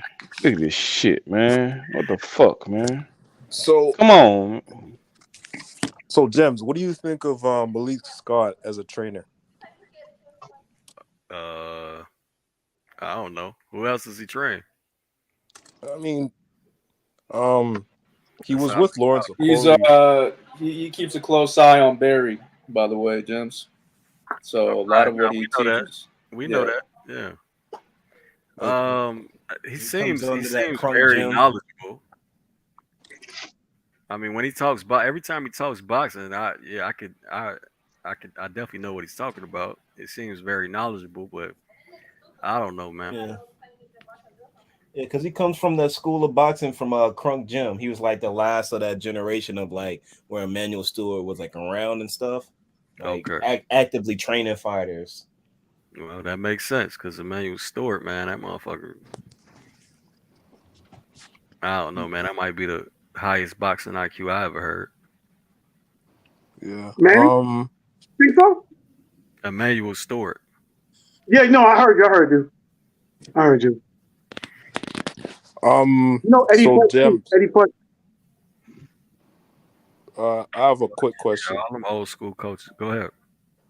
What do you think Wilder's ceiling would have been if he had Emmanuel Stewart as a coach? He would have been a beast. Oh, he'd have been a monster, bro. So you saying heavyweight Tommy Hearns essentially? Yes. No. Why you say that, Jim? Wait, we talking about Emmanuel Stewart like from like the amateurs? Or are we talking about just inheriting Emmanuel Stewart at some point? Inheriting at some point. All right. So how long with Emmanuel Stewart? I don't know. As long as he needs. I'm not sure. Like as soon as he went pro. He'd have been an absolute monster, bro. Yeah. Absolute You would have caught a body. Right. He'd actually caught a body. He'd have been a monster, fam. Golovkin is in the ring. And the crazy thing was, like before Emmanuel Stewart died, like Tyson Fury and Wilder was coming up in the ranks, and one of his last interviews that he did, he was saying like these are going to be the top. These are going to be the top heavyweights.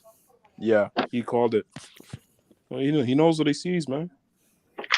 I said that shit like a couple live streams ago. Imagine Emmanuel Stewart with my man's that fucking tall ass 154 dude, bro. Sebastian Fundora? Fundora, yeah.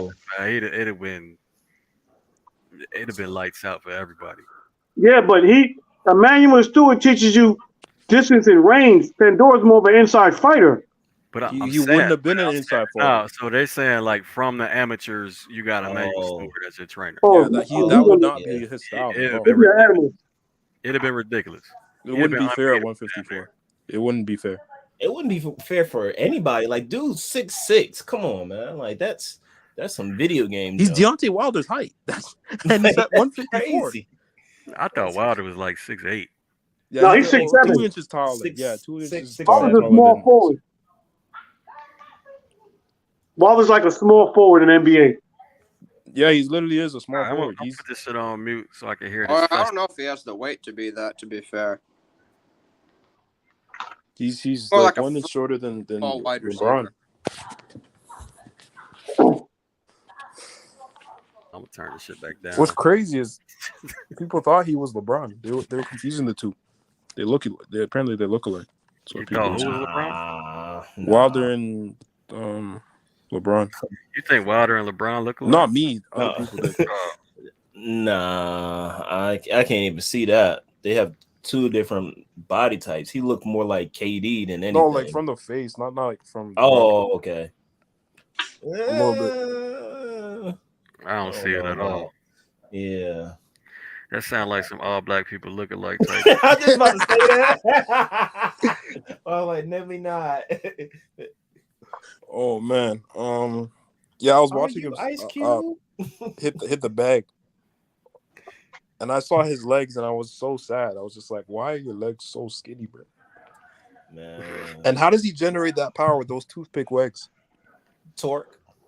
I don't And how know, long man. his arms is. No, he's just a natural puncher. But they I mean, his Punches back hard. muscles are ridiculous too. You have to get that into account. he's wide, so when he I think torques his Alabama's body, strong, bro. he uses his right hand like a whip. So once it comes through in that distance, and he's moving so quick.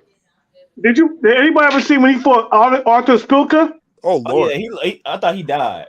Me too, yo. he died for Between 2 that- seconds. There's no way. Bro, everybody thought Tyson Fury died on that second knockdown in the first fight, bro. Do you That think that in count was long? Brazil, That motherfucker was gone. James, do you think that count was long? Man, bro, don't get me into that dumb shit, fam. No, I think Wilder lacks skills. That's what I think, fam. No Talking doubt, about no doubt. Fuck the count. Oh man.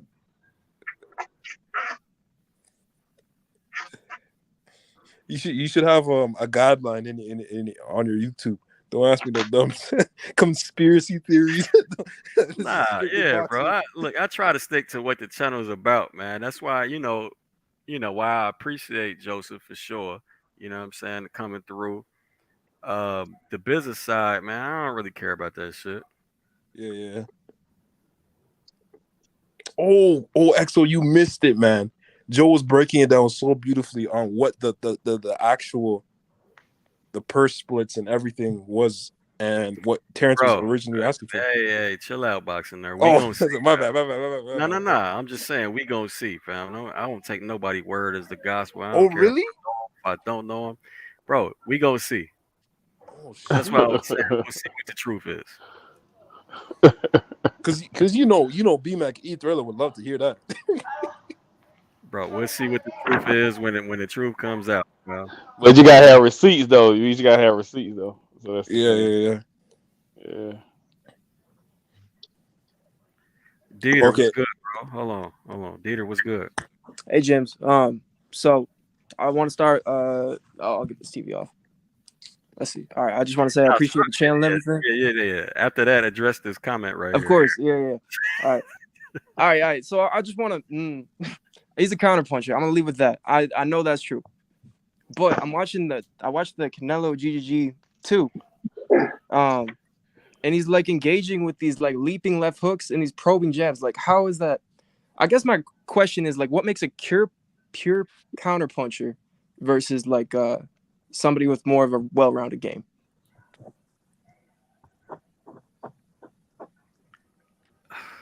Man, that's a hard question. I can rephrase that if you want. What makes a pure counterpuncher? You can be both, can't you? Yeah, that's right. That's what I'm trying to say. I just thought characterizing Canelo as someone who can only counterpunch or someone who only looks for that isn't exactly what he's about. Can I kind of answer that real quickly? So Go ahead, Antonio. Yeah, I don't feel like it. Yeah, what you were saying effectively about Canelo's lead left hook in the Golovkin fight, I guess. Yeah, in those mid rounds. Mainly mean the second fight. Those in large part weren't really counter punches, and even if they were, he was drawing the lead from Golovkin. Yeah.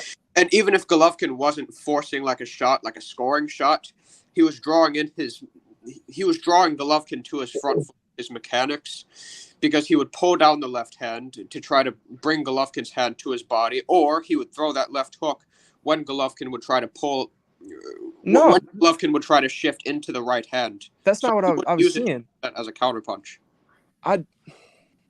Okay, maybe I didn't see it work like that, where he just stood there and let that left hook actually do what you're saying. But it really just looked like Triple G was standing there waiting for Canelo to act, and he would engage with these leaping left hook. It didn't seem like it was setting much up.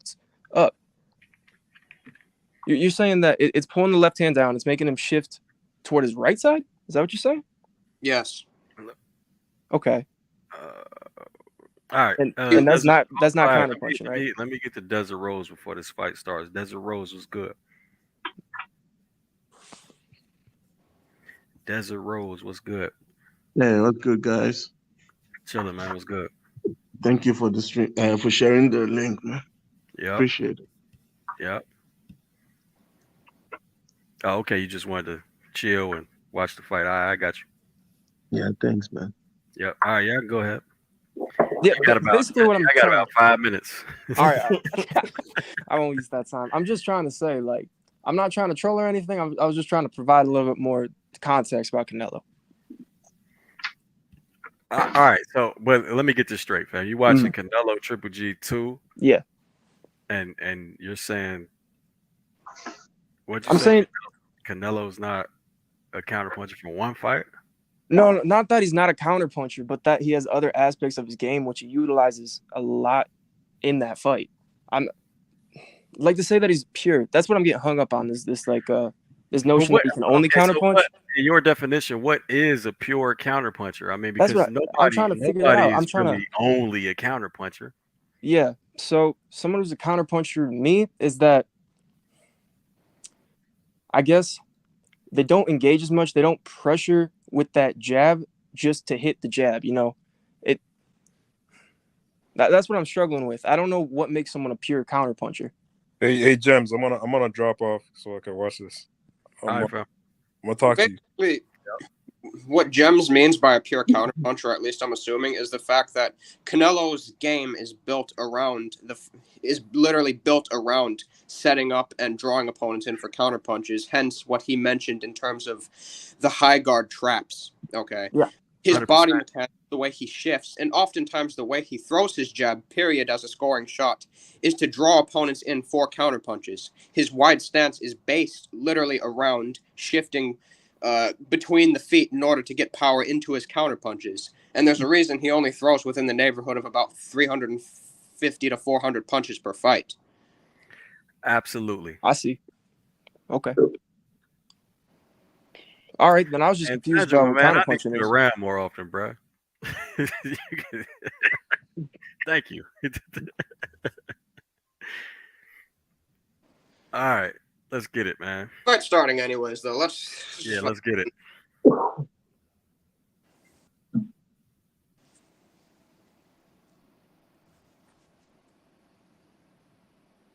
Some bit behind you guys, so I mean, or a little bit, but fight hasn't started for me yet. I'll let you know when the bell rings.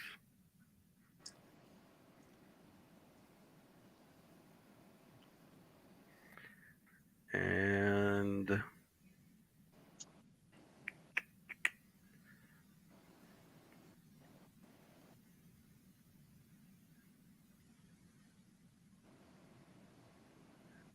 here we go.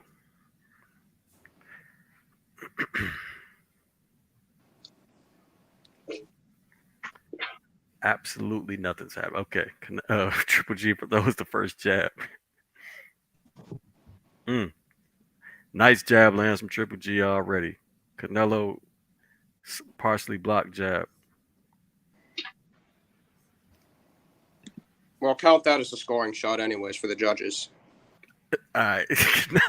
Canelo flush jab.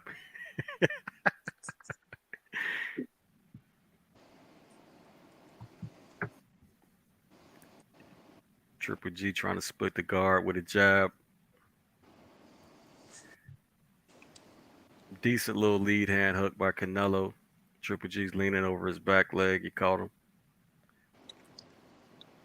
Didn't look too tough though. Wow. Leaping 2-3 by Canelo. The 3 lands. Good jab by Triple G. Right. So right off the bat, it actually started with Golovkin taking the center of the ring. Mm-hmm. But then Canelo circled into the middle of the ring. And then he started getting aggressive. Counter jab by Canelo right there. Jab by Canelo, sneaks behind it or in between the guard. Triple G on his step back game. Jab by Canelo lands.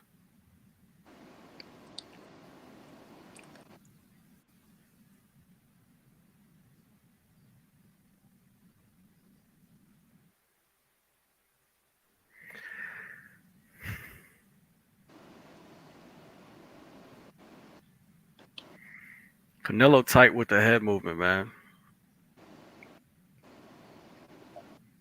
Really tight with the head movement now.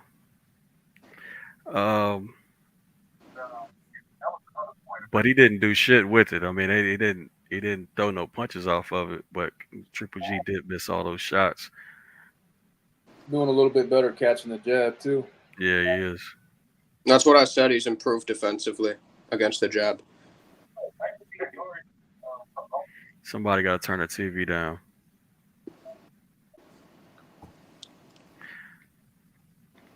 Little hook lands as Canelo's jab lands. Triple G got the hook.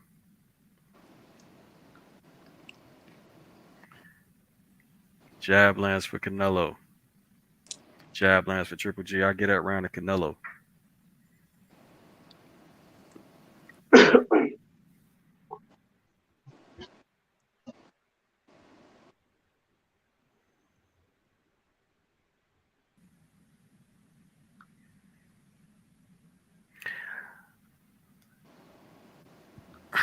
Interesting round, man. I don't know if everybody's done with the round. Probably not, huh? Yeah, I'm not done yet. I got about 30 seconds. I just finished it.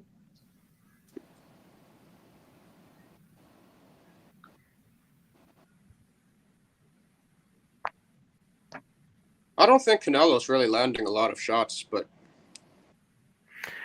Neither one of them did. Shit. yeah. In terms of power shots, there was almost nothing. Dave Chappelle, Joe Rogan, and who's this other fat guy? Okay. Round 2 started for me.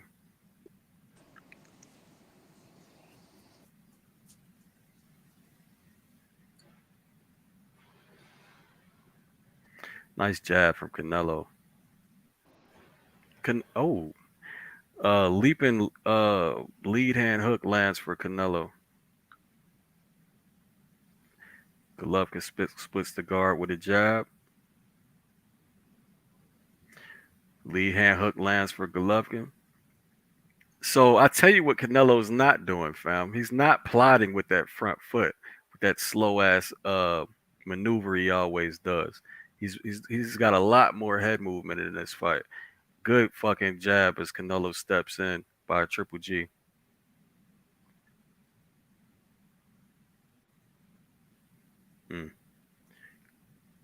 Good jab by Canelo right there. This fight kind of remind me of Floyd De La Hoya. Good jab by Triple G, splits the guard.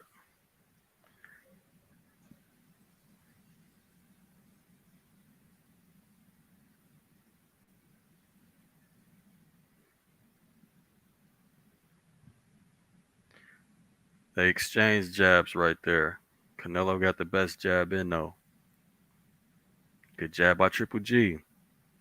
Jab by Canelo. Nice little body work, straights from Triple G. Good jab by Canelo. Good jab by Canelo. Action picking up a little bit. Good jab by Canelo. Big ass leaping hook misses for Canelo. Grazing jab by Canelo.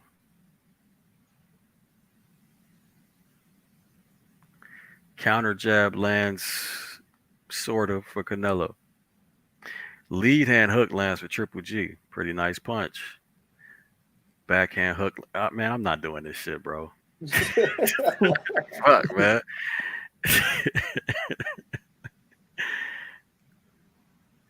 Yeah, action's picking up though. You was doing good, bro. Nah. What the fuck was that by Canelo?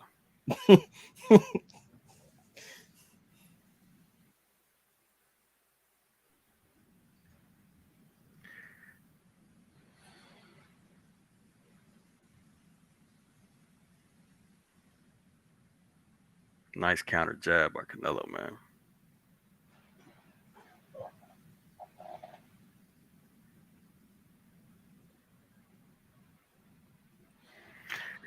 Canelo Bro, has a base listen, disconnect. bro. I'm gonna go ahead and say there's no way in hell Triple G is winning these rounds. Now, that round was competitive, but man, I will probably still lean Canelo, and I know the judges are so.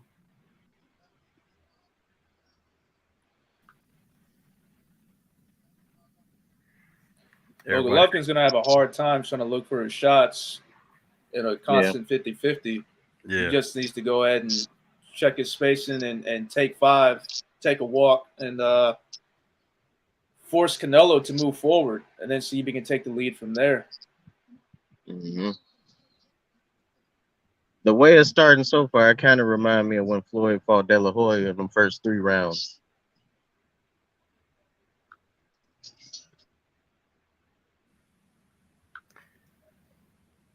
Be careful, Jerron.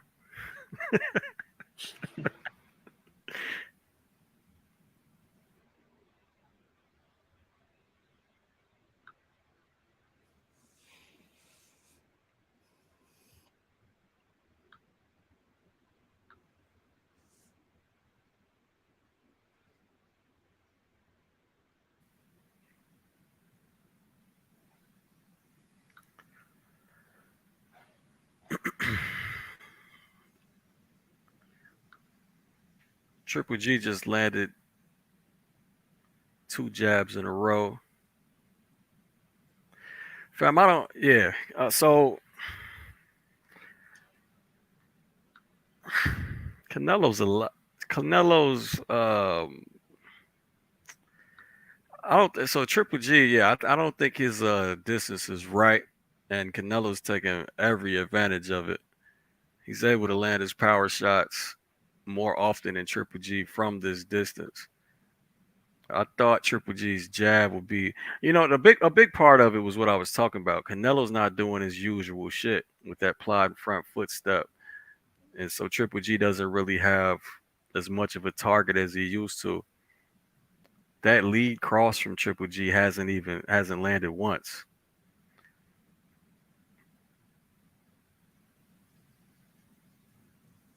It landed to the body once, but to the head, no.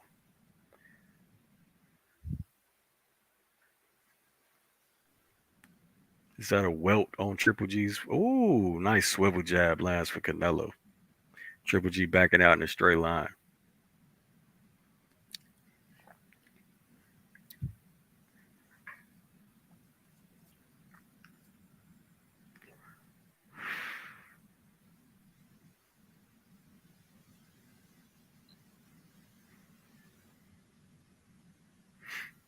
Backhand catches Canelo's head. Backhand hook. I think if Golovkin can go ahead and fire a maneuver, take the jab, move off left, and get a right hand to the body, that can at least start to work the right hand to the head with potentially more success down the line. Yeah. He's not gonna find the shots just sitting in the 50-50 like this, at least not as much as he would like to. Especially headshots.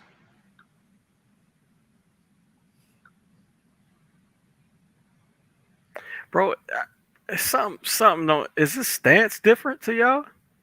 Who, Triple G's? Yeah. It's like he's slightly leaning forward over the lead leg. I'd say he has a propensity to do that. I could say he's trying to look for both the jab and that lead right. It's probably why he's standing like that. Yeah, I know he does. Well, shit, he does that shit completely on the inside when he gets gas, but even on, from outside to mid range, I don't know, it looks a little strange, but he ain't winning none of these rounds, bro. Nah, he looking his age right now. I mean, look, on this one, yeah, I mean, first of all, I think I would slightly lean Canelo in all these rounds, period. But the judges ain't giving him none of these rounds.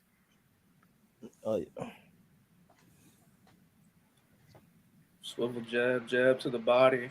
It's obvious that you need a clear separation from Canelo, and he ain't got that at all. Oh boy.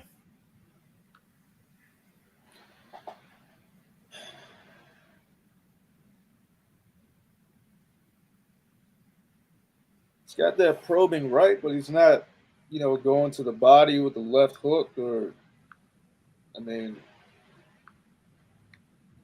even then he hasn't shown a history to be able to take off an angle, so he's not just standing in front.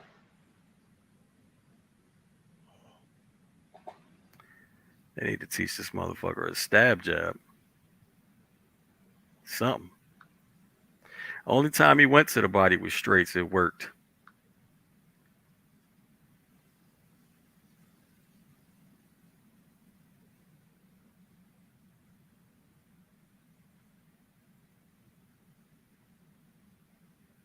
He just tried the stab jab right there. A little series of good jabs by Canelo. I mean, by Triple G. Canelo comes back with a backs Triple G up, lands a backhand to the body. There's another one.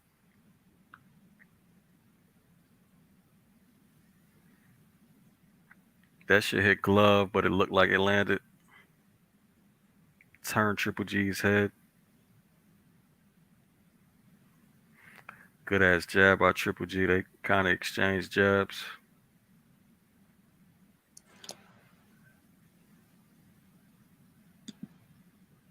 There's all right. Cross finally landed for Triple G. Lead hand hook lands for Canelo. They're sitting at mid range. Backhand hook to the body lands for Canelo again. Lead hand hook grazes Triple G.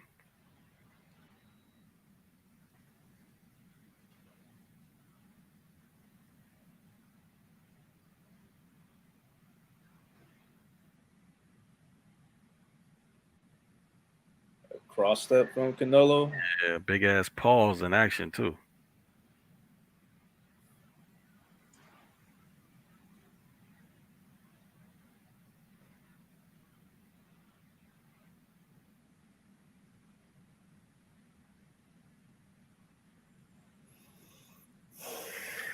I think that cross grazed Canelo's chin. Another cross hits Canelo more flush. Canelo's backhand hook catches mostly guard. Oh man, they should have taught this man Golovkin some position grappling, so to speak. How to use his controls. Yeah, I was saying in a film study, him and Bivol is the difference between an elite jab and an elite lead hand. Yeah.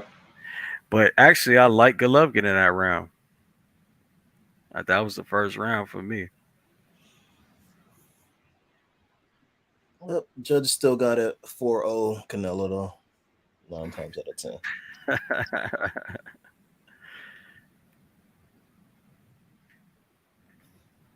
Yeah, I still got it the same too. You got it 4-0 or 3-1? I got it 4-0. I think Triple G he getting closer, but he ain't quite got there yet. Hey, look. So if you got it 4-0, 4-0 Canelo is probably insurmountable. Yeah, that's true. The only thing I really, we got to see from Triple G is he got to step his activity up. Canelo, he, just outworking him right now, even if he's not really landing much. Straight up. Bro, the zone showed all Canelo highlights. Of course. Come on, man. Man. Lead cross lands for Triple G to start the round off. He's finding a home for that shit now. I think that's like the fourth. It's about round. Nice counter jab by Triple G. Go ahead. Oh, my bad. What I was gonna say, if it goes to the championship rounds and the pace still stays the same, she got to go for broke because he not gonna win. Canelo's really focused on that backhand hook to the body of Triple G. It's worked all fight pretty much. And now Triple G's dropping his lead hand to catch it. So look for that hook to come back upstairs. Backhand hook. What, the over? Not well. So it was a backhand hook to the body. Or just a looping right? Yeah, looping back. Yeah, a right hook to the body. Oh, okay. And now Triple G's dropping his lead elbow to catch it. So I'm expecting this shit to come up top. Probably because he's starting to hold his ground a little bit more.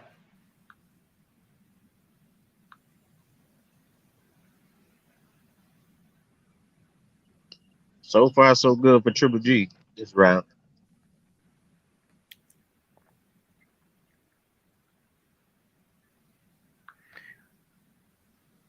Cross grazes Canelo again. So I got to teach a guy to take 5, man. Canelo keeps trying to go for trying to drop his offense, take that penetration step. He could have set something up as Canelo tries to move in. Damn, backhand hook again to the body. Oh, he just got warned for it, saying he was hitting him in the back. Wow, that's rare.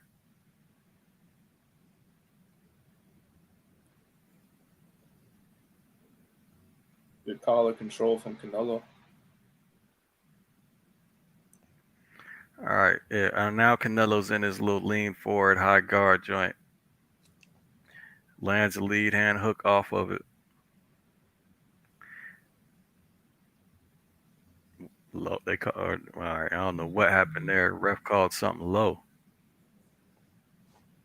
There goes that motherfucking overhand. Or shit, backhand hook up top / overhand. Hits a flush in the face. Well, that was a Triple G round until that happened. Yeah, I'm telling you, he was dropping that elbow, bro. That lead hand elbow. Yeah. I told you he was gonna come up top with that shit. I ain't even gonna lie, bro. This kind of sad to see.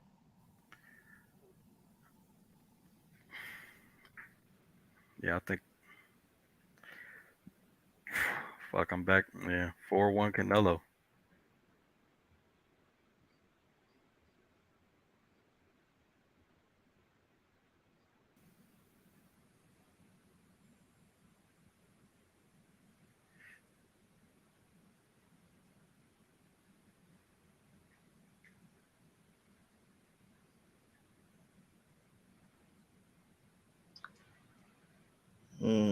They called that low?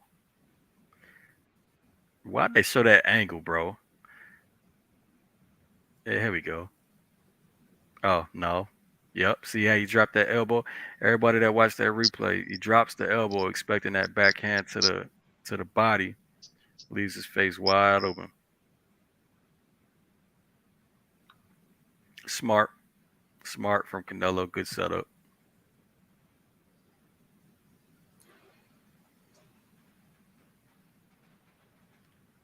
Good jab by Triple G. Canelo tries a slip counter, misses.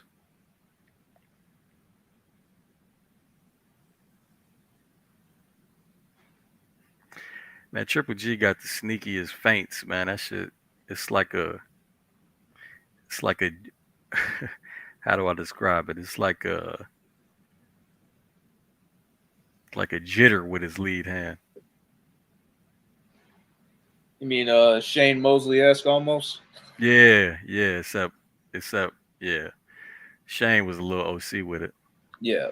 It's like he had caffeine in his blood or something whenever he fought. Right.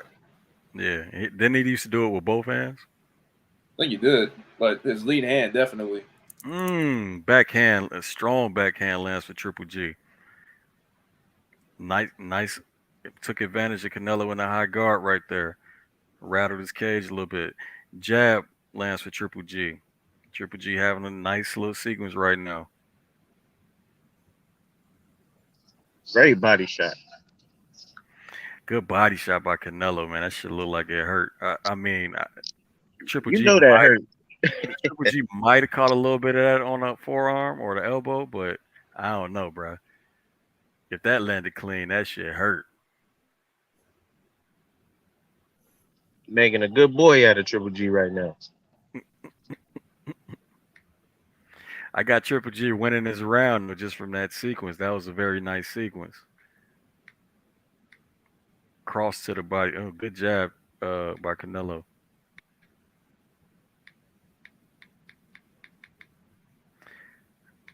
Fuck, bro.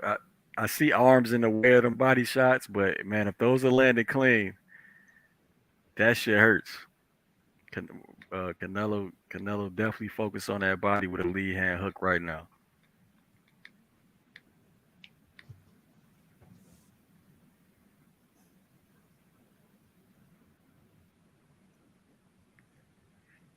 I think that caught some elbow. Good jab by Triple G. Good movement good pivot by Triple G.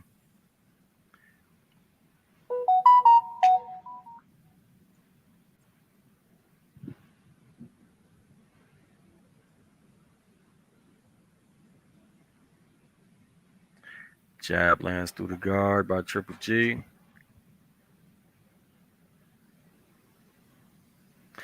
All right, I got that one for Triple G. I don't think Canelo did enough to take it back.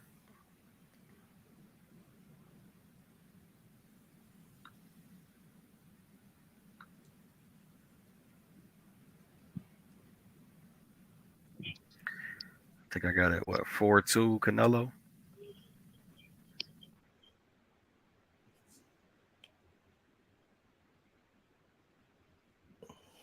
Richard Campus, I see you. We seem to be lockstep this fight, huh? The good news for Triple G is Canelo slowing down a little bit. That's it. I mean, that's gonna happen. It's Canelo. No disrespect to him, but that's like saying water is wet. I think you can kind of attest that to Triple G's positioning as well.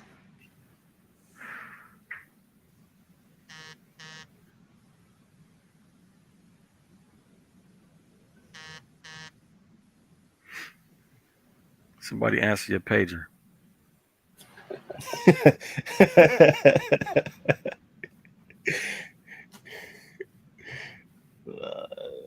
Got my phone on vibrate. Backhand hook lands for Canelo. Backhand hook lands for Canelo.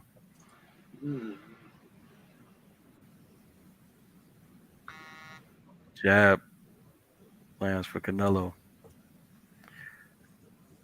Lead hand hook looked like it hit glove and face, partially blocked.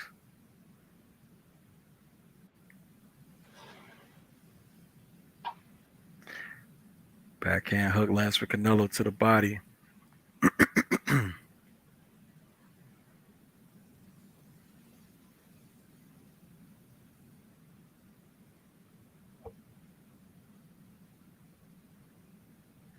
Canelo back on his lean high guard game.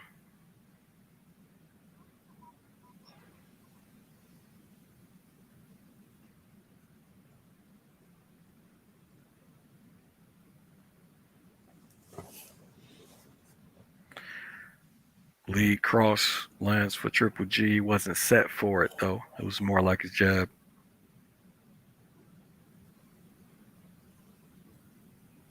Oh no. Man.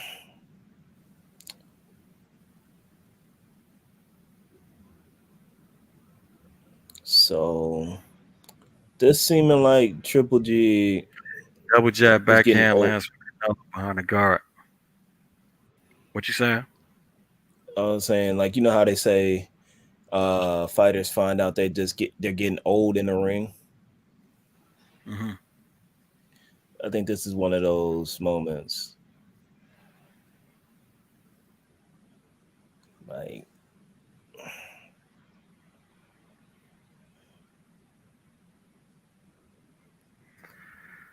I don't think he's doing that bad, but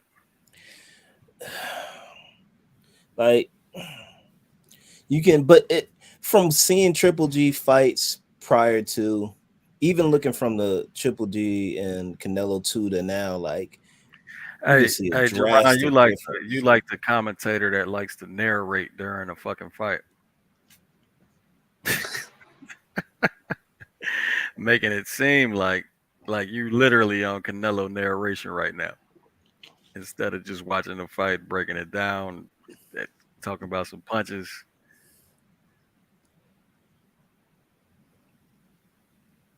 Now I did give Canelo that round, but what you were saying, bro, my round's over. Now I could see what you're saying. Go ahead. I mean, damn, what was I saying? Oh, I'm saying you can see a drastic difference in between the second fight and this fight. Like he looks like Canelo look like a shell of himself type stuff. Oh, like You mean Triple G? I mean, yeah, Triple G. I don't know, fam. And Donald Lyons, appreciate the super chat, fam. What's good with you, by the way? Canelo needs more body work. Triple G doesn't like it. Much love for the super chat. I mean, he's doing plenty. He's giving him plenty of right hands to the body, and he was definitely landing that lead hand hook to the body.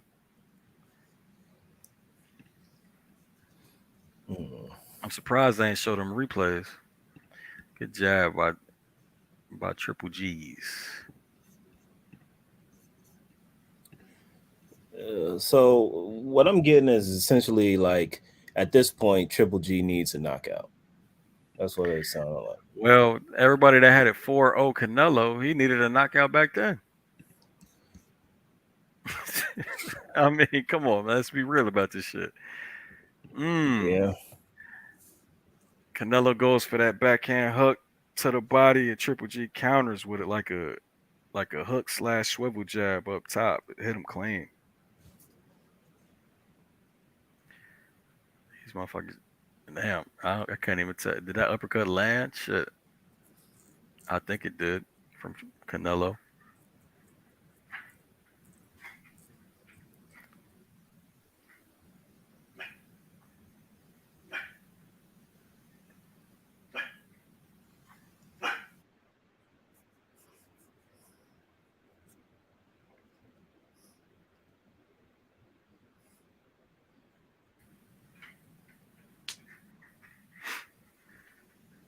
My dog barking at Ghost outside.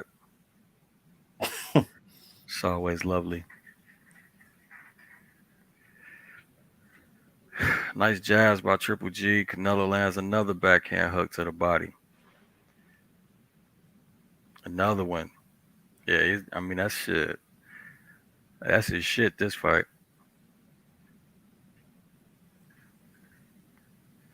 Got a feeling it's going to turn into another backhand to the head pretty soon. Nice little double jab by Triple G. Low high. That jab looked like he split the guard. Another backhand hook to the body by Canelo. Nice little lead hand hook behind the gloves by Triple G, but Canelo countered. 2-1 lands for Canelo. It's like a leaping 2-1. It didn't look like it was a lot of power behind it, though.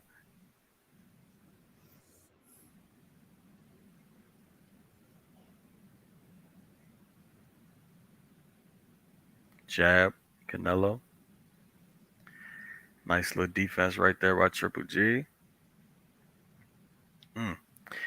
1-2 lands for Triple G. That backhand hook. All right, again. Why am I doing this still? It's too much.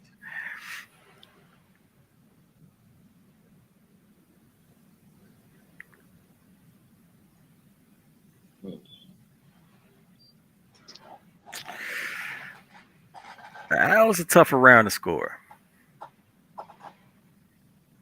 Yeah, I got Canelo up all except one.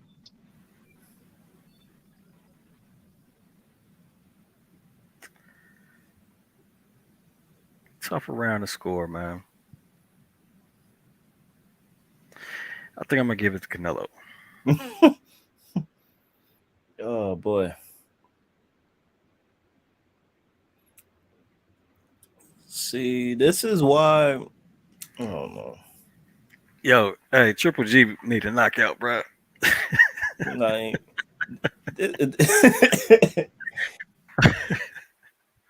He watched this because it's just like, bro, like it seemed anticlimactic. Like,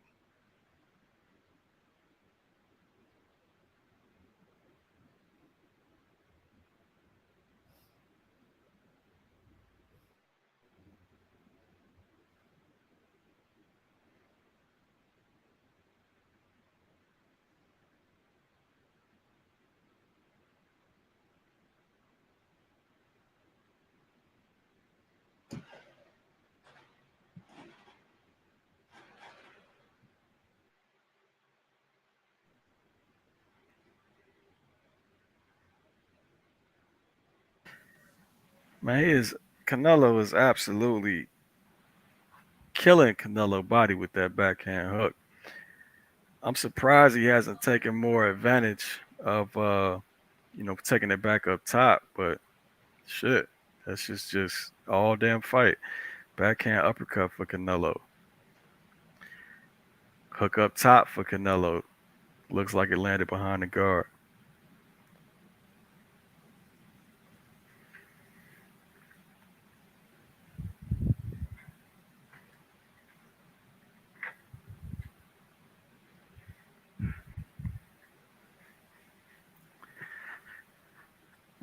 Triple G gets swarmed for back of the head. Rabbit punching. I ain't even see it, fam.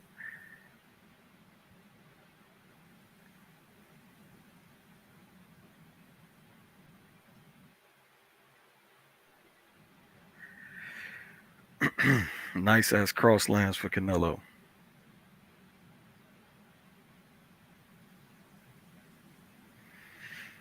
One, two, three. The three lands clean for Triple G.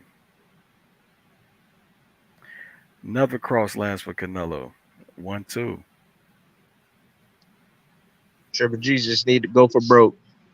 Oh You got yeah. nothing to lose at Oh this yeah, point. man. This shit is if he don't, it's over. It's decision, Canelo decision. Oh no. Unless Triple G does something, get a knockout, like they already put their scorecards in. Like, if he just keep doing what he doing now, Triple G might still got a shot, possibly. straight up, just. I mean, Canelo looks like he's gassing and taking a break though. So and Triple G ain't That's do that. facts. That's facts. I think Hit him Canelo with kind an of took ugly the last combination, too bro. long. Ugly combination at 15 seconds for Canelo.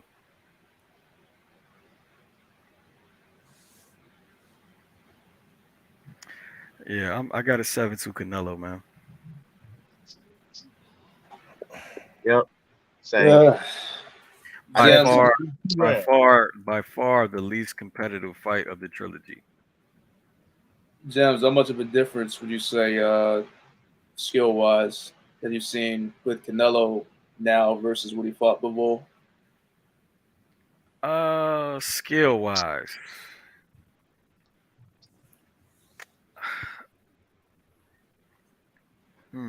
All right, I'm wrestling with myself whether I can really say that. What was the question? Any notable adjustments? I guess is a better question. Yeah, like I was talking about earlier, he's not plotting as much as he did with the front foot, and he's using more head movement in the high guard. And it's kind of and it doesn't have a real rhythm to it. You know what I'm saying? Right. It's like he's more instead of trying to dictate exactly what happens, he's a little bit more reactive, but it's working for him. You know what I'm saying? Yeah. Now, but against Bivol, that I don't think that's gonna help him. I think all Bivol's gonna do is just come from further outside and make Canelo reach. So he's gonna go back to that same shit.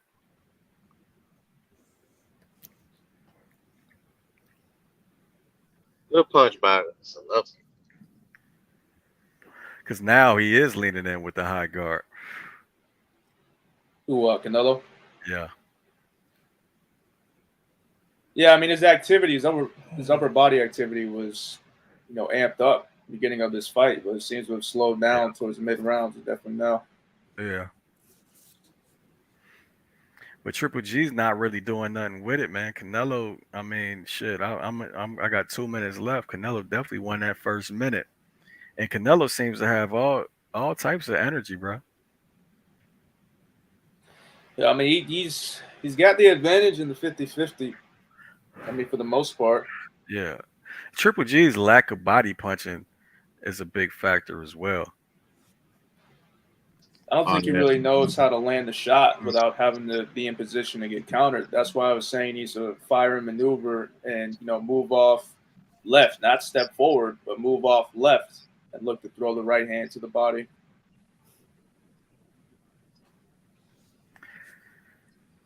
Yeah, Jonathan Banks needs to be telling him in the corner he's got to sell out, bro.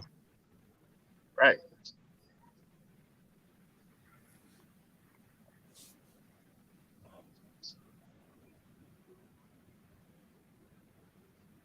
I don't know why. It's just the body shots, positioning. Really, most importantly, wasn't like the big thing.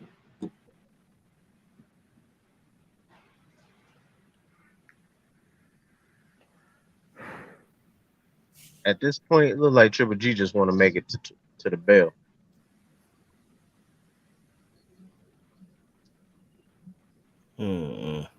Hello, still cross-stepping. If it goes like this, I feel like Triple G gonna retire after this fight, or not fight someone. I highly doubt he's gonna campaign at 168.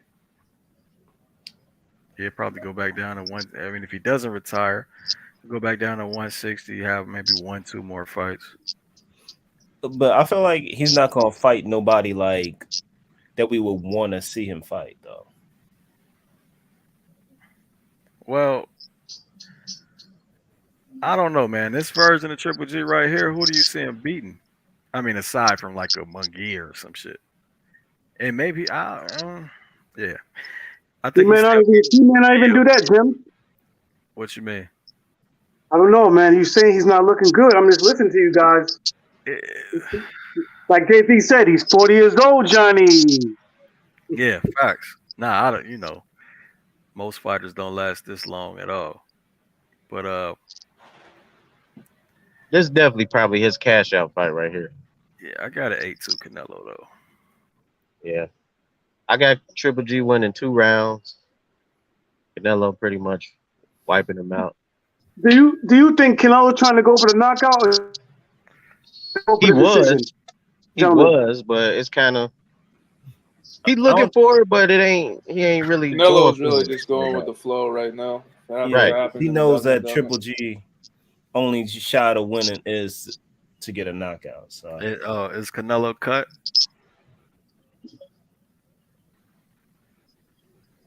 Oh, looks like he might be over the right eye.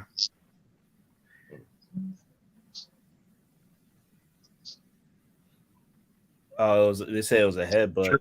Triple G came out firing this round, so maybe they did tell him that shit.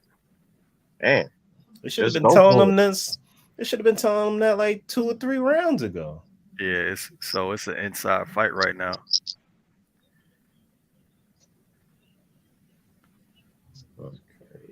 Let's see. Mm-hmm. It's crazy. All right, back to like mid range. Triple G still taking back steps, evading. Hello, back having problems with that jab, but he clinches though. Oh, yeah, Canelo is cut.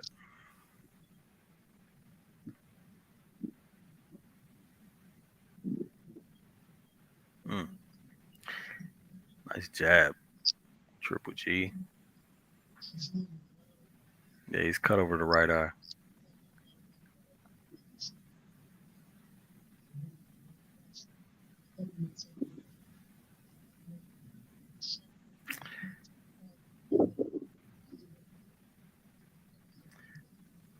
Man, Triple G is really has a chicken wing of a lead hand right now. That's kind of weird.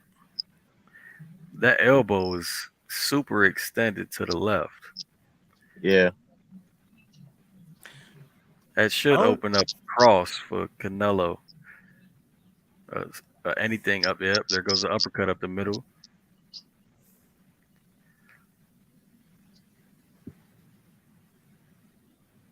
Maybe Canelo messed his arm up. Physical controls inside are weak. Yeah, he ain't had that arm punching strategy this fight. Hey. Nice little inside hook by Triple G. Yeah, bro. So it looks like they did tell him the assignment in the corner. Mm-hmm. He definitely won this round if it keeps going like it is. But winning a round ain't enough right now, bro. Good for all that. That KO. I will say, any round he do happen to back Canelo up for any amount of time, I'm giving it to Triple G.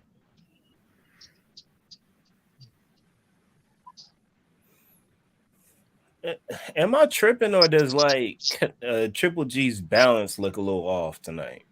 Like, it's his legs. He got old legs. I said something about his stance earlier. It looked a little weird to me for some reason, but it's 8-3 Canelo. He got them old legs. You know what's so sad? Triple G could have fought Jamal, Charlo, Andre. I mean, how many title defenses he has at middleweight? 23? 22? Did he beat Hopkins' record? Not officially, no. Well, he ain't fighting no killers in the middleweight division. Except with Canelo.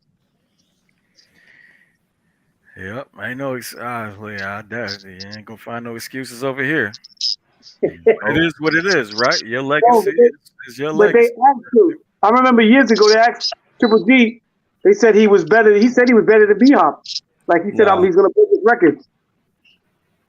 It was on YouTube, man. So that was bugging. Like, yo, he hasn't fought nobody of stature but Canelo and Danny Jacobs. But I mean, Danny Jacobs is not a A-class fighter. I will give him a B plus. Well, it don't measure up to B-Hop, regardless.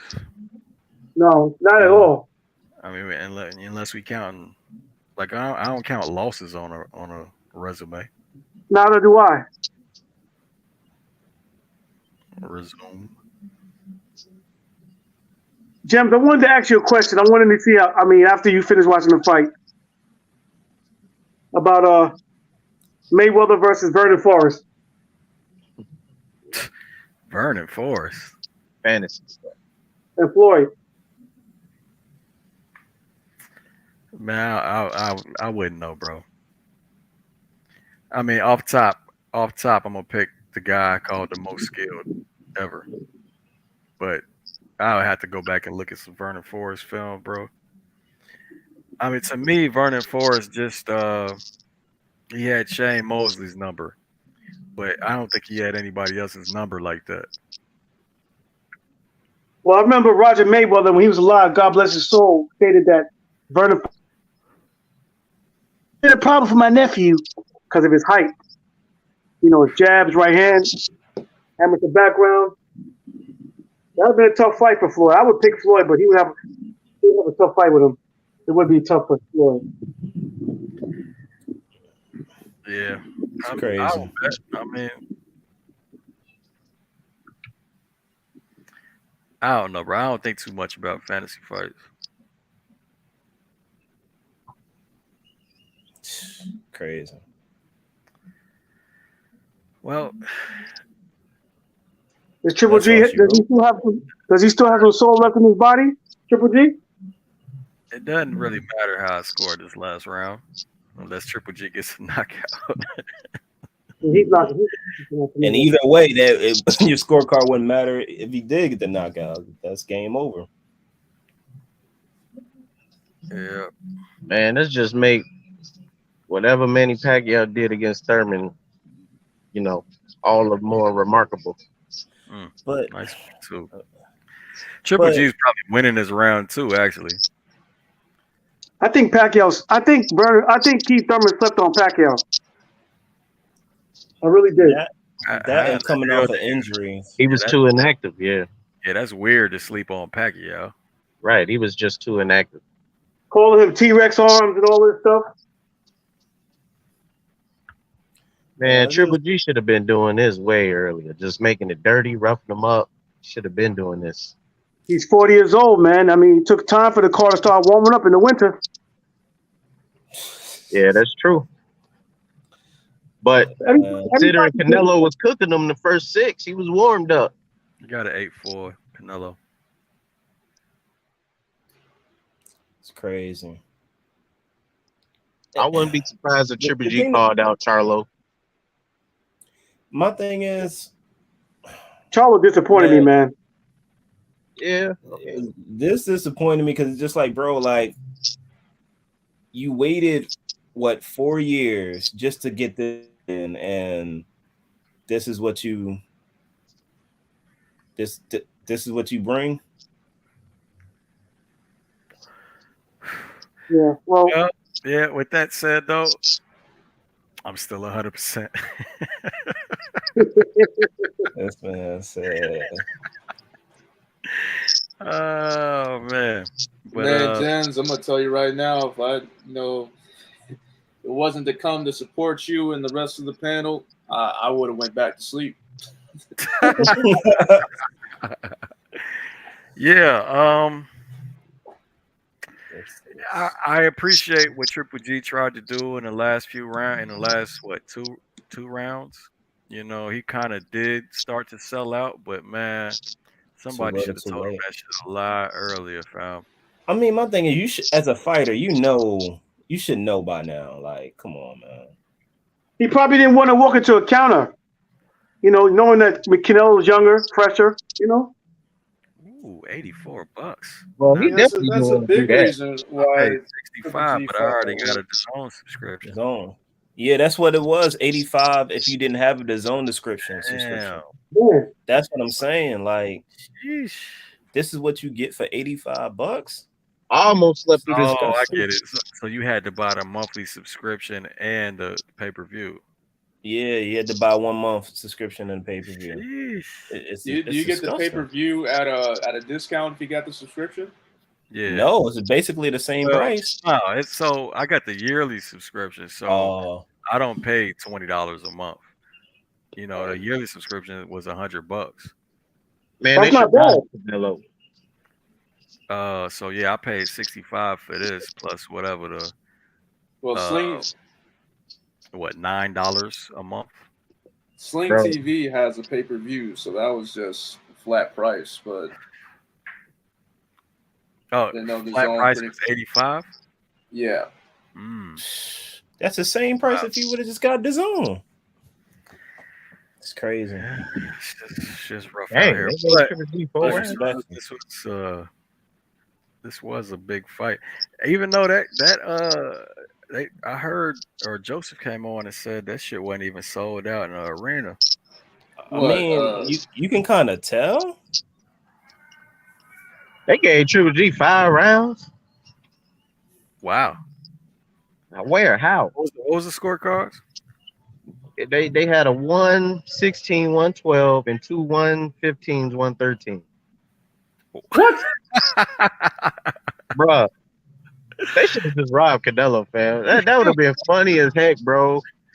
Oh man, that's funny. That would have been so funny, fam. So if Golovkin pretty much would have done more earlier than that. Right. That would have been so funny, bro. Canelo won the fight. Whoever asked who won in the comment section. Wow, man. Man. 115 went, man. That's ridiculous. I just want to know what the trainers are doing to not make adjustments so these fighters don't come out looking the same every single fight. I mean, you know what they say about old dogs. Yep. Can't learn new tricks. That, and it's like it's only so much you can do. Like, you can tell somebody to do the same thing over and over again. At the end of the day, the fighter has to be the one to implement whatever strategies and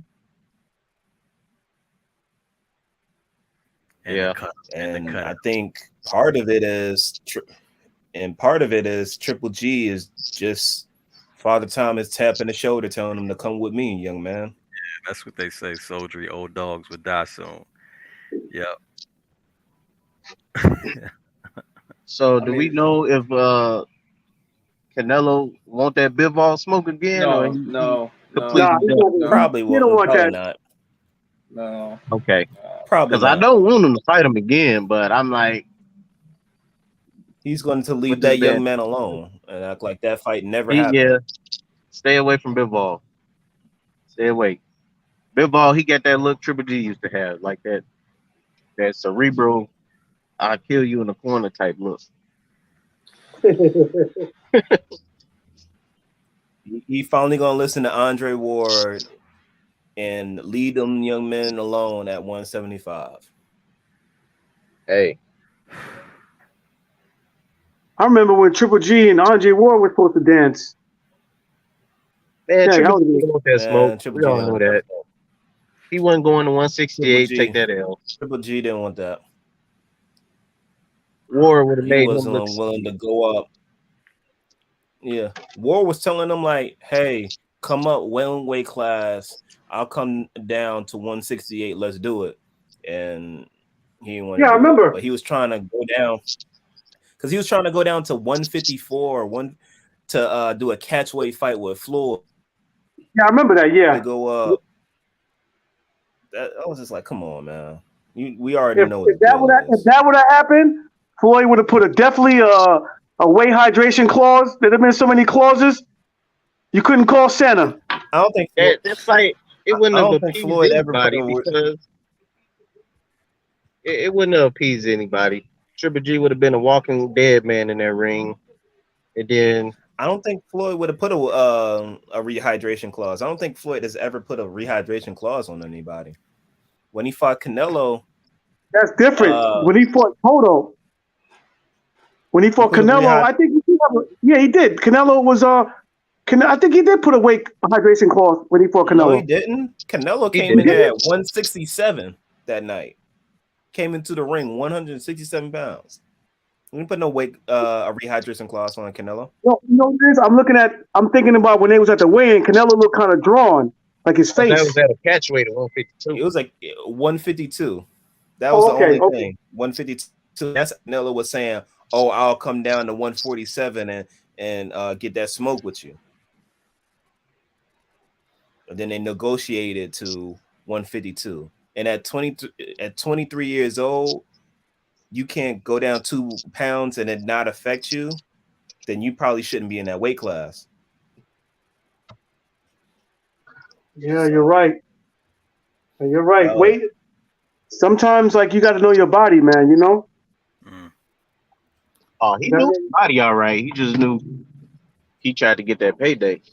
That's all. No, I'm just saying. I remember when I used to box in the Bronx at Fort Apache, and this kid kept telling me, "Yo, you could make 147." Now I used to walk around at 164, 160, between 162, 164. So when you work out, you train, you spar, you're gonna at least to lose like 10 pounds in like a couple of hours. So I was trying to go down some more, but I started feeling weak. Right. I told him I couldn't do it. I couldn't do it. He said, "Man, drop down a couple of pounds. You can make 147." I just didn't feel right. Even when I got hit, I didn't feel right. So I told him I couldn't do it. You got to know your body.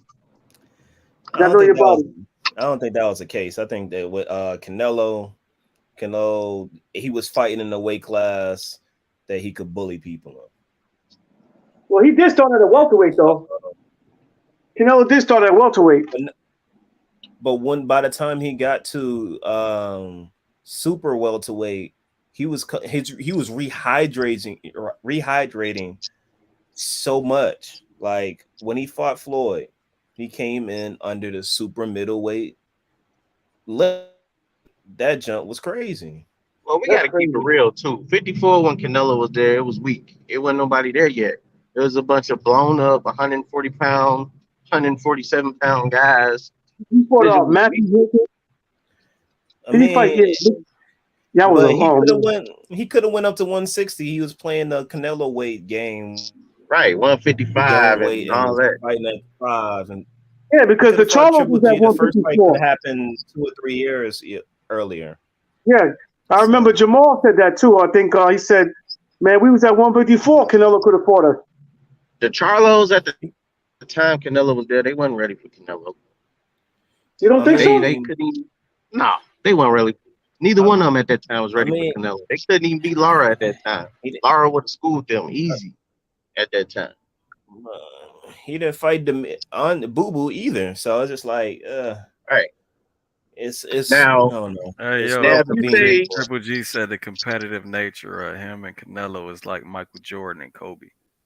Oh, he definitely lying. Kobe about to, Kobe is doing cartwhells. You know what, man? Kobe I ain't going. Kobe ain't going out like that. I had to turn it. I wanted to hear what he was talking about. That's why I was finna say something right now. I was finna say Wizard Jordan was still giving Kobe buckets, man. He was still able to, you know, do Michael Jordan stuff as a Wizard. Like people sleep on Wizard Jordan. First of all, bro, I ain't mean to make a whole thing out of it, fam. I know.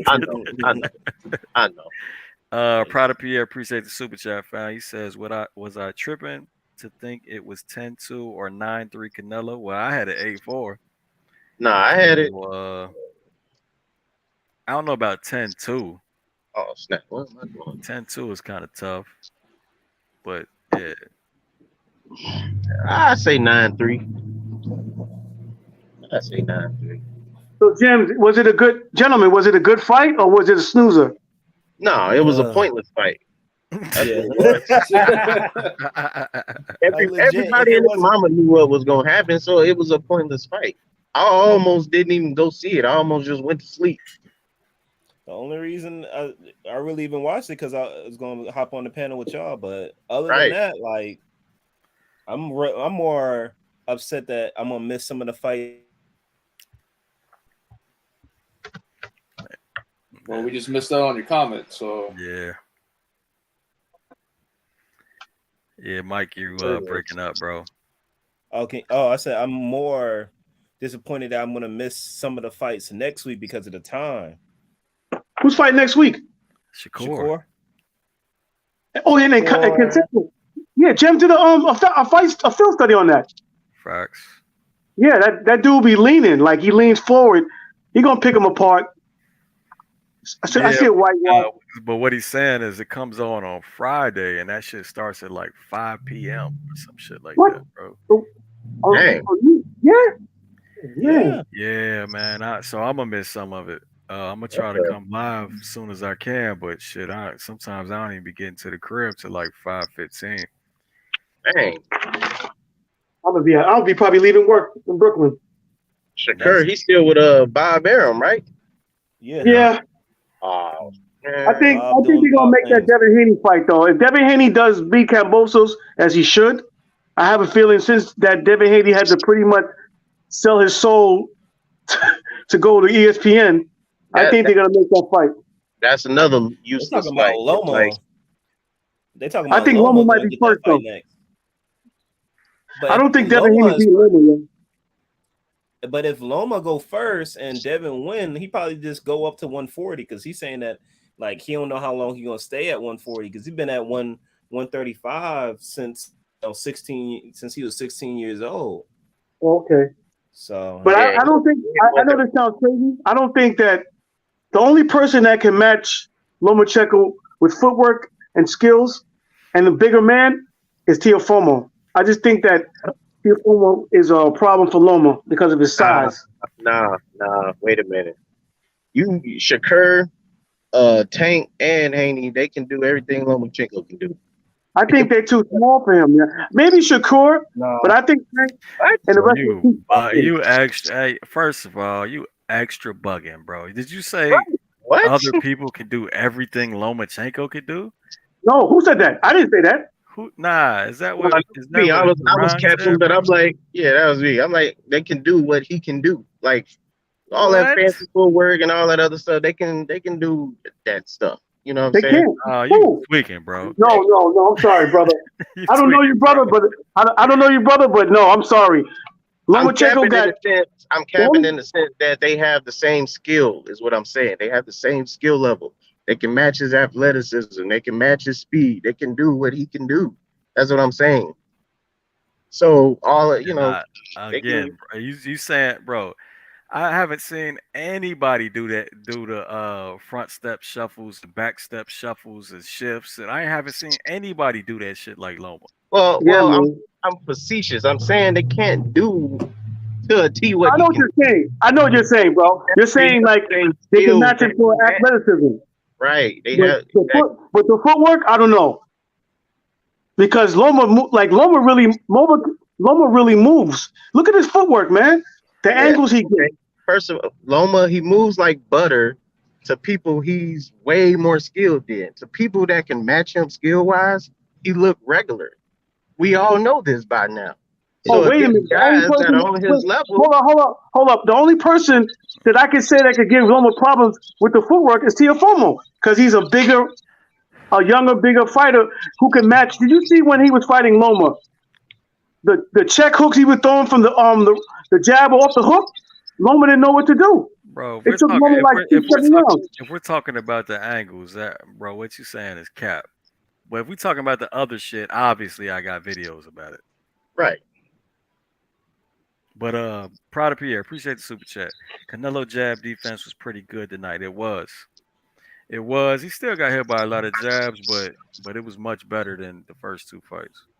Muchos gracias, Boxing Gems. Muchos gracias, cabrones, man. These judges been tripping, man. What are we doing in boxing, man? Come on, man. I was talking about Canelo home cooking, but damn, they were cooking some Kazakhstani fried rice tonight, man. It was amazing, man, because I don't know what they were doing out here, man. That's wild, man. What was your scorecard? Hey, I had an 8-4, leaning towards a 9-3 kind of card, man. I had an 8-4 as well. Yeah, I had a questionable. I had Triple G like winning one early round and then the late ones, But man, I was disappointed in Triple G. I was disappointed in how he came out, and it's amazing that they had it that close, man. So technically, if Triple G pushed it in the late and he won round 12, that's another draw. Wow, that is crazy. Hold on, man. My man's Nate. He said Triple G by knockout. I told you I love to discuss it after the fight. Come on up. That wasn't even close to happening tonight, sadly, man. He wasn't even pressing. And what I saw or what I heard Triple G say at the end of the fight, hey, I'm still a champion. I still got 3 belts at 160. He was in self-preservation mode in that round 12, man. That's ridiculous, bro. I was expecting a lot more from a champion like Triple G, man. Self-preservation as opposed to going. That was self-preservation in round 12? I thought he sold out in round 11 and 12. Really? What was all the clinching in round 12, man? That was unnecessary clinching. Got tired. But I still. Rough you house. didn't get? Did you give him round 12? No, I didn't. Huh? No. And you still okay? And you still found him 4 rounds, huh? All right. Yep. Yeah. I can tell you. I gave him. Okay. Hold on, real quick. Proud of Pierre, appreciate the super chat. He said, "My guy keeps saying Tio FOMO." that must be me. Hey, you know what, bro? Every time I say Femo, it always sounds like I say female. So it's like Tio Female Lopez. So every time I say that shit, but yeah, it's funny. Oh, it probably was it me? I talk fast, man. So Young Africa, what you saying, bro? I was just saying I gave Triple G an early round and then 9, 10, and 11, so that ends up being 4 rounds, man. But that's just me, man. I was just disappointed. I thought he was in self-preservation mode, really, man, in round 12. All that clinching, he can be tired, but he didn't even let it go. And at one point, it looked like he had Triple G hurt in the middle rounds with a jab, and he didn't even press, didn't let his hands go. Man, come on, Triple G. Very disappointed, man. Very disappointed. What you expect? Like she's like this is 40. Like my thing was, I understand what you're saying, but seeing what happened in its previous fight, I knew this was going to happen. Like what more? Like it was essentially like, what more do you want from me? Like I'm 40 years old. Like you see, like my gas tank and what was going on in my last fight. You expected him to just have I don't know. Yo, intangible. Yeah, not only a sparring session, but a mid to light sparring session. Oh, man. Hey, wait a minute. All right, Hold on. hold on, fam. Hey, my man's Nate. What happened, bro? Man, hold on. Before wait a minute. Let's get to it. Jonathan Banks needs to be fired immediately. He needs to be fired. That was horrible instructions. He had no passion in his voice. He had no real strategy in his voice. He had nothing. I don't know what You gotta tell me about that, bro. No, My shit is on mute. Wait. I heard it like what he was from what I was hearing. He was telling him right things to do. It's just like, bro, like it's on Triple G to do it. No. Okay, I You're telling him to go first. No, He was telling him to be more active. Let Nate Go talk ahead. now. So you describe it to me, Nate. Go ahead. Well, he was telling him to box off the back foot too much and pulling back too much so he can wait for that setup jab that Canelo has, where Canelo's looking to counter that jab, and he wanted Triple G to look for that counter so he could counter. And the problem with that is Canelo is much faster. He's got the speed advantage in foot and hand. You're not going to outspeed Canelo. You have to time him. And Triple G's way of timing him is trying to get that jab. Hey, bro, but didn't the trainer tell him to go first, though? Didn't he tell him to be first and not wait on Canelo? So how is that fighting off the back foot? No, okay, look, that's true. He did, but the problem is... Wait a minute. You can still fight off the back foot like that. And go first? Oh, Yeah. okay. Yeah, you can. Okay. Yeah, but look, this is the thing, though. It's the problem with them.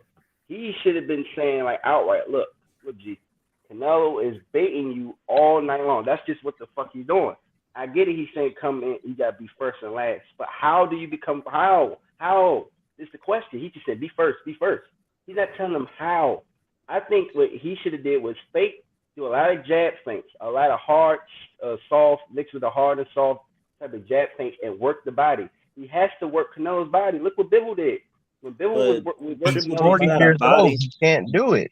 And Triple G's not known for a body to be a body puncher. Okay, though. well, But Bivol 6'1", 6'2"? I mean, he didn't stop some people to the body now. But I mean, like, that's not his. But he hasn't done it from the outside, of course. But Look, I agree with Jonathan Banks with him saying that. I do agree with what he said, the sentiment of being first. I agree, but he should have said how. How? Because look, Triple G's the bigger man. He's the stronger man in my opinion. Because when they were in the clinches, Canelo could not break those clinches at all. He could not fight out that clinch. He couldn't. So I think Triple G is physically stronger than Canelo, and he's the harder puncher than Canelo. And I think that he should have told him how to take the fight to Canelo. That's what he should have did, because Canelo seems to still have stamina issues. He still seems to have stamina issues, and I think that Triple G should have took advantage of it, and he could have. We saw it in the 9th round. We saw when Canelo was trying to take a break, Triple G was putting it on him. But the problem is that it was way too late. Way too late. Well, that's why Canelo want to fight Benavidez, because he know. Wait a minute. Hold on. No, all right. Before y'all go off on that, Nate, just tell me why you thought it was going to be a Triple G knockout. Well, I thought that Jonathan Banks, because he works with the Klitschko's and stuff like that. He's a heavyweight guy. You know, he knows about distance, because that heavyweight distance control means just as much as any division, even more, because it's a much more devastating division. One mistake could be the end of the fight, even more consequential than any division in boxing. So my thought was he's going to tell Triple G how to take it to Canelo. I thought he's going to take a little bit of what he did in the first fight and the second fight, and then mix it up with what Bivol did and put it all together. And I thought he's going to devastate Canelo. I thought he was going to mix it up, being a boxing bully. I call it boxing, but being the bully, and taking it to Canelo. And he didn't do it at all. It was Canelo that was being the boxing bully. That's what Canelo did. He reversed. What's it called? Uno reversed. He did the Uno reverse card, and that's what happened. You know. So I thought that was going to happen. I envisioned that. And I thought if he did that, I think he would have stopped Canelo late, because Canelo has gas tank problems. Well, look, bro, I'll just say this, fam. It's the difference between a great jab and a great lead hand. Yeah. So Triple G can't really do what Bivol did. Well, no, you're right. He can't. But I'm talking about like certain things. That's what I said. Certain things, like there's certain elements he could do. Yeah, he can't do. Absolutely not. Like there was a supreme technician, Marvel in the foot, and Triple G's not. But the thing is, Triple G has Well, he something that they. understands control. He understands controls way better than Triple G. They just two different fighters to me. I don't know why people keep comparing them like that. I don't understand. Does anybody remember Dmitry Pirog? Yeah, of course. I was talking about him earlier. That dude was nice, No, yo. that was yesterday. Yeah, God bless him, though. That dude was nice, yo. Yeah, If he that didn't- back injury, bro. Yeah. Yeah, motorcycle accident. Yeah, but he was a beast, though. He would have been a problem for the brothers. I Like think he had Triple G nice style, man. Oh, he was nice, fam. Nah, he was a monster. But real quick, Pride of Pierre, appreciate the super chat again, bro. You think Janabek or Jamal would crush Triple G at 160? Crush. That's a strong word. So you think Canelo crushed Triple G tonight, or did he just make it a fucking sparring session and just win? Yeah, I was gonna say honestly, I think maybe Jamal would. How y'all doing, fellas? First of all, this is my first time on the show. Who this? Boxing James, I fuck with the channel heavy. Oh, AJ Real was good. Yeah, it was handy, y'all. But Jamal Charlo would probably put the beats on him. He wouldn't like, because if you listen to the thing afterwards, Canelo was talking about his hand was fucked up and all that, and y'all was saying the gas tank problems and shit. This really was like a sparring match. It was like an easy payday for the both of them. Yeah, I hear you. It's just the word crush. You know what I'm saying? What's your definition of crush? You know what I mean? I think Charlo has a good chance of knocking him out. If Triple G was to fight the way he did tonight against Charlo, okay, wait. How would he knock him out? Hell no. Jamal didn't look good against. I'm saying, what would he knock him out with? Hell no. He ain't knocking him out. I mean, look, I feel you be on the technical shit. You want to hear exactly how, but honestly, I don't know. But I think it will happen. Like, I think it's a good possibility to happen. I think the Triple G that fought tonight could have got knocked out by Canelo if he was really like, you know what I mean? Canelo tried to knock him out and couldn't do it. But like I was saying, he said he had the hand problems and all that. And he really wasn't going to the body as much. Neither of them was. Neither of them was really going to the body that much. Okay, he said he had hand problems, but which hand was bothering him? He said the left. It didn't look like it, bro. I didn't think so neither, but that's what he said. He said he couldn't even hold the glass and all that. The first 6 rounds, he was trying to blast. Fuck all that, bro. He full of shit. Look, Triple G is like an oak tree, man. Like after what I saw tonight, Jamal Charlo ain't knocking nobody out. He couldn't knock out Montiel, who Mugied put to sleep in 3 rounds. He's not. Jamal Charlo has a lot of bad habits, especially when he fights on that. I feel y'all. Triple G is definitely a better boxer than Charlo. If this was prime Triple G versus Jamal Charlo, we all know what would happen. So yeah, that's a fact. But y'all think Triple G now could beat Charlo? It'll be a tough fight, though. No. Sure, it'll be a lot tougher fight. Y'all think the Triple G we just seen could beat Charlo? No. Man, Charlo, it's hard to say, fam. I don't know. It's hard to say, like you said, but Jamal Charlo didn't look good against Hugo Centeno. Kind of got lumped up. I mean, his style was very awkward, but Jamal didn't. You gotta realize something. Jamal Charlo fights 9 months a year, man. You gotta be sharp. You gotta be sharp if you're gonna fight Benavidez or Canelo or the top dogs, man. You can't be fighting 9 months every 9 months. You can't do that. Triple G was only fighting like once a year. So Charlo's trainer don't even want him to fight Benavidez. He said, "For what? He don't got a belt." Doesn't matter. Fight the kid. He don't got a belt. That's what his trainer said. He said, "Why would they fight him? He don't got nothing to offer." I'm just saying. All right, Pride of Pierre again. Much love for all the super chats, fam. Janabek versus Munguia, Jamal Charlo versus Munguia. So I got both of them be at Munguia. yeah, I don't rate Munguia. Like he's Munguia's fast. He's tough. He gets hit though. Munguia, he just don't do it. I feel like he's protected, and that's why they kind of nixed that Charlo fight by trying to throw the zone in it, knowing that the powers that be would be like, hell nah, like he's very protective. Shit, it seemed like the zone is trying to put on these one-sided fights, don't it? These one-sided main events. After this, we got Conor Ben, and we get, you know, what I mean, we got the Conor Ben joint. That's all of boxing though. They all like that. PBC like that too. Nah, yeah, that's a fact. Yeah, Zone they talking is about right now. I don't know. the Like, great. I don't know. Wait. That Mugia junk is terrible. Wait. So you really think that's all the boxing, bro? You saying Yeah. like all one-sided fights and main events? Nah, I was finna say, but I'm saying just PBC, they do that too though. So I'm like, that's not as PBC does it. I mean, it's not as bad as what's the the last Mugia's 50-50 fight we seen on PBC? You said 50-50? 50-50 fight? Spence and I was Porter? finna say Spence Porter. Nah, that wasn't no 50-50 fight. I ain't think it was 50-50.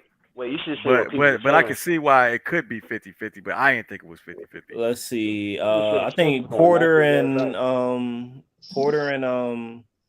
Danny. Yeah. Okay. Porter and Thurman. Damn, how long ago was that? That was I'm just 6 years ago. I'm just thinking off the top of my head. Like, I'm not going in no order. Was Ruiz Ortiz? That was Paul and Figueroa was 50-50.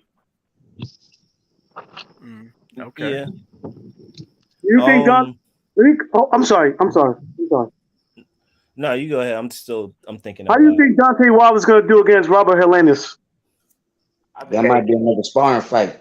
No, I think Helenius might have a chance in Wilder's finish. I don't like doing that shit. Look, when they're sparring partners, bro, I don't like doing that shit, fam, because it's so different, bro. Because they're already used to each other. And we don't know how Wilder gonna look after, Yeah, them beatdowns. If he the Wilder we know, knockout. 3 rounds. I say 3 of it's the Wilder we know. At least he could be 50% of himself. I think. Yeah, he'll whatever you say his name, Wilder just like legs. The man don't got no legs. His legs like noodles. Like he's a baby deer. But that's the You know what's thing, so crazy? That's his body type, though. Yeah, that's where his body is, though. That's true. I was listening to Brian Custer, and Wilder used to say he never runs, but now he's running now. That's one of the most important things to do in boxing, though, isn't it? Then, like Bernard Hopkins used to like make it a big deal to run every day. I mean, James look, Toney Wilder said skills don't pay the bills. I was done back then. Oh yeah, he tripping. He said that? Yes. That's why he lost to Fury and all that shit, man. He need to get some footwork. All right, so we got Wilder. He kind of in a vacuum because this man has literally gotten by with one punch. Yeah, I wouldn't say that. He's using a lot of his power, but I wouldn't say just one punch because he's gotten people out of there with uppercuts. But you got to give him some kind of credit. The fact that he started at 19. You got to give him that. Yeah. You have to. I said Wilder's probably the biggest overachiever in boxing as a champion. Yeah, if you think about it. That shows you how far power could take you, though. How far, like, raw power could take you. Like, no skill. Like, not to say no skills, but, you know what I mean, limited skills. You know what I mean? To really take you against champions and people with amateur backgrounds and stuff like that. Real quick, let me take a moment out for my sponsor.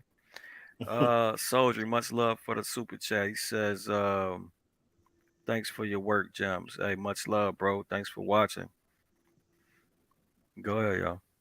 But Sergio Martinez is another one too. Another one of what? Like he overachieves because his background was in soccer and Yeah, he started boxing at 20. 20 years old. What you mean by he overachieved though? Like I'm gonna say because he ain't had Wilder power. He learned skills. He got stopped before by Antonio Margarito and somebody else, and he came back to become a champion and knocked out Paul Williams. Now, you know what? To me, when you say somebody overachieved, that means like a lack in skills, but he got to be at a high Okay, position. I think okay. Let me. Sergio Martinez, you know what I'm saying? He picked up boxing really well. Yeah, he did. 20 years old, he started. Yeah, but they say that it's better if you start young, so you can get all the mistakes and all the styles, the different So styles. did Anthony Joshua overachieve? I mean, he started at 18. Yeah, I mean, I would say that the younger you are, the better it is. They would say. That's not true, brother. it's James not. Toney Yeah. started boxing at 17 years old. He was a defensive end in high school and a quarterback. Man, I'm sorry, James Toney. You can just tell, man. He. I'm sorry. I don't want to put in James Toney. That was just a man that was born to fucking do that shit. I'm being honest. He was I born. You think, can't put bro. him I in think I they don't think James did. Toney was. Did Arrow say he started at 16? 15, No, 16 years old. Yeah. Listen, Arrow started at 16. yeah, 15, 16. For Arrows to play football. That's He was somewhat playing- advanced age. That's somewhat advanced. No, Usually but you kids gotta start young. understand something. Everybody is different in how you adhere to starting boxing. You can start at 7, 8 years old, and you might burn out Yeah. for 10 years. You know, depending on your body type. There's nothing wrong with starting boxing at 15, 16, 17 years old because you won't. It's like you won't. I can't even think of the word. You haven't worn your body out. Look at Melody Taylor. Melody Taylor started boxing at 8 years old. By the time he was 18, he was Olympic gold medalist. By the time he wasn't even 30 years old, he was burnt out. I mean, It depends. It depends on you. They said Tony started boxing at 11, but he was playing football and other stuff. So, Real quick, I remember. Right? Real quick for the sponsors again. Proud of Pierre. Much love for the super chat, bro. Usyk wants Wilder. Usyk better stay slick all night. He probably will. Yeah, I mean that's his game. Yeah. I'm gonna be honest. Canelo needs to. He's been knocked off my peg of most entertaining fighters top 10 list. Man, he's in my top 10 now. He's probably my top 20. I wonder how Usyk would do against Holyfield. No, bro, I got a little spicy take for you, bro. I think all Wilder fights aside from Fury should probably be called 50-50 fights. What? Even the rematch with Ortiz? the Haitian dude. All Wilder fights should be called 50-50 fights aside from Tyson Fury. Because Tyson Fury is the only dude that woke up out the dead. Oh, I get what you're saying. Like he has a chance. Like fam, he has a fucking awesome puncher's chance in every single contest he's in. And he got a hell of a chin too, and a lot of heart. Now, whoever he fight got to be. I already said I was done with him when he said skills don't pay the bills, but I still got to recognize that he could flatten out anybody in the division with that backhand.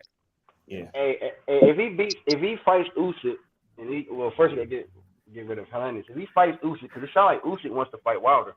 If he fights and beats Usyk, where does that put Wilder in today's generation? Heavyweights, because Usyk is a great fighter. Up there. You know, he puts. Well, he's already up there. I mean, what is he? He's always going to be considered, top 3, 4, right? Yeah, of course. Of this generation, yeah. But with that being said, if he take out Usyk, then he definitely is 1 and 2 after Fury, of course. Well, he's not. Well, Usyk's not beating Fury, yo. Nah, that's a bad match style. Fury's just too big. He's fighting a guy 6'9" who got the footwork of a ballerina. Yeah. Now, I always said I had to favor Fury just because of the size, bro. Right. Yeah, man.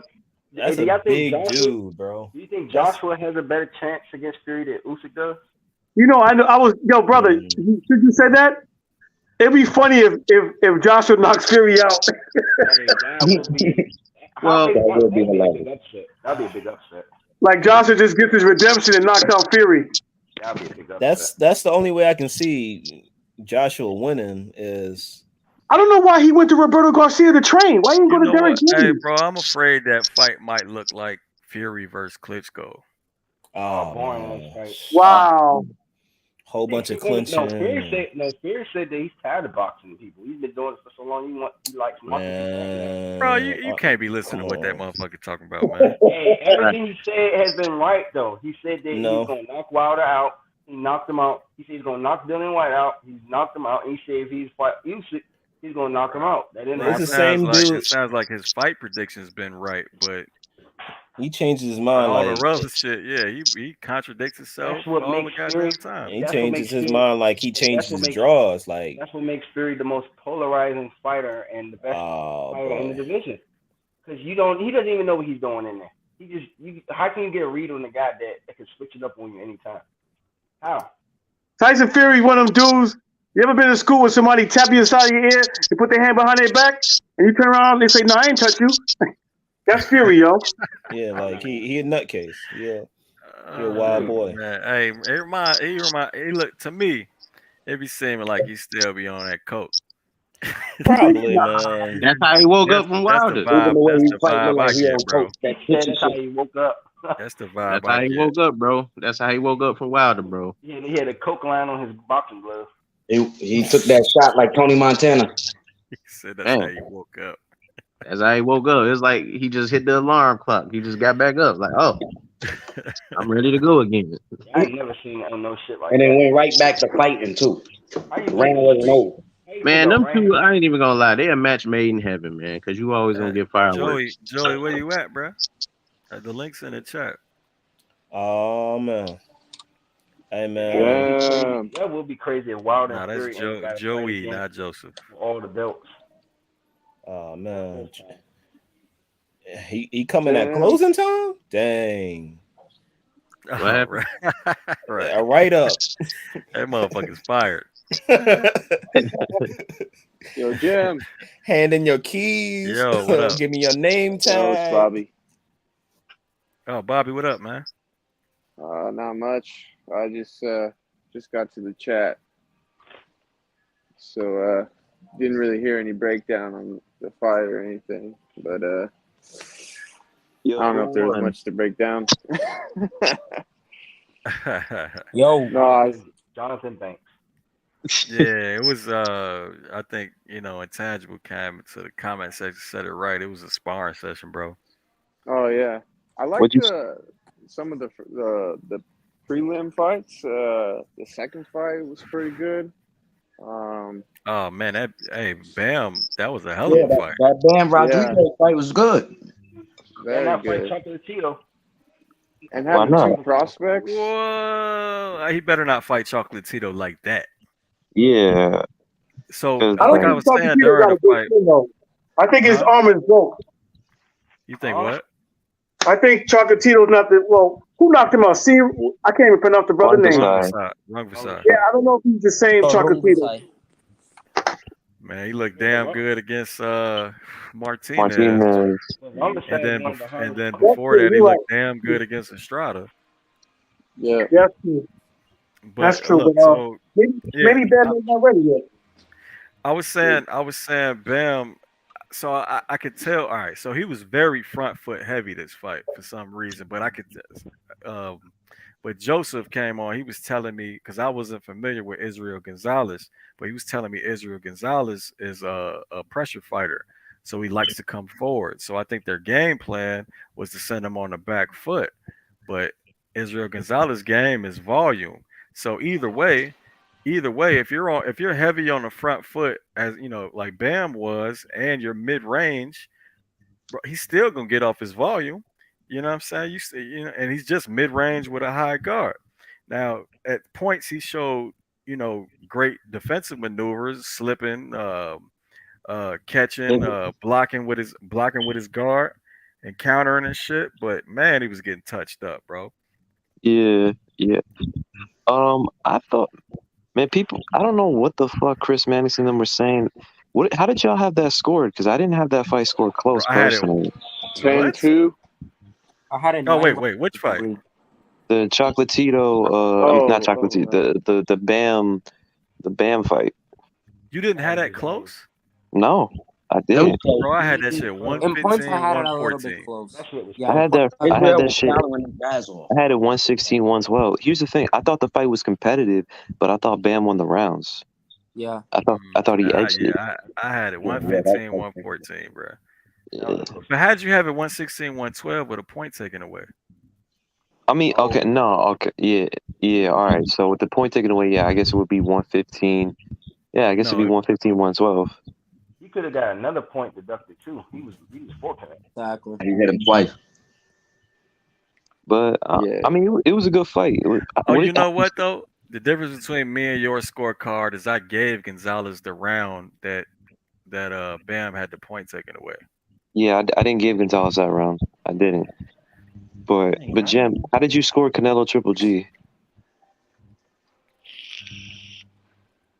Wait, did I say wrong? No. Matter of fact, I'm saying the card wrong. I had it 114, 113, I think. And didn't that calculate? Yeah. Yeah. What'd you say about How'd Canelo you Triple G? Yeah, how'd you score that? 8-4. Okay. 8-4 Canelo? Yeah. Yeah, I had it 8-4, 7-5. Gotcha. Here's the thing.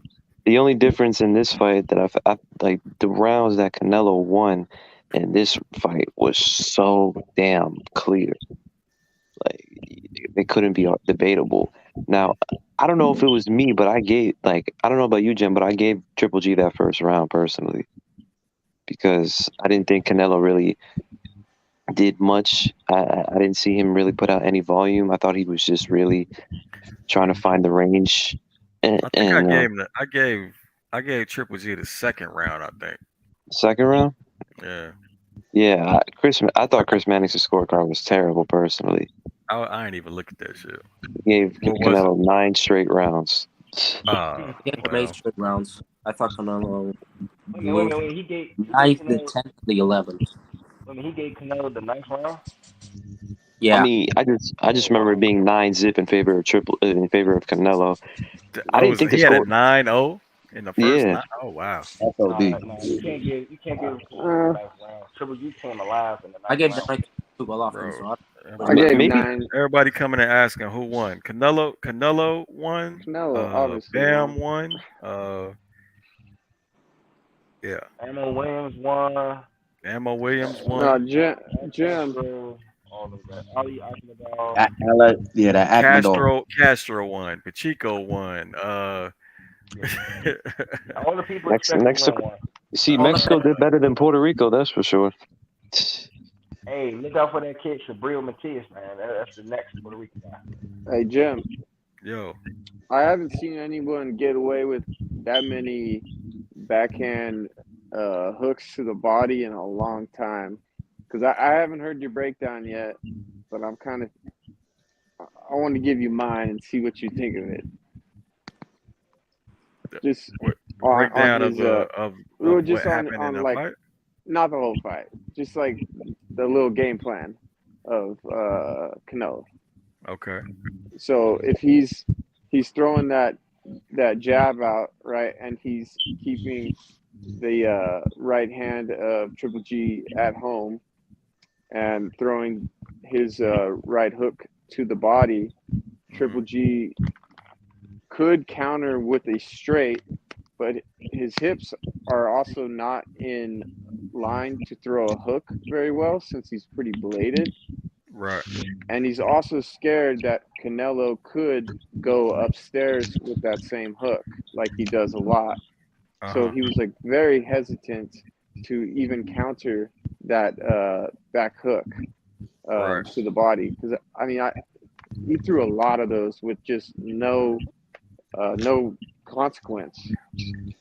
I haven't seen that in a long time. Yeah.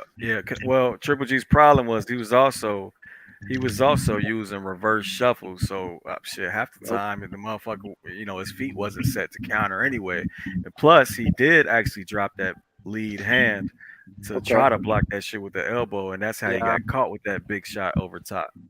Yeah, and he used to not get caught with those as much. Afraid for like 8 at all. But yeah, I mean that was a good little strategy for Canelo. It worked for him. Yeah, I heard he they said he hurt his left hand, so maybe that was why, or maybe they noticed with that bladed stance that would work. I don't know. But yeah, I just wanted to throw that at you and see if I was near correct. Yeah, yeah. All right. I Cool. got you, fam.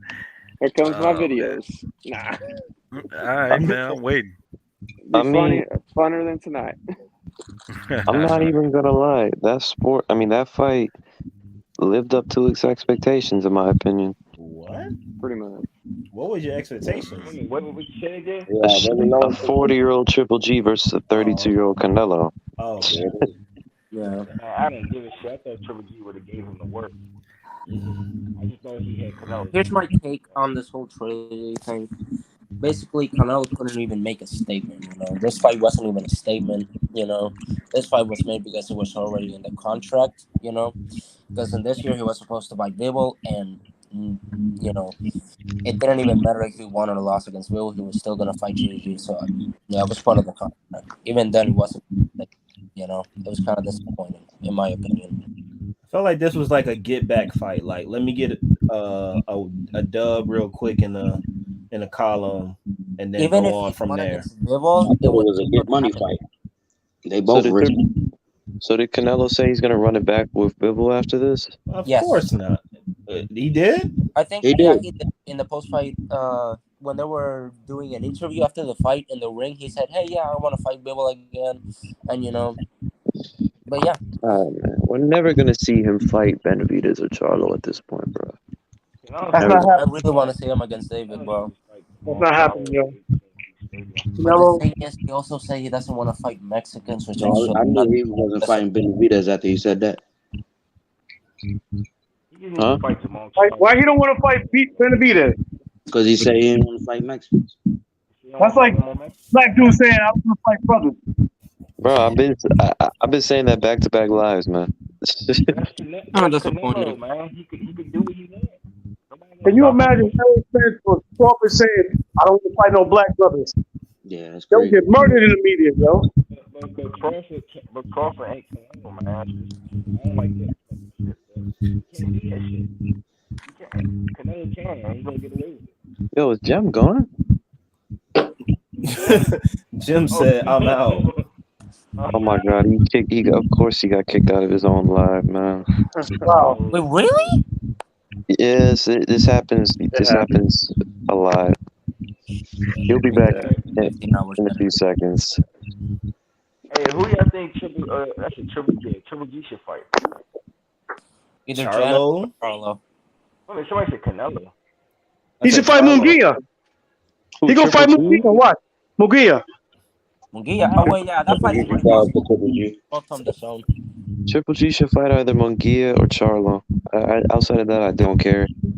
Yeah, or Janovic too, because he's a contender too. He's not fighting Janibek. Those two are not. Janibek isn't a contender. He's a champion. I swear, No, he's not. Right. Scathing Jim email to back. AT&T. I'm gonna write a scathing email to AT&T, fam. I swear this shit is a pattern at around the same time, every fucking time. Yo, but just to say, Janibek is a champion. He's not a contender. He is. He's formally a champion now. Yes, Andre vacated his belt, so Janibek got elevated. Right. Had the vacant middleweight title. Yeah, the WBO, the one that Andre vacated. Oh wow. Is Triple G free agent after this fight now? Nah, he got those DAZN dollars coming in for a long time. That means the Munguia fight has a good chance of happening then. That's if Oscar gonna let it happen, which probably won't. I mean, it's a good risk. Okay, at this point, Munguia has turned down Charlo. He's turned down Jacobs. He's turned down Janibek. He's turned down Deryevchenko. At this point, if he doesn't fight Triple G, what is Munguia here for? Like, what is he even doing in this sport? That's my thing. Like, I mean, the same can be said about Andre, because Andre he was there all them years. He didn't fight. You could say the same. I mean, if anything, if Andre really doesn't get a title shot or fight a top guy, I don't really care about the dude personally. I really don't. But I think it's Andre different just fell off. situations with Andre and Munguia. Munguia is not really trying to fight them dudes, and like Boo Boo, he's trying to fight, but everybody's just like, yo, this is high risk, low reward. I'm not fighting you type of jump. Yeah, he's a hypocrite, man. I'm sorry. I like Demetrius Andrade, but he turned me off as a fan. That bullshit. Like, you can't With the go around Charlo, trash fucking places, fighters, fights and shit, and say, oh, well, why you not want to fight me? Because I'm lower risk. I'm high risk and low reward. I mean, it was that true though. hold on, that little video. Who was he calling out, bro? Somebody weird, right?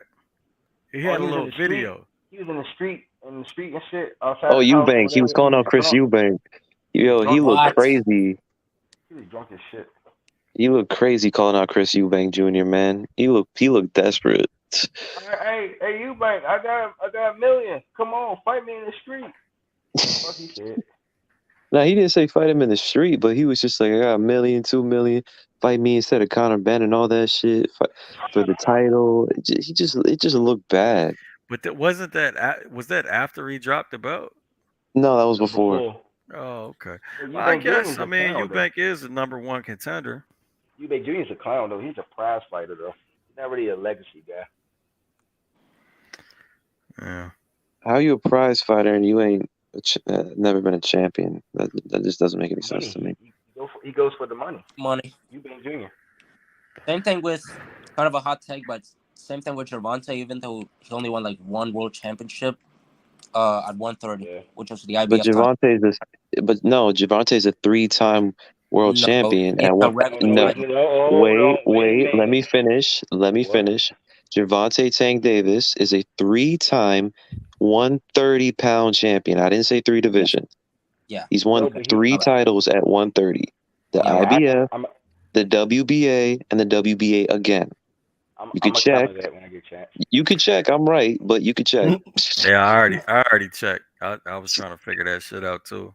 Yeah, Jem and I already confirmed this months ago, so you could check. But I think it was again. I disagree, so I'm gonna counter that. Jose Pedraza. Wait, will you disagree with what we just said? No. Yeah, I huh? Nah, bro. I mean, it's just on BoxRec, fam. It's fact. It's a fact. Yeah, it's a fact. Go ahead, look on BoxRec, man. You'll see. But Prada Pierre, did I read this yet? I don't think so, did I? Much love for all the super chats tonight, man. I think Usyk beats Fury 7-5 for a few reasons. 100. All right, man. You gotta join the panel and describe that one, bro. 7-5. What are those few reasons? I'm curious. Yeah, but I'm not. Convincingly. I guess you can put it in the chat section if you want. I'll read them. Fury is a bear moth, man. So, but why is that talking about Tank?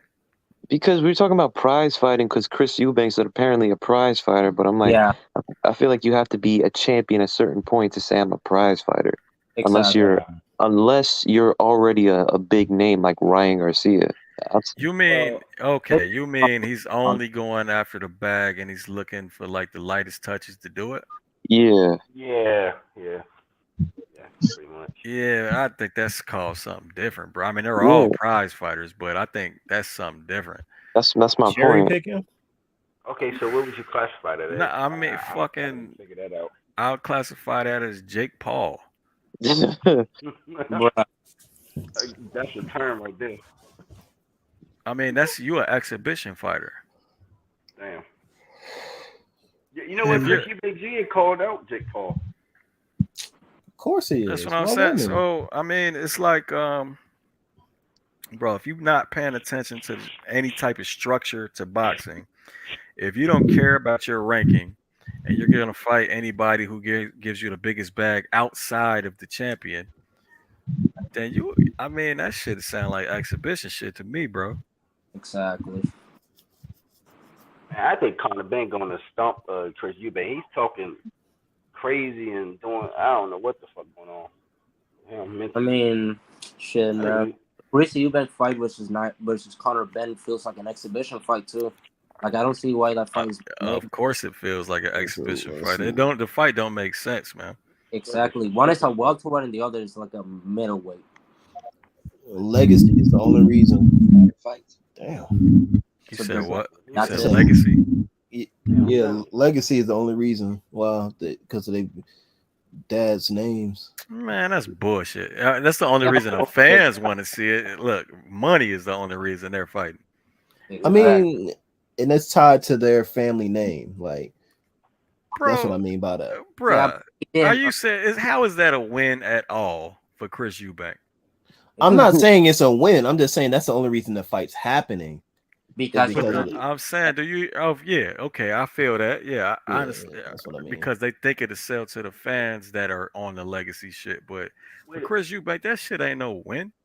Wait a minute, Chris being a contender at a weight class two weight classes lower, it doesn't prove a goddamn thing. Wait a minute, Chris Eubank Jr. just tweeted out that, and he tweeted at Triple G, said he'll fight him in December.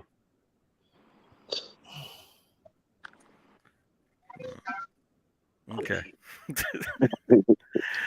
I don't even know what to say about it. I mean, I guess Triple G is still the champion at 160, right? Yes. Yeah. I mean, so I ain't mad at that. That's what he's supposed to do. That's only like. But it's kind of cheap. But it's kind of cheap though. He had a chance to fight Triple G in his prime, and he lost his thing. Somebody's mic is crazy. Yeah, somebody mic going nuts. Who is see, that? That ain't mine. Now? No, I don't hear it anymore. But a couple people muted. My bad. So. Oh, that was you? Yeah. Oh, okay. So who My do y'all phone think? just falls Who do y'all and think just Canelo? fucking slides off. My Who do you bad. think Canelo should fight next now? David. Somebody Come good. on, bro. I mean, that's not even. Well, We have first, no though, clue first. what they're gonna do. Well, like Yo. first, we all know who we all want, but like who we should fight like next first. Like, Shit, either Bivol or David Benavidez. At least in my opinion. I want to see him fight better, beat. Nah, I want to see. I want to see him fight Benavidez. Who? Yeah. Canelo? Yeah. Yes. It's Benavidez or Charlo, man, at this point. Outside of that, I don't care. I don't really care about Charlo. Charlo ain't proving shit Charlo's at 168. kind of a fucking dumbass, to be honest. I don't know. Damn. All right. I'm sorry. Tell me how you really feel. Right. Damn. I'm just gonna be Like the man's whole guy character really right there. hasn't proven much. He basically, didn't want to fight. I think I get that, but what is that? How does that make him a dumbass? David Benavidez didn't want to fight him. Hey, that's cool, but how does that make him a dumbass? What we saying is know, don't man. attack the People like man's him. personal character versus what he does in the ring. And he doesn't do much in the ring either. He's struggling against Montiel. He's basically calling on then not doing anything. Although granted he did have a back injury, which is serious. It's just a little too emotional, Celtic. Yeah. Like once again, I'm not into that. What did he do to you? Shit, I don't know. Sounded like he pissed in your Cheerios this morning or something. Like he took your girl. Like Jamal Charlo, you gotta bring up what he did. He said on that Mike Tyson podcast, and then what happened when David Benavidez seen him in person. Yeah, but in terms of wrestling and stuff he's done in the ring, I'm not really convinced by Charlo. Even though his best win at the moment it is Julian Williams, at least in my opinion. But I don't know, man. I don't really rank Charlo that high, although I would love to see him against Golovkin or Janibek, at least in my opinion. Look, I feel you on that in regards to Charlo, because in my opinion, Jamal Charlo is arguably as well as Andrade, they're probably one of the most frustrating fighters I've seen in this generation, because Jamal Charlo has faced a grand total, I think, of maybe two world champions in his career, and Andrade has faced zero. And literally zero. And these guys are praised so highly because of what people see. Mind you, they have the skills. I'm not denying that, but at the same time, I'm just like, Andrade's 34, Charlo's 32. They ain't done shit. And for the majority of their career, they're 2 division world champions against who though? and they haven't fought anybody afterwards. So it's just at a certain point, you those names kind of turn you off because at that they just seem like more talk than action. So, well, that's the proper way to do it without disrespecting the man's character.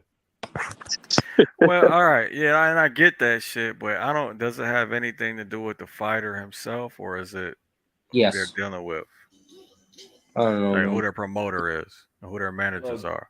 Well, Jamal Charles' training keeps kind of like deflecting and dejecting like fights that the fans want. Keep saying, well, this guy don't got what we want. This guy, just, why we should fight? Like it's frustrating because his trainer said, why should we fight David Benavidez? Because he doesn't have a belt. But is Ronnie Shields his manager? That's what it sounds like to me. That's what it sounds no, like. he's not. He's his trainer. I mean, but obviously Al Heyman's his manager, bro. No. Yeah. There's some trainers that go to the managers and say, hey, this is the matchup you should do with my fighter. I don't Bob think they Arum has dictate nothing to Al Heyman. Well, I'm not saying dictate, but just gives like, hey, you know what preference. That's all. my thing is I got just with Charlo, he makes his excuses. They all have backhanded like logic. Hold on. So Proud of Pierre says Celtic lost his money betting on J Rock versus No.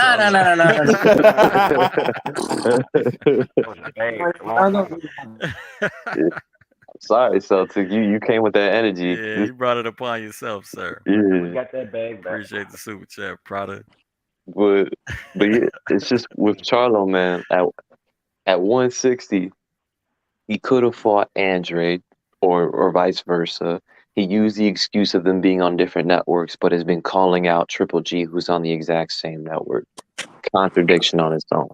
And if you're complaining that you want to fight somebody who's on the same network as you have David Benavidez there. Yes. And but David Benavidez doesn't have a belt. It's roadblock after roadblock, but you'll fight Canelo though.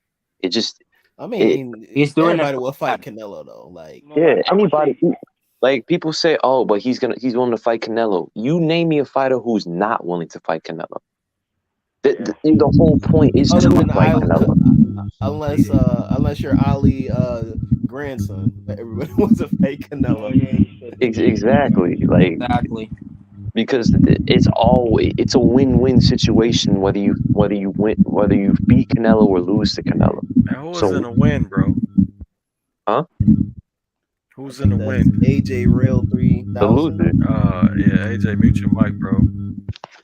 Oh. Yeah, no. Jamal So Charlo is one of the most frustrating fighters ever. I've never seen a fighter that kind of destroyed his own like when you think of a fighter, he just destroyed his image. He literally destroyed his image from the Mike Tyson podcast, from when he saw David Benavidez, he jumped back to the security, behind the security, and to like just contradicting himself or allowing his trainer to contradict himself about matchups and fights. And then he called out Terrence Crawford, saying that he would fight Terrence Crawford. I do remember that. Like, come on. He just keeps, smearing. He just keeps smearing his image. It's kind of disappointing. Bruh, he had me. Well, how many PBC fighters at 160? What's his name? Shit. He already. Nah, I was about to say Derevchenko, but he already I fought him. don't think he's PBC though. Carlos Adames. I don't think is Derevchenko PBC. No, I'm saying. I don't know if it's. He's still there. I'm saying it's got. I'm sure it's like one or two guys they got that already fought Jamal Charlo. Yeah, Carlos Adames is the one that didn't fight him yet. Oh, okay. Well, that ain't gonna do nothing for him either. But honestly, let's be fair to Jamal. He did agree to the Magia fight. It was Oscar who killed that fight, for the record. He killed that fucking fight. I got a quick question for you, gentlemen. How do you see Jamel Charlo against Tim Tszyu? Oh my God. Charlo knockout. Charlo easily. 12 rounds? Charlo knockout probably I want to say round 8. 7, I would say. 7 or 8. So you're saying Tim Tszyu might have some moments, Jim? Maybe. I mean, so I don't think it's gonna be that competitive. but I think Zoo's gonna have a couple successes. I think with Tim Sears that he doesn't have much experience. I think he got bumped up way too high to title contention. That's a problem with the ranking system. Like they put too many of these fighters who never fought other fellow contenders in the ranks. Bro, y'all be in the wind and traffic. What's going on? No, that's me, yo. I'm sorry. I'm just leaving work. Oh, okay. I'm outside. I'm sorry. You got the windows driving with the windows down. No, I'm walking, yo. Listen, I'm about to get the chat, man. You gentlemen have a blessed night. Until we meet again, man. Have a good night. You guys be safe. All right, Have a good night, James. You too, brother. Thank you. Thank you. What, LJ? Did y'all run into anybody crazy on the chat or on the panel in the past 6 hours you've been on here, or has it been chill? Nah, it's been chill. Alright. I mean, I think half you motherfuckers are crazy. So Yeah. Nah. I'm talking about like, yeah, I'm talking about like Fanboys yesterday. go wild. Nah, nothing like that, man. Where Bro, someone got you out of your pants. I listened to last night's stream again, man. I ain't putting shit out from that, man. Honestly, I'm mad at myself for getting amped up. You know what I mean? What happened? Yeah, motherfuckers just think they can come on here and just ignore what I'm saying, bro. Like if I say hold on, motherfucker, hold on. Damn. Wait, what happened? I feel you. Man, AJ, your mic is nuts, bro. Yo, but you might want to just go out and come back in. I'll put the link back in the chat, bro. Man, I wish Jamel Charlo would just move up, man. I want to see him at middleweight. yeah, I don't personally. I don't want to see him at middleweight. Why? He would actually do well at middleweight, in my opinion. Yeah. No, that's not the reason why. Bro, you don't remember what I just asked? Jem, thank you. Like, I don't want to see him at middleweight because it's just going to be the same fucking problem. Who would he bro, fight? PBC wants to. I mean, bro, it's very obvious that PBC is an island. They only fight each other. But he can become Triple G's mandatory. He has all the belts at 154. Okay, that's true. Okay, so he's gonna do a one-off. He's gonna do a one-off with Triple G, and then what? No, okay, and then he can move. Then he's gonna fight his brother. No. There was an interview, I think earlier this year, where he was in the gym and Jamal was with him. He was training for Castaño too, and he was trying to get his brother motivated to fight David Benavidez. And he kind of like, I guess he was serious because he was like yelling and shit. He was basically saying, hey, look, man, you need to fight that Benavidez. And then he kind of like, well, if you don't, I am. So, hey. So he gonna move from 160 to 168? I think he would do it to protect. I ain't gonna lie, I do brother, think, but yeah, Charlo at 54, he chasing greatness a little bit more than his brother is. I don't think the time frame. He's done, ain't he? I mean, I don't think the time. I don't think the time frame is going to match up. Wait. How is he almost done?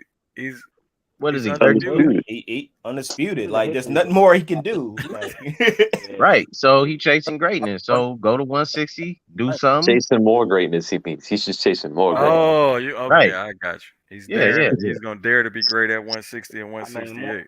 I don't think the time frame is going to be to where he can meet Benavidez as 168 because people keep on forgetting Benavidez like. He's hella big for that division. I don't know how much longer he can stay at 168 like that. Okay, so okay. I mean, no. So there's more. Obviously, there's more competition. They got Plant up there. They got a few other fighters up there. So yeah, I mean, Rail. But y'all also got to see that Benavidez. There's no real good route for him at 175. He may be more comfortable at that weight class. But he doesn't really like Benavidez is in a position for where he could actually like he has a good lineup at 168. He has no good lineup at 175. It goes back to the unless he leaves.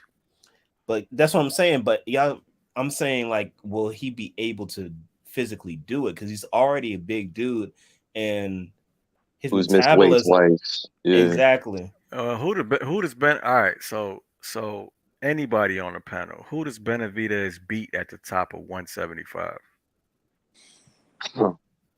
Just one.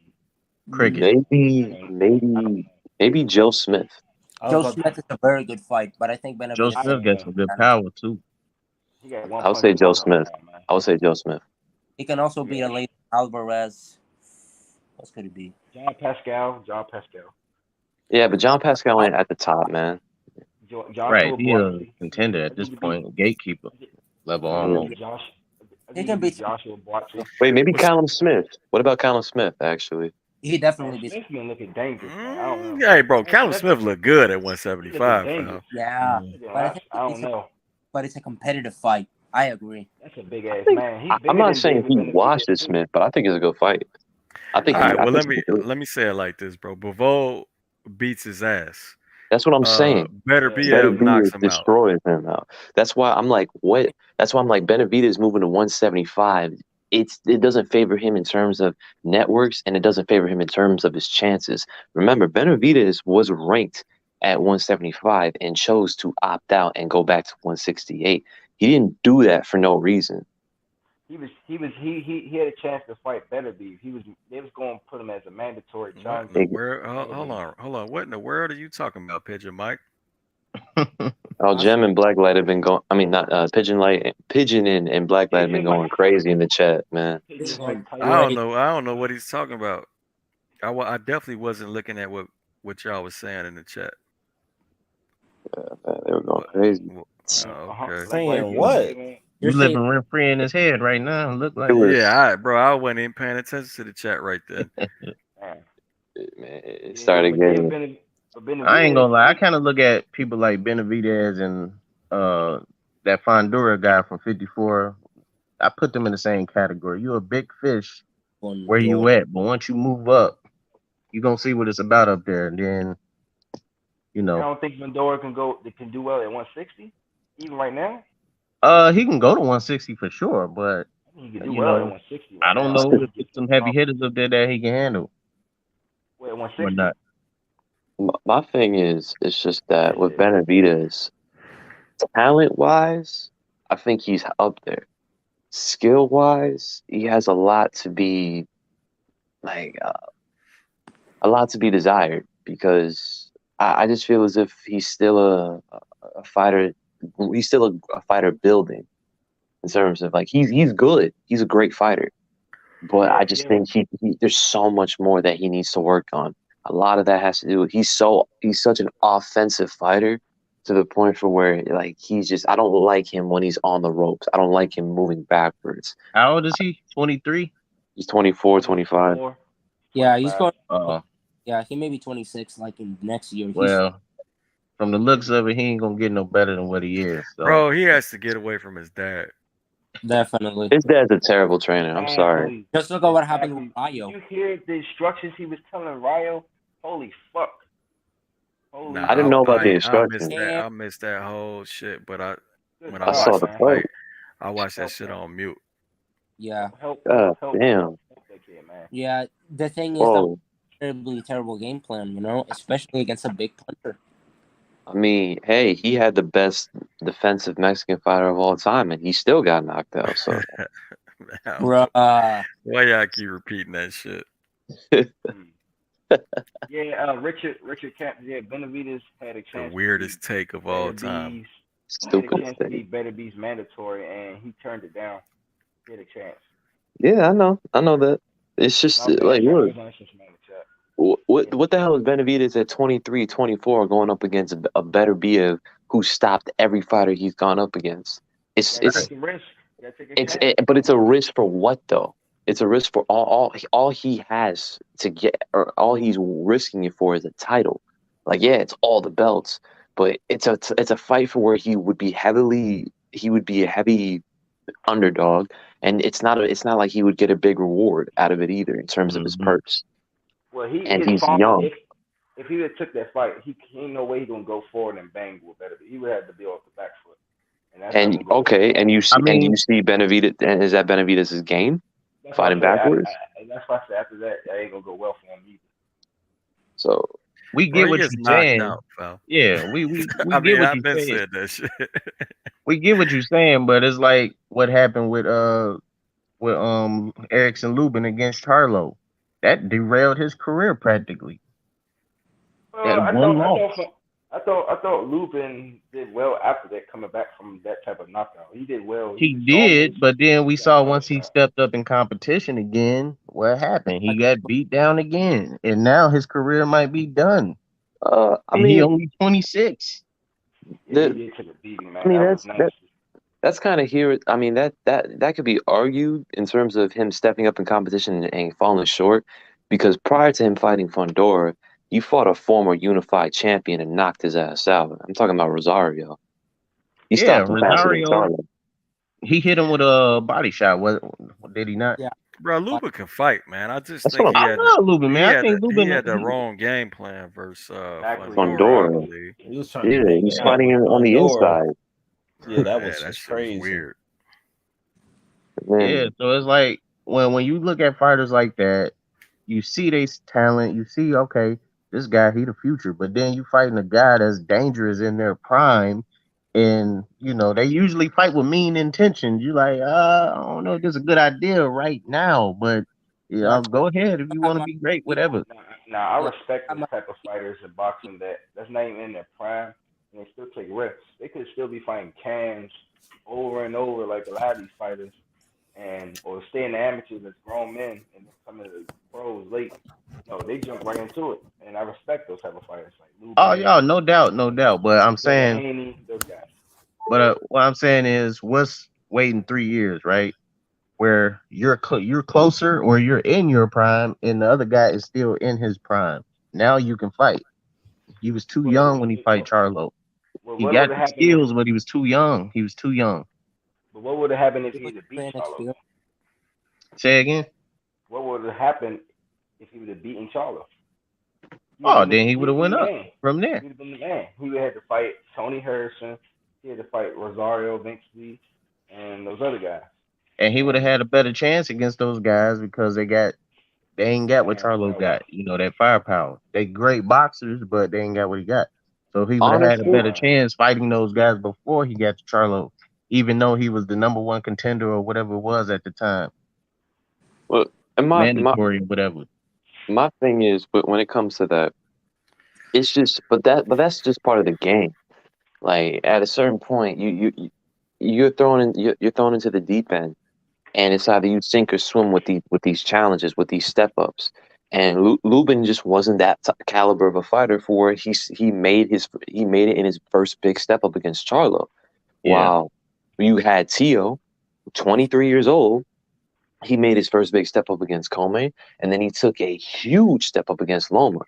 So This fucking goofball. It just sometimes depends, Stop spamming my comment section, bro. You get blocked like that. so like that's my point. So it really just depends on both just the talent and the skill level of the fighter too. Like, Yeah. mind you, I do agree that there is a certain point where maybe you should continue building before you're prepared for a fight. But if you have the skill then and you feel confident in your skills and you do it, then that's great. But if you don't, well, you have another opportunity. And Lubin was getting to that point, but he just fell short against Fundora. It happens. Now, Joey, based I'm off with you, bro, because like I like Lubin since I saw him when he was still a prospect. When he stepped up to fight Charlo, I had him. I'm like, man, he got a good chance to possibly win this fight going off paper, skill wise. But seeing that what happened, I'm like, dang. I'm like, and then what happened? It took this man about 3.5 years to get kind of back to that level, I guess. Fight Fundora, wrong game plan or not. This man battered him, and this dude, he might be ruined, dude. Like, no, that fight, I don't think he'll be the same after that fight, right? personally. This man might be ruined. Like you know, what they Spence is said fighting. happened in his face. I'm like, bro. All right, well, Jerron, I'm glad you understand. I mean, you probably already understood it, but bro, it's levels, fam. Like Yeah. I can't. That's why I can't stand when people give, you know what I'm saying, prospects and contenders the next level up just Right. automatically. You know what I mean? Like Yeah. it's different. Oh yeah, for sure.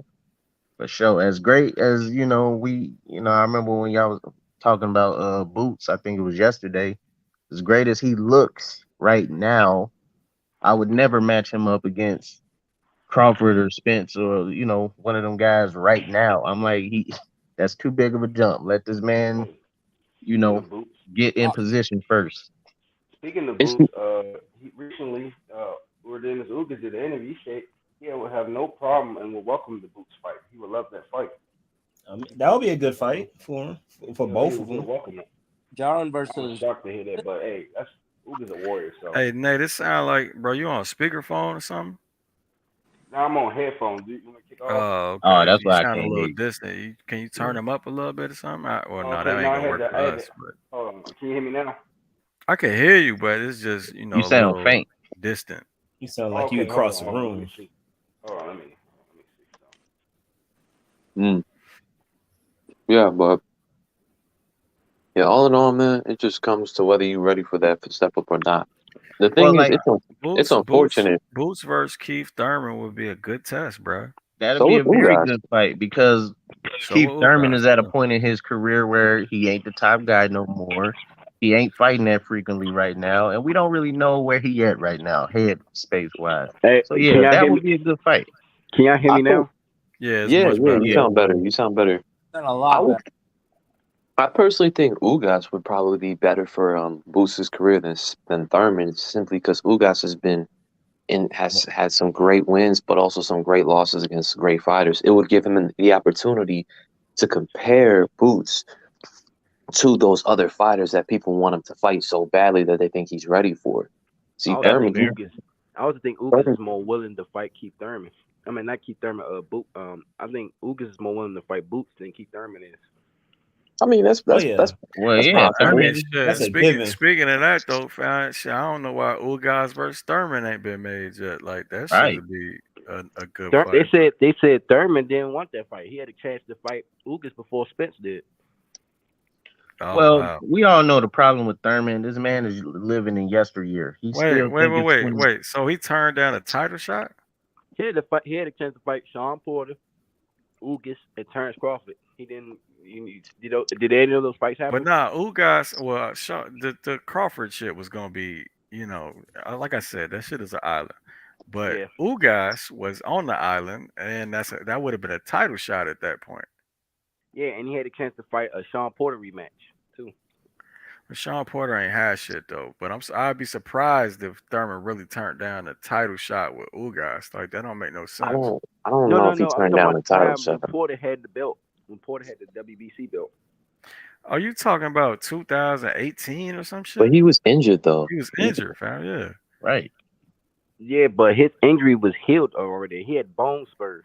That was his main problem. I He thought had you was talking about after the Pacquiao fight, fam. No, Yeah. no. Thurman wasn't gonna take that fight at that time. He was on a long layoff.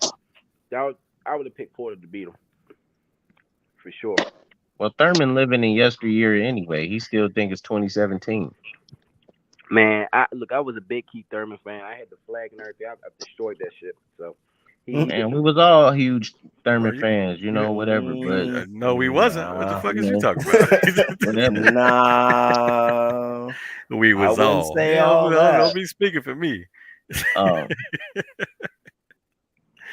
that Nah, interview. I thought he was talented, fam. Like he had a good mix of athleticism and he could box.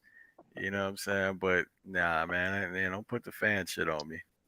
Man, Keith Thurman has totally hurt his fan base with that recent interview where, actually he did two interviews. That one where he was in that big ass white T-shirt, and then he talked like he was ready to fight.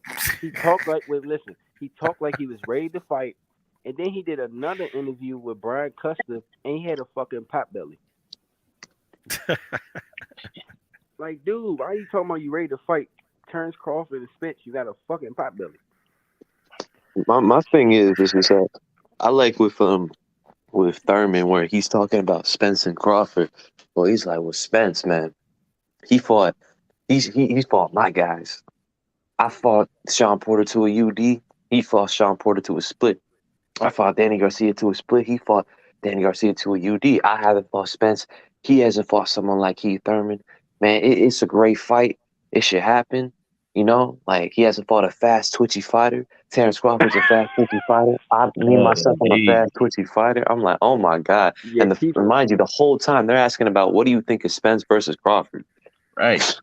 Yeah. Keith Thurman talks in third person a lot. He'll say, "Yeah, Keith, this your boy Keith one time Thurman." Yeah, Terrence Crawford. Because Thurman is living in 2017. He talks in third person a lot. GL, what? Yeah, bro, he's retired, fam. One time Thurman. Well, would I watch a 43-year-old Manny Pacquiao who hasn't been in the ring in over a year? Of course I watch it, but bro, come on, man. Yeah, I'll be sad to watch. I ain't gonna lie. Yeah, that'd be tough. I'll be ashamed as a boxing fan. Yeah, that would be like a legit money grab. Why would that fight even happen? It wouldn't. He's retired, bro. No, that's not even it. It's like imagine I'm Manny Pacquiao and I'm coming out of retirement to fight the great legendary contender Jerome Boots Ennis. Makes no sense for him. Yeah, that makes a lot of sense. like what? You better off fighting Keith Thurman again. Literally, if Manny Pacquiao, I don't know. You see my point? You see what I'm saying? That's the fight that hurt Thurman the most right there. Losing to Pacquiao. Well, yeah, because that fight it was a big win, but it was win big, lose big. Because if Thurman won big, he was back. He was in position to take it all. Even if Spence had all the belts, he had a huge pay-per-view sell with Pacquiao, and he beat a legend. He would have been in position to be the top guy again, but he lost. But real shit though, it wasn't even a huge pay-per-view sale. It was bigger than It was bigger than all of Spence's numbers combined. Facts. No, it wasn't. Yeah, it was. If we talking about real numbers, bro. If we talking about real numbers, Jim. Yeah, but bro, you talking about like 5 pay-per-view fights, ain't you? Yeah, no, Spence pay-per-views ain't that high. It's his live gate. It's his live gate. Okay. You could put like 3 of Spence's pay-per-views in that one with Pacquiao. You see what I'm saying? Yeah. That's my thing. He would have been in position to claim top dog. So hey, I know Floyd Mayweather was proud as hell when he saw Manny Pacquiao beat Keith Thurman. I'm looking forward to that. Just elevates him in his eyes. Suck, even though he's retired at the time. Yeah, Richard Campus again. I don't get nobody to weight class up. Man, I thought that fight had a chance to happen since Andrade sounded like he was done with Eddie Hearn. Yeah, because then he made the move to 168, but then that fight got canceled. Yeah, but I heard that fight's looking to get back on again. Between it was an injury, didn't he get injured or something? It was a back injury. Yeah, it was an injury just like Charlo. Okay. Yeah, it looked like the best divisions in boxing is not going to be in the middleweight division. It's going to be between heavyweight, the junior welterweights, and the welterweight division, in my opinion. Yeah, and the runner-ups are basically featherweight because that one heating up. Yeah, featherweight. Yeah, you're right. Featherweight has Robeisy Ramirez. He's fighting again. He's fighting some former world champion. Yeah. Hey, somebody said it earlier about Sean Porter outfit tonight. It actually wasn't that bad tonight. It wasn't that bad. Sean Porter be dressing like the deacon at Still Money. He had the AIs on. He had them AIs. Yeah. I'm just happy Porter is able to come outside without his daddy. For some reason they replay. Hey, so I never turned the channel and they're replaying it on the zone. And notice ever since that Crawford fight, him and his father never really been around. So I think he's still mad at him. I ain't even gonna. Why would his father be around? I think he's still mad at his dad. Why would his father be around? His father always got to be around, man. He's not a grown man. Yeah. You tweaking, bro. I mean, I never seen his father around when he was commentating. Hold up, you on that Derrick James shit? You know that, right? That's exactly what Derrick James said. What, pimp? Yeah, when he was just like, you notice, he said when they said, "Oh, Crawford stopped Sean Porter," and Derrick James like, man, Sean Porter's daddy said he was gonna stop the fight before the fight. Man, then that's why they're not on speaking terms to this day. And Sean Porter cleared all that shit up. He said that man straight up lied. He said, "I But he's told my gonna dad always last defend week." his dad though. But he always defends his dad, no matter what. No matter what. I mean, he got to. That's his father, though. That's his But daddy. So he gonna And he was defend him. retiring, fam. Like, why would No, you? Yeah, Why would you? he had Why would already you? It made wouldn't up in even his matter, mind. fam. Why would you be on bad terms with your father and you're not even Right. gonna do this no more? Sean They Porter made a literally lot of said money. he was going to retire, win or lose Regardless, against yeah. Crawford. It didn't matter. And he No. also said he was considering doing the same thing in his previous championship fight against Errol Spence. So I damn. don't know what people are talking about when they say, "Oh, Kenny Porter ruined Sean's career," or "Kenny and Sean have never been the same." I'm like, this wasn't in the peak of Bro, Sean's career. It that's was some at the propaganda hating shit, fam. That's what it Exactly. is, right? Come started on, by man. Derrick James Jr. Y'all getting into people's Derek mindset James. and shit. And Like, for bro, how what the it's fuck do worth, you know? man, Kenny, he got Porter as far as he can get for what he brought to the table, and he got pretty far. He was in every single fight he lost. You can argue he probably won the fight, even in some of them.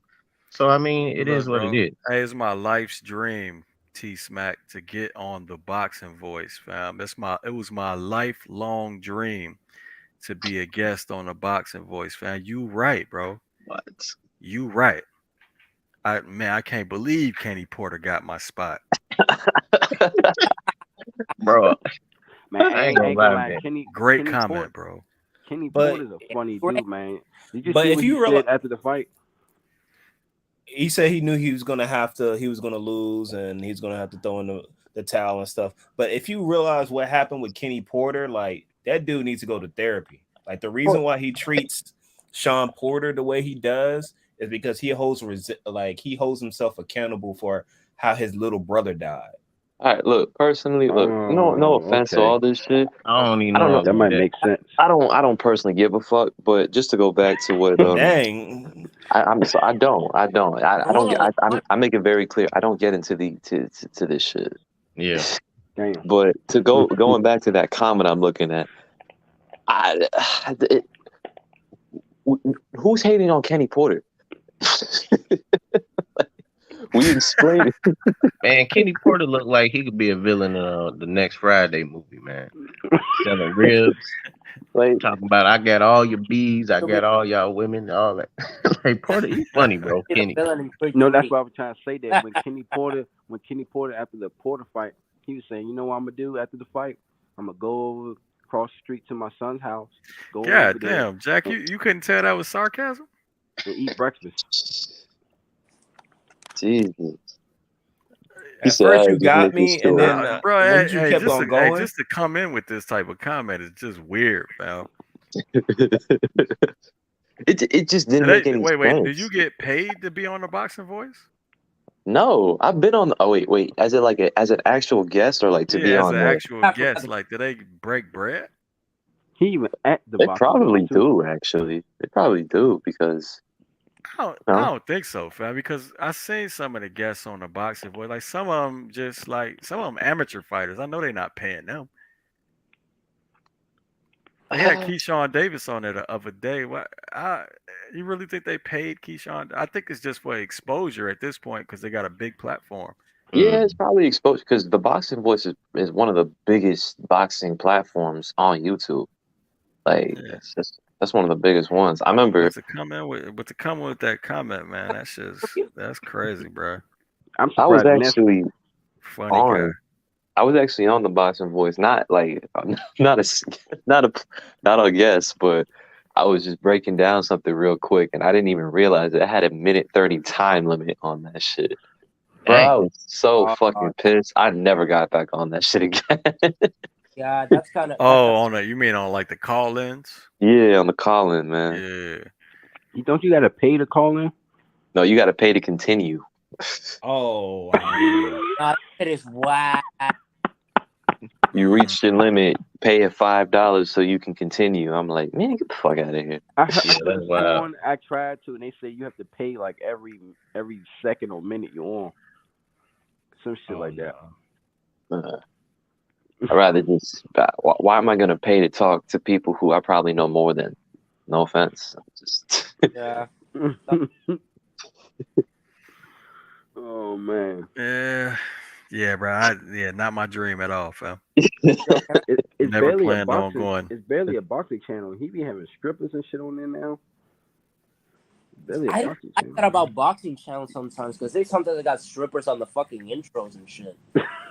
yeah, man, they're just dumbasses. They're fucking showing their fucking. Hey, we don't do that, bro. You're watching. No, Jim. Yo. Jim, you missed what I did, bro. Yo, we don't do that. But I know. I don't talk negatively about other No, YouTubers. Jim. Do you realize what I did? I think you missed it. What? It went back to the whole Jamal Charlo shit. When he called him I got you. You missed it too, shit. No, but a quick thing. I really enjoy these boxing talks, to be honest.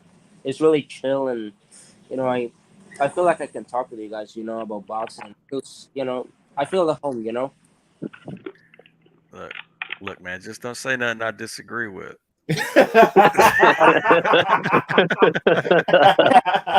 Don't attack their characters. I'm gonna turn up the heat real quick. That sounded like some hey, stay on the script type shit. Stay on the script. I'm telling you, bro, I'm liable to go nuts on here, fam. Hey, I got a question. Next weekend on Friday. Hey, hold on. It wants to walk up with the people and say, "Hey, Gator don't play no shit." You feel me? Gator never been about that. Never been about playing no shit. I love that part of that movie. Don't make that shit come out of me, bro. Oh man, the other guys love that shit. Hey Jim, you remember a place called Kenny's Ribs? Kenny's, yeah, bro. I still go to Kenny's Ribs. What you talking about? Bro, that's what I think of Kenny Porter, fam. I think he just went, opened up his own rib joint. Kenny still trains fighters, fam. He got a rib joint probably in the back. Kenny's Ribs, yeah. I bet you did. Hey, Kenny's Ribs have got a lot better, bro. Especially the location I go to. Man, you got to see the location. Hey, Jim, I didn't even know they were still around. In that jump. You said what? What would you say if you saw him in that jump? What I say? What? What would you say? What would you say if you saw him at Kenny's Ribs? You saw Kenny Porter. Bro, I know, fam. I know Kenny, bro. I know the dude that owned Kenny's Ribs. Oh, I'm about to say. Last name Porter? Is his last name Porter? No, his last name's not Porter. Oh my gosh, y'all crazy, man. Nah, this You see, when I met him, gentleman, man. See, when I met him, he knew me by Ryan, but now I said just call me by Boxing Jim, man, or just Jim for short. That'd be too funny, bro. He like, you can get the Sean Porter special. You get the link. You can get a couple of ribs on the side. The towel. Get the $6. Showtime. Get the Showtime Sean Porter omelet. Showtime omelet. Yeah, that sounds kind. No, that actually sounds kind of fire. The Porterhouse. That's a fucking rib joint. You ain't getting no omelets, The bro. Porterhouse? Oh man. The Porterhouse. Get the Showtime half record ribs. This how you can tell this shit's about to be over with. Y'all know what y'all talking about, man. Y'all went left. Y'all said that I got hungry as shit. Y'all went left. I want me some ribs right now. Omelets and shit. Yo, yeah. So real quick, is anybody else is anybody else looking forward to that undercard next week? Like, forget the main event, but just bro, you know everybody looking forward to that shit. Hell yeah, I am. I can't wait to see them. They got damn near every top high prospect on that. I want to see all them. Yeah, High Talker, show up, Bruce show out. Harrington. Oh my god, man! Do you think Conceição gonna put up do you think Conceição gonna put up a better fight than Valdez did? No, I don't. Damn. Nah. Is there a better fight than Makhmudov versus Takam? Oh my god. I mean, I kind of missed that, guys. I can guarantee the skill level is higher.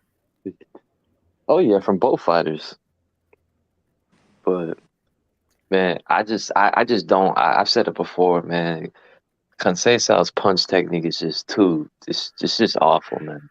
It's just bad. But ain't that how he hits his opponents? Because he throws from awkward angles. No, I'm not talking about the angles. I'm talking about how he literally positions his hand. Oh, like, okay. It's just incorrect. He's an Olympic gold medalist, isn't he? Yeah. Yeah. No. Same. Yeah. No, he is. Oh yeah, he is. Yeah, you're right. Yeah. Same year Shakur won silver. Oh damn. That's the only thing for that fight. That's it. Another thing I remember about Conceição, other than the Oscar Valdez fight and Saber Martinez fight, is that he basically controversially beat Lomachenko in like the Pan American Games, I think, or like I think it was like a world amateur. They overturned it. Yeah, but they I was about overturned. to say, was that same clip that you showed, Jen? Yes, that's the exact clip I showed. Yeah, in the breakdown of Shakur Stevenson versus Conceição. How the fuck did he win that fight? It was because Loma lost a point or some shit, or no, it was some type of foul or some shit that got overturned, made Lomachenko win. I mean, well, Lomachenko and it was a won. bullshit. It was a bullshit foul too. Yeah. So, bro, hey, Conceição looked like shit that whole entire fight, bro. If you ever watched that shit, bro, he looked terrible, fam. He was playing to the fucking judges, falling out and shit. Like, bro, that shit was horrible, bro. I never seen man was Lomachenko literally so annoyed. falling out to the floor and shit. Yeah. Lomachenko just kept throwing his hands up, getting pissed off with how many times Conceição ended up on the floor, man. Yeah. I personally think, man, I think it's gonna be a whitewash. I think it's gonna be a whitewash. Late stoppage. I wouldn't bet on it, but it's possible. I would say if anything, maybe a towel, like they call it on the stool, but I would bet on a UD. I think it's gonna be a whitewash. That's what I predict. Yeah, something like that. Man, Shakur need to hurry up. I think Conceição's gonna give him a little bit of trouble early. You know. I think the only thing, like, Shakur is just gonna have to get comfortable with the range, which is probably gonna take maybe the first half of the first round, and then at that point his combinations are gonna come a lot smoother, and after that it's just gonna be a steamroll from there. Because Conceição, man, he's just, I just don't see anything that he can bring. Conceição hasn't fought a southpaw since like his third fight, and that southpaw was like 4-30. That was his record. And his last, and then at the amateurs is when he fought high level southpaws, that shit ain't even really. He looked horrible against Loma, but he actually won his. He won. I think he won gold against the southpaw. But oh wow. Okay. Or no, maybe it might not have been a gold medal round, but he beat a southpaw, but that fight didn't even look great. Like, fam, dude gonna get his ass whooped, man. I just don't see any path to nothing. So Shakur Stevenson goes savage on him. Got it. I don't know about all that. He's just going to outbox He's him. gonna beat him. He's gonna beat him. But my thing now. Did with Jamel Herring. Huh? Could he stop him like he did with Jamel Herring? Like I said, it's possible, but not probable. I wouldn't bet on it. Yeah, I didn't bet on Shakur stopping Jamel Herring either, to be honest with you. Me neither. Yeah. So Shakur, it's not even about power. It's just Shakur is just not a finisher like that. So yeah, that's my thing. So with Conceição, I think if he has the opportunity to make it an easy fight, 12 straight rounds, and just beat. My thing is with Conceição, the only thing I want to see from Shakur against Conceição is that Shakur is a complete fighter. He could fight in many styles. I just want to see Shakur break Conceição down and walk him and like literally walk him down. I want to see that, while obviously having a good control of distance and using minimal steps to get out of range, but also countering him at the same time, which is what he's already shown capable of doing. So I just think Shakur is just gonna break Conceição down personally and just beat him up in that fight. I think so too. I think Shakur's fight IQ is very high, and I think he's gonna figure him out very early, like 4th round, 5th round, and it's gonna break him down from there. It's gonna be a landslide victory. Yeah. So. All right, fellas. On that note, 7 hours and 18 minutes again. 2 nights in a row. I'm gonna call it one, man. Appreciate everybody for joining the panel. Appreciate everybody in the chat. Much love to everybody that sent the super chats. Holla at y'all probably next week, or well, definitely next Friday, but maybe sometime during the week as well. But we'll see. Much love, everybody. Peace. All right, peace. Hey, man. Have a good night, guys.